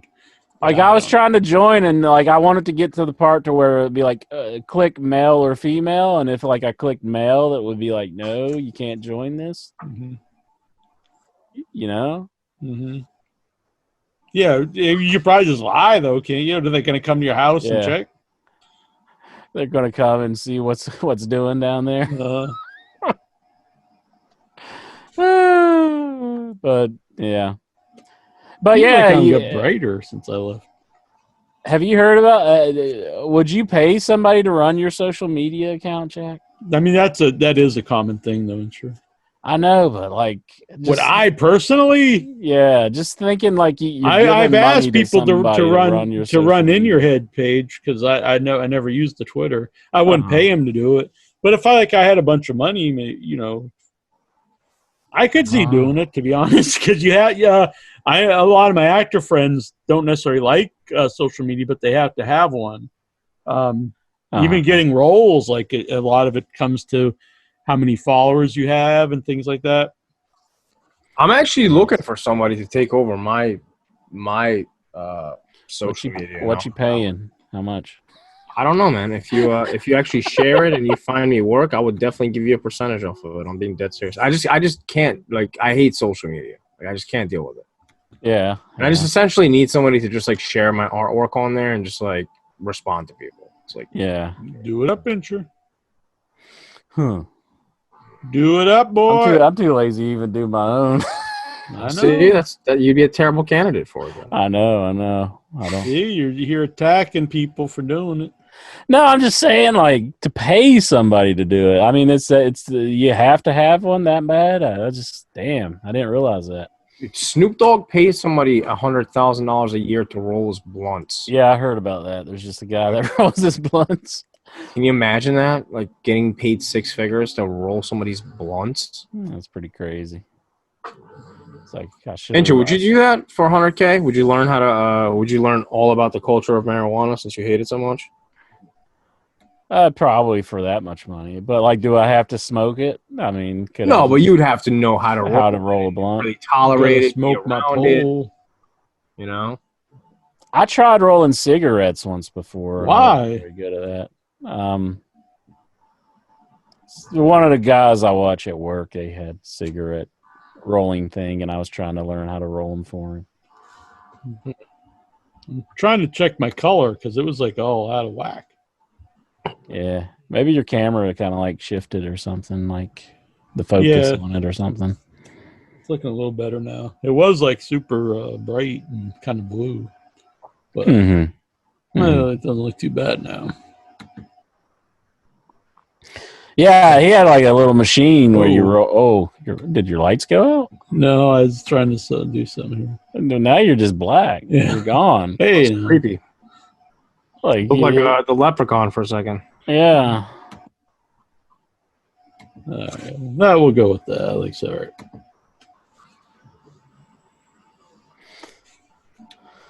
Questions. All right. I want to get them over with. I'm kind of green, like maybe. Come on, Enter. The night is young, man. I thought you were just getting started, dude. Well, it's on 1:30. You can see these a little better now, though. I guess. It's true, though. Nothing good happens after midnight. Can you see these a little better now? I guess. Yeah. All right. Still All looks right, like tattoos. All right. Cool. I'm looking badass. Even more badasser. Batter. How do you say that? Batter ass, maybe. All right, Intro. Are you all pumped? Are you psyched? Do you have a second wind? Questions. Enter. You want to take a break? You Boom, boom, you want me and boom. Jack Here we go. Nikhil Callahan. Oh, Jesus. Okay. Owl's little gun meme might be coming true here in a minute. Why is Adam Cole facing some NFL nobody at TakeOver? Yeah, I don't know on that one either. We don't know either. Well, they had an angle where he was on his podcast and he starts saying, making fun of his height and stuff like that. That's the angle. Hey, you got the shirt on. Yeah, you guys didn't even notice I've had it on since I came back. Well, I just noticed. So he's got the shirt on. This doesn't get flagged. How long will Raw Underground last for? It can't last. 4 weeks. 4 weeks, I think. At the most. It can't. Imagine if this is like the new direction of just wrestling. Like, this is week 2, so we got one more week, and then it's done. 4 weeks. That's what I'm saying. Thoughts on Young Bucks saying they deleted Twitter because people were sending maps of their houses circled. That is pretty fucked up if people did that. Yeah, that's doxing, ain't it? Yeah. Showing, like, where they live and all that. Thoughts on Brandy Rhodes deleting Twitter because she was being racially abused? Yeah, apparently people were calling her the N-word. Obviously, that's shit. Yeah, that's not nice. What's the matter with people? Should we be worried about Dynamite as a person who gave Dynamite the green light to go on the air has now left TNT? I don't know, like, the ins and outs, but hopefully not.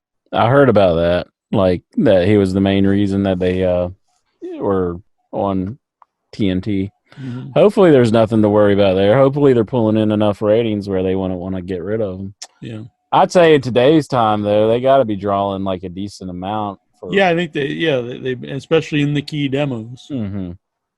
And I understand it's fairly inexpensive. Yeah. But I mean, they canceled Nitro and I mean, they canceled Thunder WCW. and WCW back in the day, and it was one of the top rated things.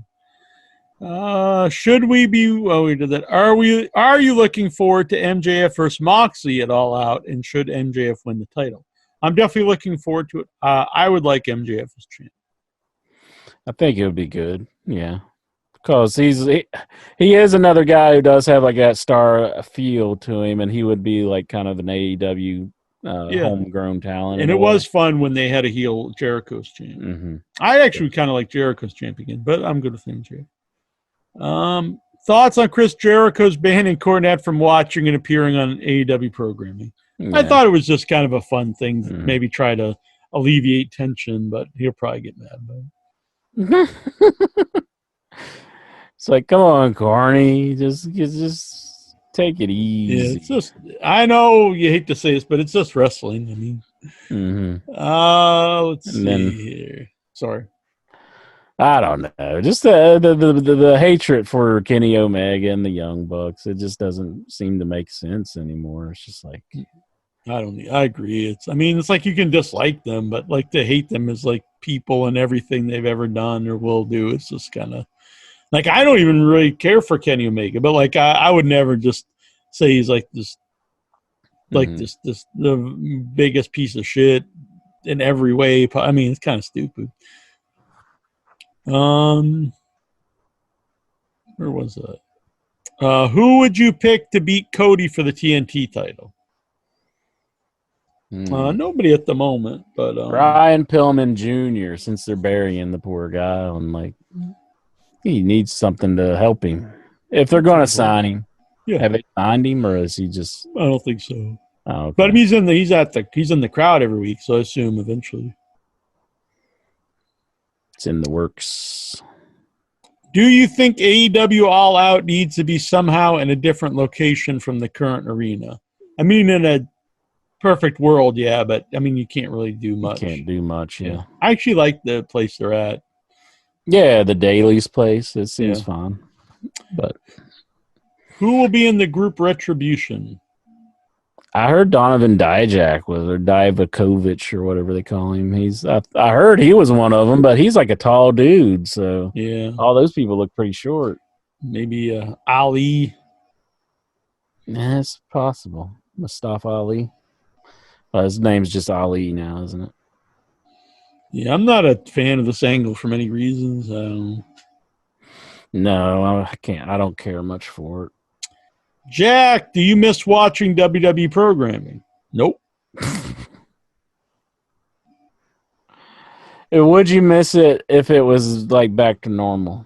Well, yeah, but then I wouldn't have stopped watching it if I liked it. Mm-hmm. I don't miss watching something I don't like.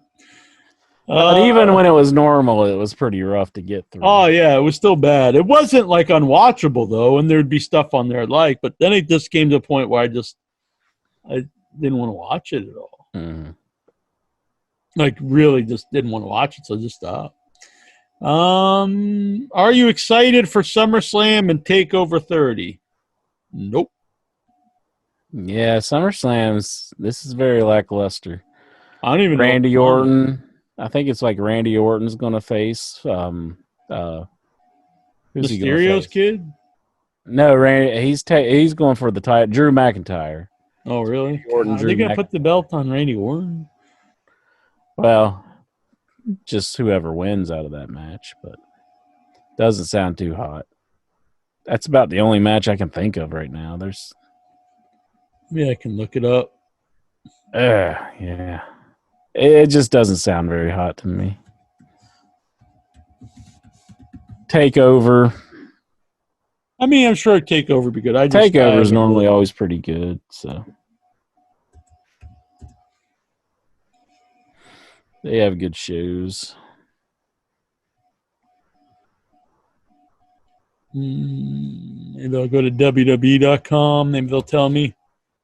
Yeah.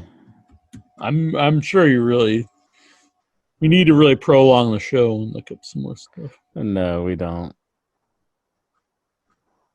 Someone in the chat just posted the matches. I don't know. No, we just that. Oh, here we go. Did you like any of these following tag teams and have any memories? Rodney Mack and Chris Nowinski. I don't remember that team at all. I don't know either. Yeah, Did I he just loved make them. that up? He might have. I don't know. I loved them. They were the best. Lance, Cade, and Mark Jindrak. Good. I don't remember them teaming. I'm just going to answer good there. Carlito and Chris Masters. That was the team. I kind of remember that, I think. I think you might have asked this one before. Christian and Tyson Tomko. He asked that before. See, Yeah. now he's doubling up on us. They were pretty good. He's just trying to see if we're paying attention. Here you go, intro. Titus Worldwide. Bad. The best. I loved it. The Miz Taraj. That was really good. Like Miz stuff. Team rated RKO. Yeah, I like that. I like that, actually. Randy Orton, Edge. Kurt Angle and Sting in TNA. Yeah, they're kind of good, I guess. I don't know if I was watching it then. Was that like when they went into Main Event Mafia and I stuff? think so. Yeah. Rey Mysterio and RVD. Yeah, they were good together. Billy Kidman and Rey Mysterio. Is that like Filthy Animals? Yeah, when Ray didn't have a mask on. Yeah, I didn't like that. Had like the horns on his head. I wasn't a fan.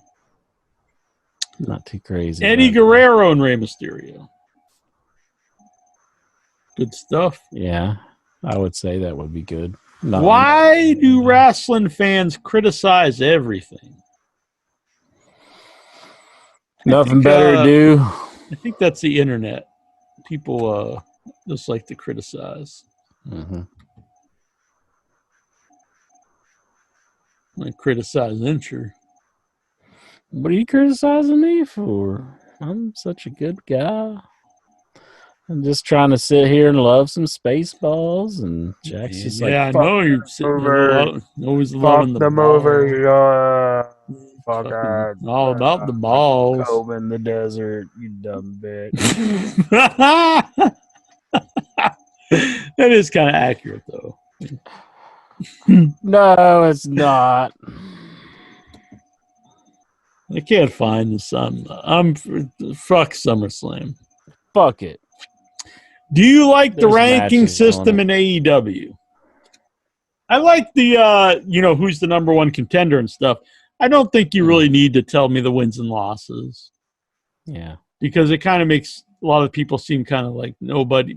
Because there'll be like 8 losses, and there's no way to really do that unless you have everyone just squash matches all the time. But I like rankings. What storylines in AEW have you not liked since Dynamite aired? Probably the Brandy Rhodes thing Yeah, she stuff had was going the on worst. with the Karma. Or what was her name on Awesome Kong? Yeah, I was not a fan of that either.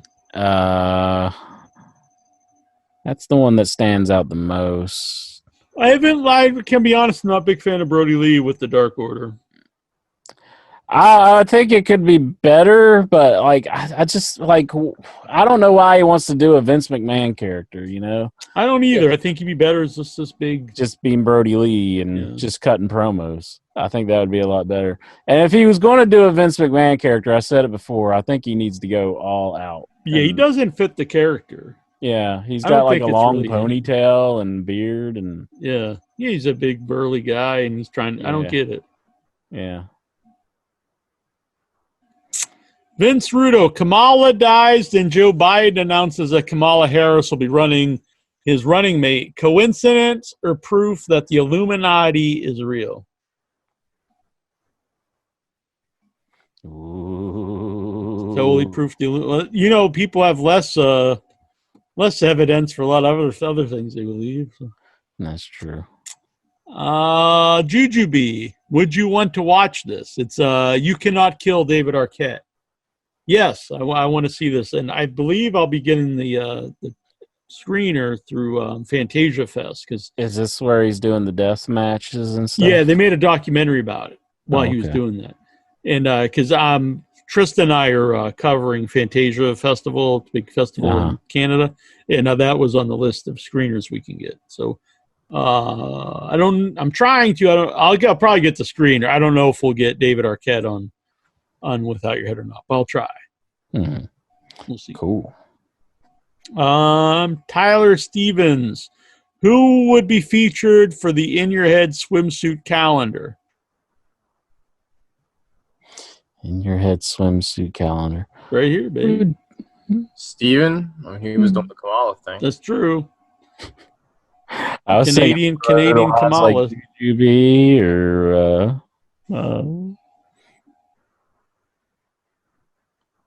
boom. Big Red Machine.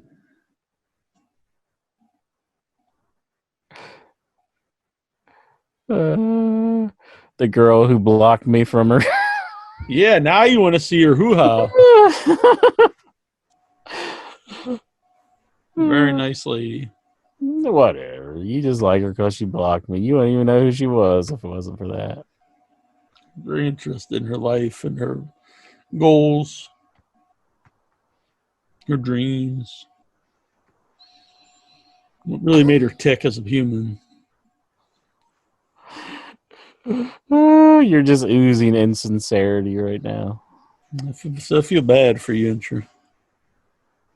Now you're really oozing the insincerity. Need some love in your life. Your heart, Intro. Don't just think with your hate. Are you a Satanist? Huh? Are you a Satanist? Why you ask that? Because you're always hating people's dreams and wanting people to suffer. And no, I'm not. I like one person because they were very bitchy to me. They weren't very bitchy. They just did not, just voted for me. And blocked me. Yeah, but that's not that big of a deal. I blocked over 200 people. Do you think they all think I'm a bastard? Of course you don't think it's a big deal because you're blocking everybody. Do you think they all think I'm a piece of shit bastard? I think I have 3 people on my blocked list. I think 3. I'll show it too. Let's see if I can even find it. Can you share a screen on that? I don't know. Can you do that one? I don't know. I might have it that only I can. Yeah. And I just can't change it in mid-show, I don't think. Yeah, I think you had it disabled. I was trying to share it for that Bloodsport thing. Yeah, I think I have to change that before we go live. That's all right. I can change it. There you go. See. Now you should be able to do it if you so desire. Where do you find it? It's at the bottom of the Zoom thing. It says share screen. No. The Facebook settings and then blocking. Blocking under settings. Yeah. Oh, I was wrong. I have 1, 2, 3, 4. Blocking 5. McGee over here. I have 5 people. See, man, okay, you're all about peace and love, and you're like, I got them all. Blah. Am I on there? No. I know. Screen. I'm gonna guess one of them. What's the first one? Al Ulb. No, right, Barry Oil. Al Ulb. Who's Ashley Banks? That's the girl.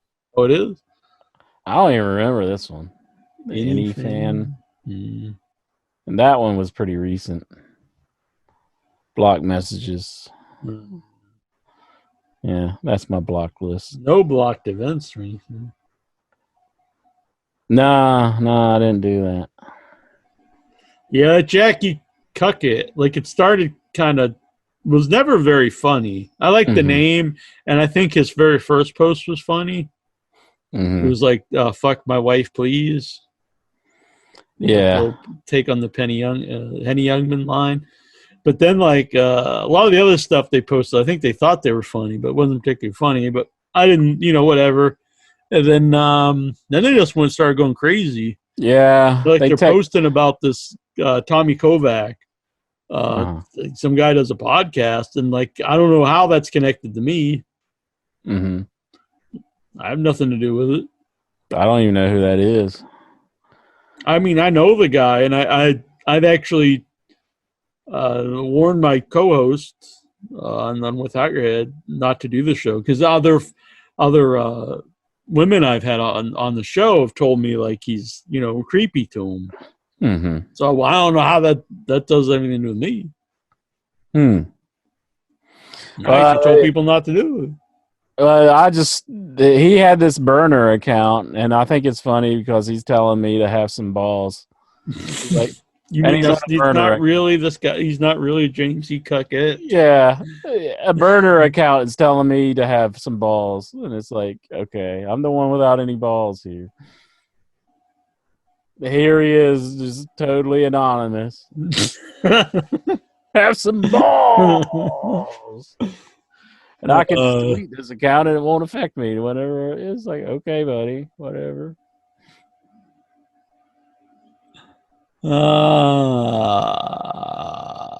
Vince Rudo, is Incher less or more attracted to Nyla Rose now that he knows she still has a penis? Who said I was attracted to Nyla Rose to begin with? I don't get this hatred of Nyla Rose. I actually don't find Nyla Rose attractive, but I don't hate her or go on this like tirade of she's like dude, there's lots of people I don't find attractive. You don't have to just be like this vicious lusting over everybody. I mean, I just I don't hate her. I kind of like her wrestling. I like her as a wrestler. Yeah. Yeah. So she did have the picture with Eddie Guerrero's wife. Yeah, Vicky Guerrero. Right? Yeah. The package is Yeah. Yeah, that's what they're in reference to. Yeah, they're. I don't find Vicky Guerrero attractive either. We're trying to beat around we're trying to tiptoe around that one, but yeah, we know what they're saying. Heavy sackage. Yeah. Vince Rudo, as a follow-up, Incher logic deems that real men get women pregnant, but Nyla Rose is a woman, got her wife pregnant. How does Incher feel about the paradox of this logic?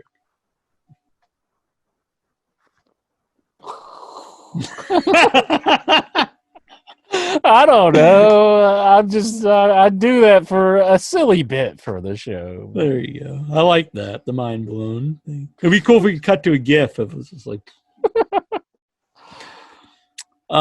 Dobbs Dean Maya. Love sucks ass, doesn't it? It's something happened with Dobbs this week that I don't know. Like did someone turn him down or something? I feel bad. Yeah. Vince Rudo, why is Dobbs such a flag of Facebook? Why is Dobbs such a? I think he's saying why is he such a sissy? Oh, I think Dobbs is a good man. I think he's just going through some hard times here with the love. Like, what happened? Like, if he's going to bring this stuff to us, call in the freaking show and let us know. You got to give us the full story here. We don't know what you're talking about. Right. He can't be Booker T in us. Mm-hmm. You want our advice. You want our guidance. You need to call in. And who better to ask about love advice? Exactly. We're all in on it. Vince Rudo, if you had the Stanley Cup to yourself for one night, what would you do with it?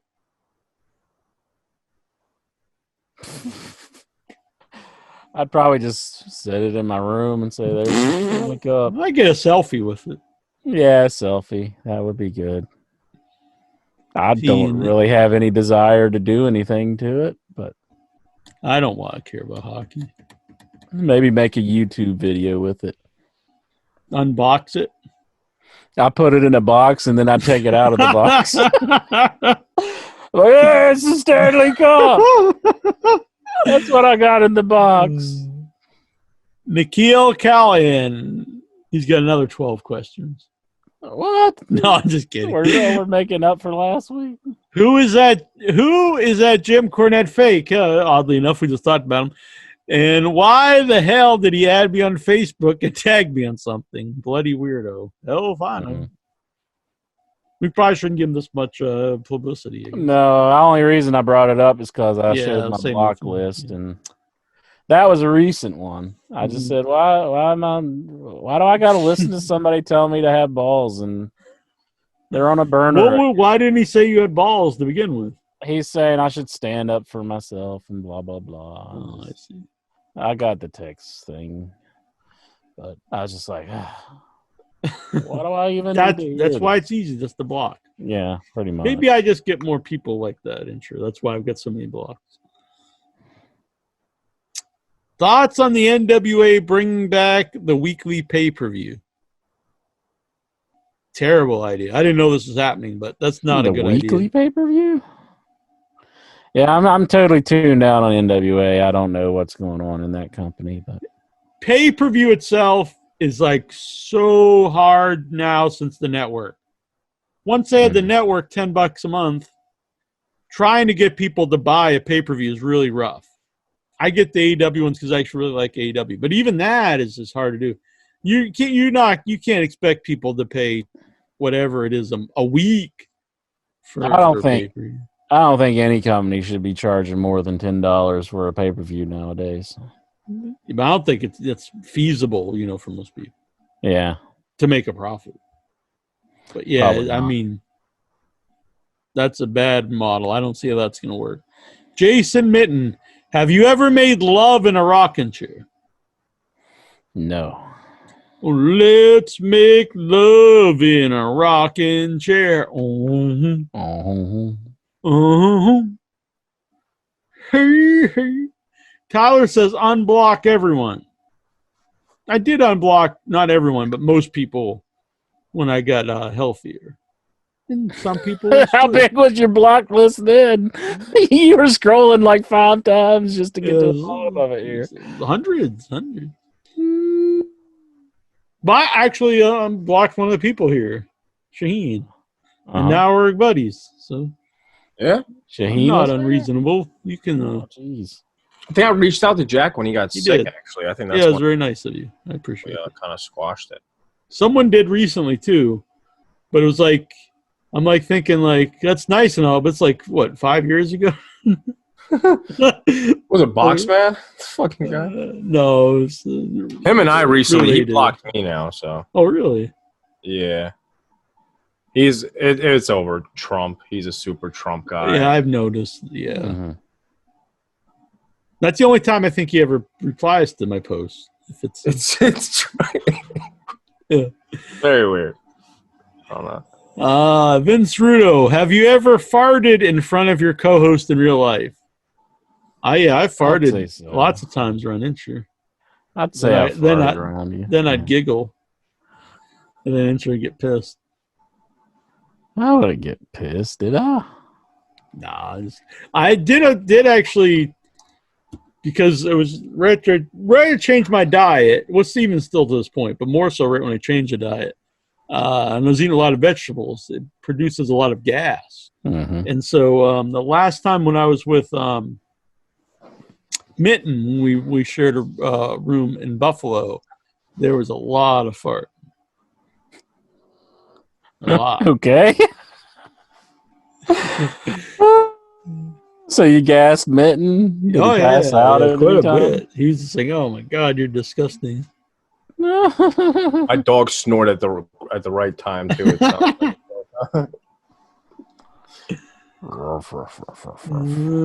Vince Rudo. One time too, I was in when I had the colostomy bag. I was having a good time, and so everything would go. You wouldn't have control when you take a shit. It would just go in there, and there was no control. You know what I'm saying? Like it would just come out. Yeah. Also, gas, which people don't know about, and so that would all go in this bag, which is airtight. So one of the things you learn to do is would call it burping the bag. So otherwise it would expand too much and blow up. So you would have to just crack it and kind of squeeze it softly to let the air out.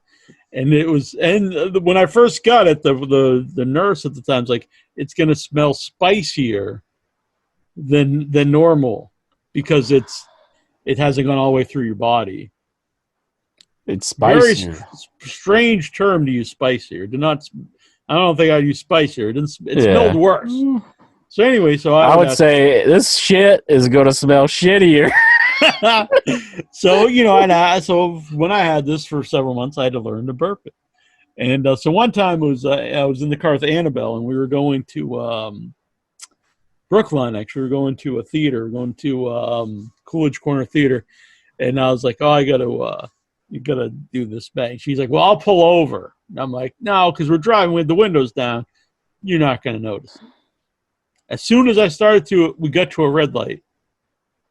It's just this really rancid, terrible smell. And I remember she was not pleased.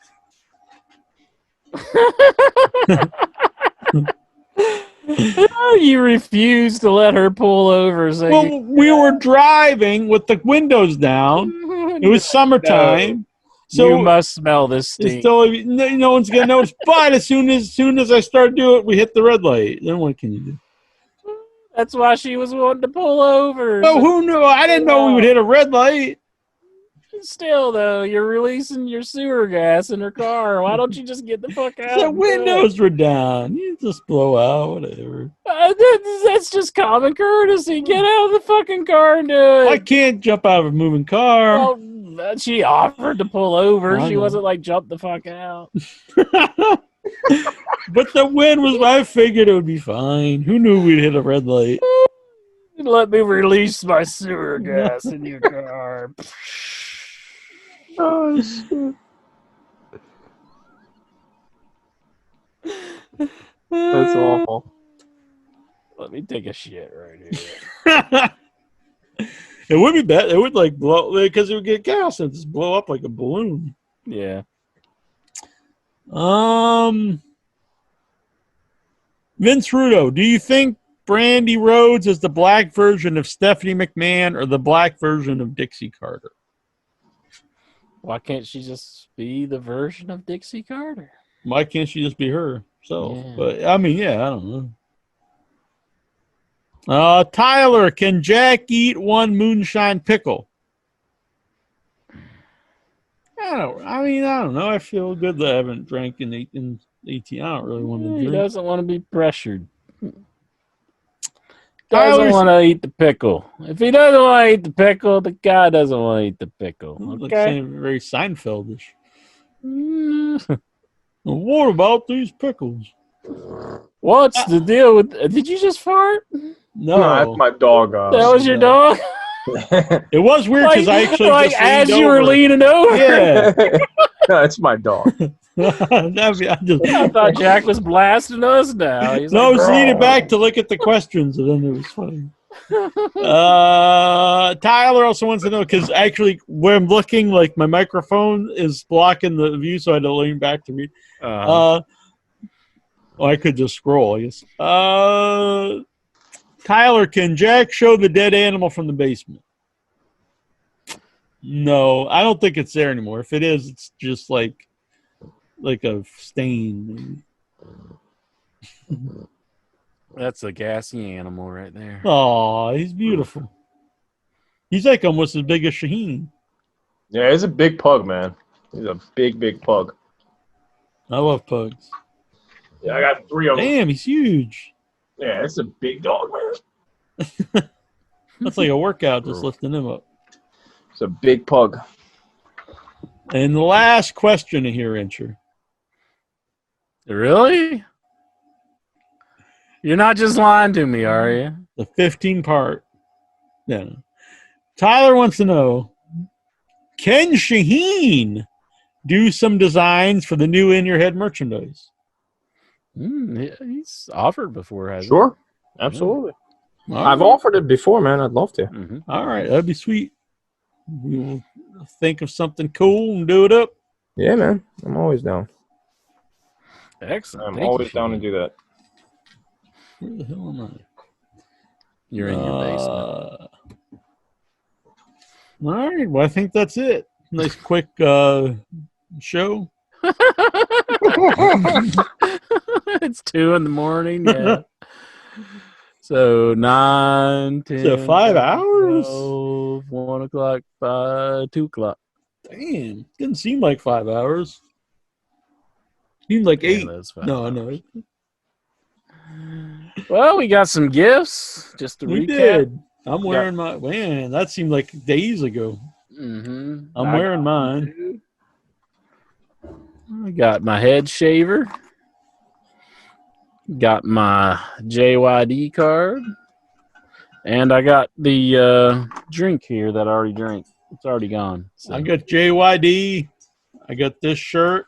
Mm-hmm. I got a head thingamajig. Yeah. And I got some alcoholic pickles to try to get me off the wagon. You're not going to eat one, are you? Are you going to be thinking about it all night? Nope.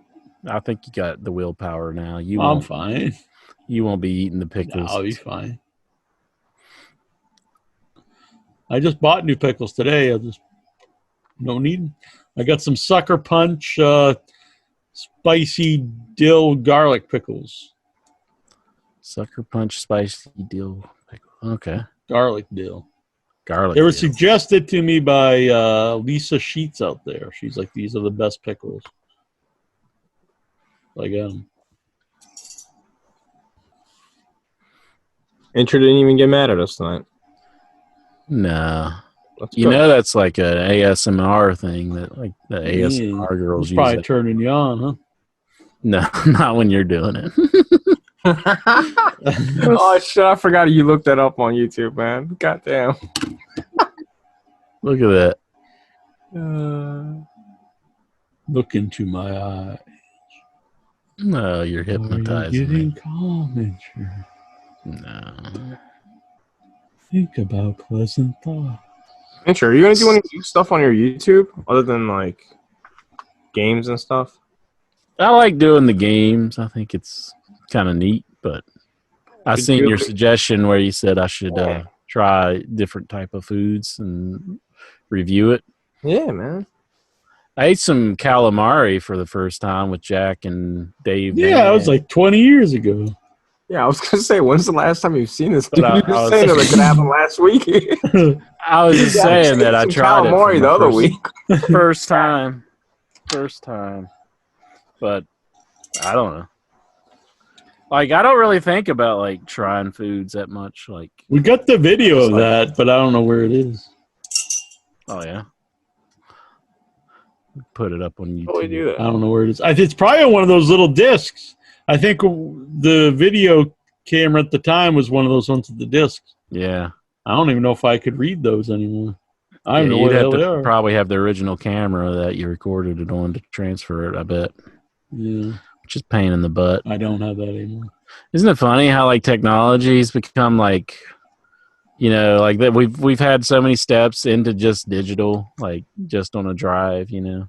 Like they had the DV. This laptop tapes actually has a disk drive, which is unusual because my computer doesn't even have a disk drive. Mm-hmm. Yeah. Yeah, they're kind of phasing that stuff out now. Weird times.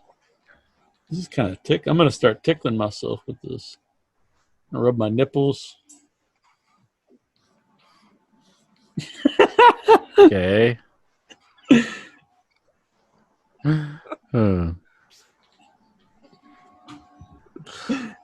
I don't know. I don't really need something to scratch my head. I can just reach up and scratch my head. Just try it. Try it right now. Try it. I don't know. I don't think it works with the hat on, but Yeah, but I got Not a wanting to microphone take your hat and off. shit off. Yeah, but it's kind of sunburnt and peeling at the moment. Well, it's not. oh, It it doesn't probably hurt wouldn't feel anymore. good at all, but Yeah, it's peeling at the moment, but it actually doesn't hurt anymore. yeah. But I don't want to see people want to see my peeling head. You'd look like Fred Krueger.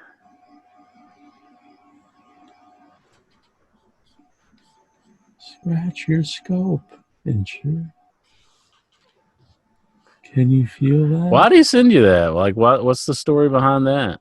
I don't know, because I cut my hair really short. I buzzed my hair, I guess. Like I just, Mhm. yeah, I didn't know if there was like a backstory there or not. But, I like it. Nice gift. Thank you, Jason. By the way, if anyone else wants to send us stuff, doesn't have to be huge. Could be little things. My address, I give it right out. 2 Campbell Street, Sandwich, Mass. 02563. Entry, you probably have to message him, and he probably have to trust you, which I'm not saying is bad. That's probably a lot smarter than me. But you get. So we'll definitely open them on the show. I thought it was very fun. Most definitely. It was a fun time, man. All right. Well, thank you, Shaheen. Thank you, Shaheen. Thank you, Inchman. This is Toronto Stevie and Vic Schiavone for calling in. I know Songman, he tried, I guess, but he used the wrong link. I'll work this all out. It's a work in progress, all these video It's a things. shame it's got to change, because I know Lexar is Yeah, it's going to be hard to get him easier back if you on could just leave. Yeah, because I don't know how to contact him. It'd be a lot easier if you could just. I thought it would just keep the same number, but it doesn't. So Yeah. Oh. I don't know. Oh, But anyway, it's working good for the most part. You just have to update this. But so it'll be the current one for 20 weeks. That was the longest I could choose. So the next 5 months will be good. 5 months. Yeah, that'll bring us into 2021. Chat room. If the world exists in 2021. It is very possible. We all could just be dead by then. Weird times, ain't you? I ain't wearing no mask. I ain't going to give up my freedom. So fucking crazy. It's just there's a virus. It doesn't care. It's just going to go around. Is it this big heart? It's like this small thing to ask. They're not asking for much. Fuck you. I'm giving up my freedoms. I see it even on my local page lately. Without a mask, because this is all bullshit. Yep. Think it's a conspiracy to get Trump. Even it's like you don't realize it's worldwide. You just think it's like here. other countries is dealing with this as well. They're just all in on it. They're all wanting to get Trump out. How does he even get him out to begin with? It don't make no sense. Just wear a mask. I mean, it's not that difficult. You don't have to wear it constantly. Doesn't it kill you whenever you see people and they got the mask on, but it's like hanging underneath their neck? Yeah, dude, I want to choke every single one of them.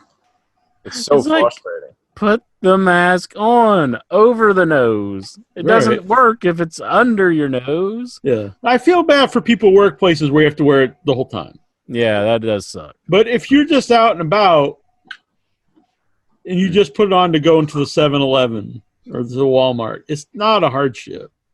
Yeah. I wear mine around my neck when I'm out walking. I see someone off in the distance, I pull it up. I don't wear it, the whole time I'm out because I'm in an area where there's not many people.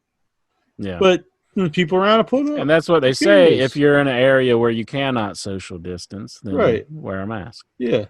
And I see a lot of people do the same thing. They'll be walking. We'll see each other off in the distance. We each put them, they either put it on or pull it up like me. We walk by each other. A little bit later, we pull it back. It's not a big deal. If I stop at it's not a 7-Eleven, but I stop at the convenience store, I go in, I buy this lottery ticket or something. I have the mask on. It's not a hardship. Yeah. Yeah, I wear one for about 4 hours whenever I go to work. Where my brother works, because he has some problem breathing with it on, so they let him change shift and he works overnight now. Yeah. But otherwise, if he goes someplace, he puts it on. My mom puts it on. She has COPD, so she has respiratory problems, but she wears a mask. It's not an issue for her.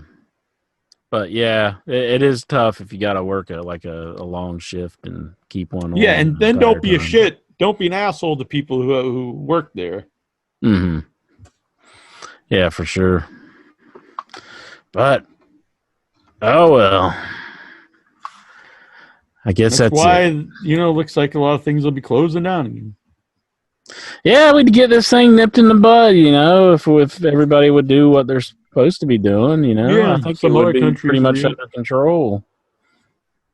It's gonna be worse in November, man. Yep, when it gets into the cold weather. Back into the Not even that, just the elections. That's when people will start doing all this mass Oh yeah, and it's a big freedom, thing where I live. riot. Oh, it's the mail-in ballots. It's gonna be, and then I don't understand why if you do think the mail-in ballots can be fixed for some reason, why it can only be fixed against one party. Like it's impossible to fix it against Right. somebody else. You know what's the silliest thing to me? It's like when people say that wearing masks is going against their freedom. I mean, we're banned from leaving the country right now. I think that's more of losing our freedom than putting on a fucking mask for 5 minutes. Yeah, exactly. Can't even Where go I am outside. if I leave the state and I come back, I'm supposed to self-quarantine for not just me, but anyone here for 2 weeks, or it's a $500 fine a day. I know, like England said, I they can't don't go to even Rhode want- Island. I can't even go to Rhode Island right now. They don't let people in. Yeah, from That's not freedom. And I heard that England, like, they won't even let like American citizens in their country, and I'm like, who can blame them? No, exactly. Most countries, Mexico cut us off. Really? Yes. Mexico. Mexico closes borders to us. They said, "Get the fuck out! Like, we don't want this. Keep that shit over there." This is how he's going to get them to pay for the wall. Yeah, 3 miles of wall in 4 years. I mean, we don't have it under control. I mean, I can't blame any country for not wanting us No, a there. lot of places is really getting out of like in Texas. Dude, I was at the convenience store the other day, and for the most part, like 99% of the people here are fine. This one younger guy comes in, and he has no mask on, and he starts screaming about 5G. Talks about, they're trying to chip you and all this, and it literally, I had to calm myself down, man, because you don't want to lose your cool and end up getting arrested over arguing with. But at the same time, he was literally going up to like people with kids, getting very close to them, screaming in their face about how they're raising their children in fear. And I'm like, dude, if I had a kid and you said this, like I would straight up deck you right in your jaw. There's no way you're getting my kid's face and trying to preach. Like, I don't know you. Why, I don't know. Yeah, and who's asking for that in the store anyhow, I mean, Right. Just run your phone. You're just there to buy goods. Yeah. Get here, Slim Jim. And well, yeah, and then you're getting a speech from freaking this guy. And he was screaming. Like, he was like, you would think this guy was on a podium, keeping up the line. The line is out of control. It's like, dude, come on. Just everybody's already stressed out, man. Nobody's trying to deal with this shit. Just leave people alone. Some people just don't have very good sense. But I don't know. It seems so ridiculous to me. It kind of makes you lose faith in just the American people that you can't get everybody on the same page, and then you got them with the mask on their chin and stuff, and it's like, good Lord, dude, we got exposed. You breathe out your mouth and your nose. Put it over that, Yeah, we got exposed, man. The whole world's laughing at us. We've always been like number one, and we're better than everybody else, and then shit hit the fan, and we can't even get on the fucking same page. Everybody else got it together. Sad. Like, no other country is really suffering like us at all. Everybody was kind of back to normal. All the civilized countries. Everybody's back to normal. We're here tearing down statues and fucking not putting on masks and saying this is. And again, I'm for the statues being torn down. Fuck them statues, but I'm just saying it's led to so many different things. Wow, But it's a crazy time. So anyway, with that being said, this was in your head. We're going to 4. All right. Bye-bye. Bye, everybody. See you next week.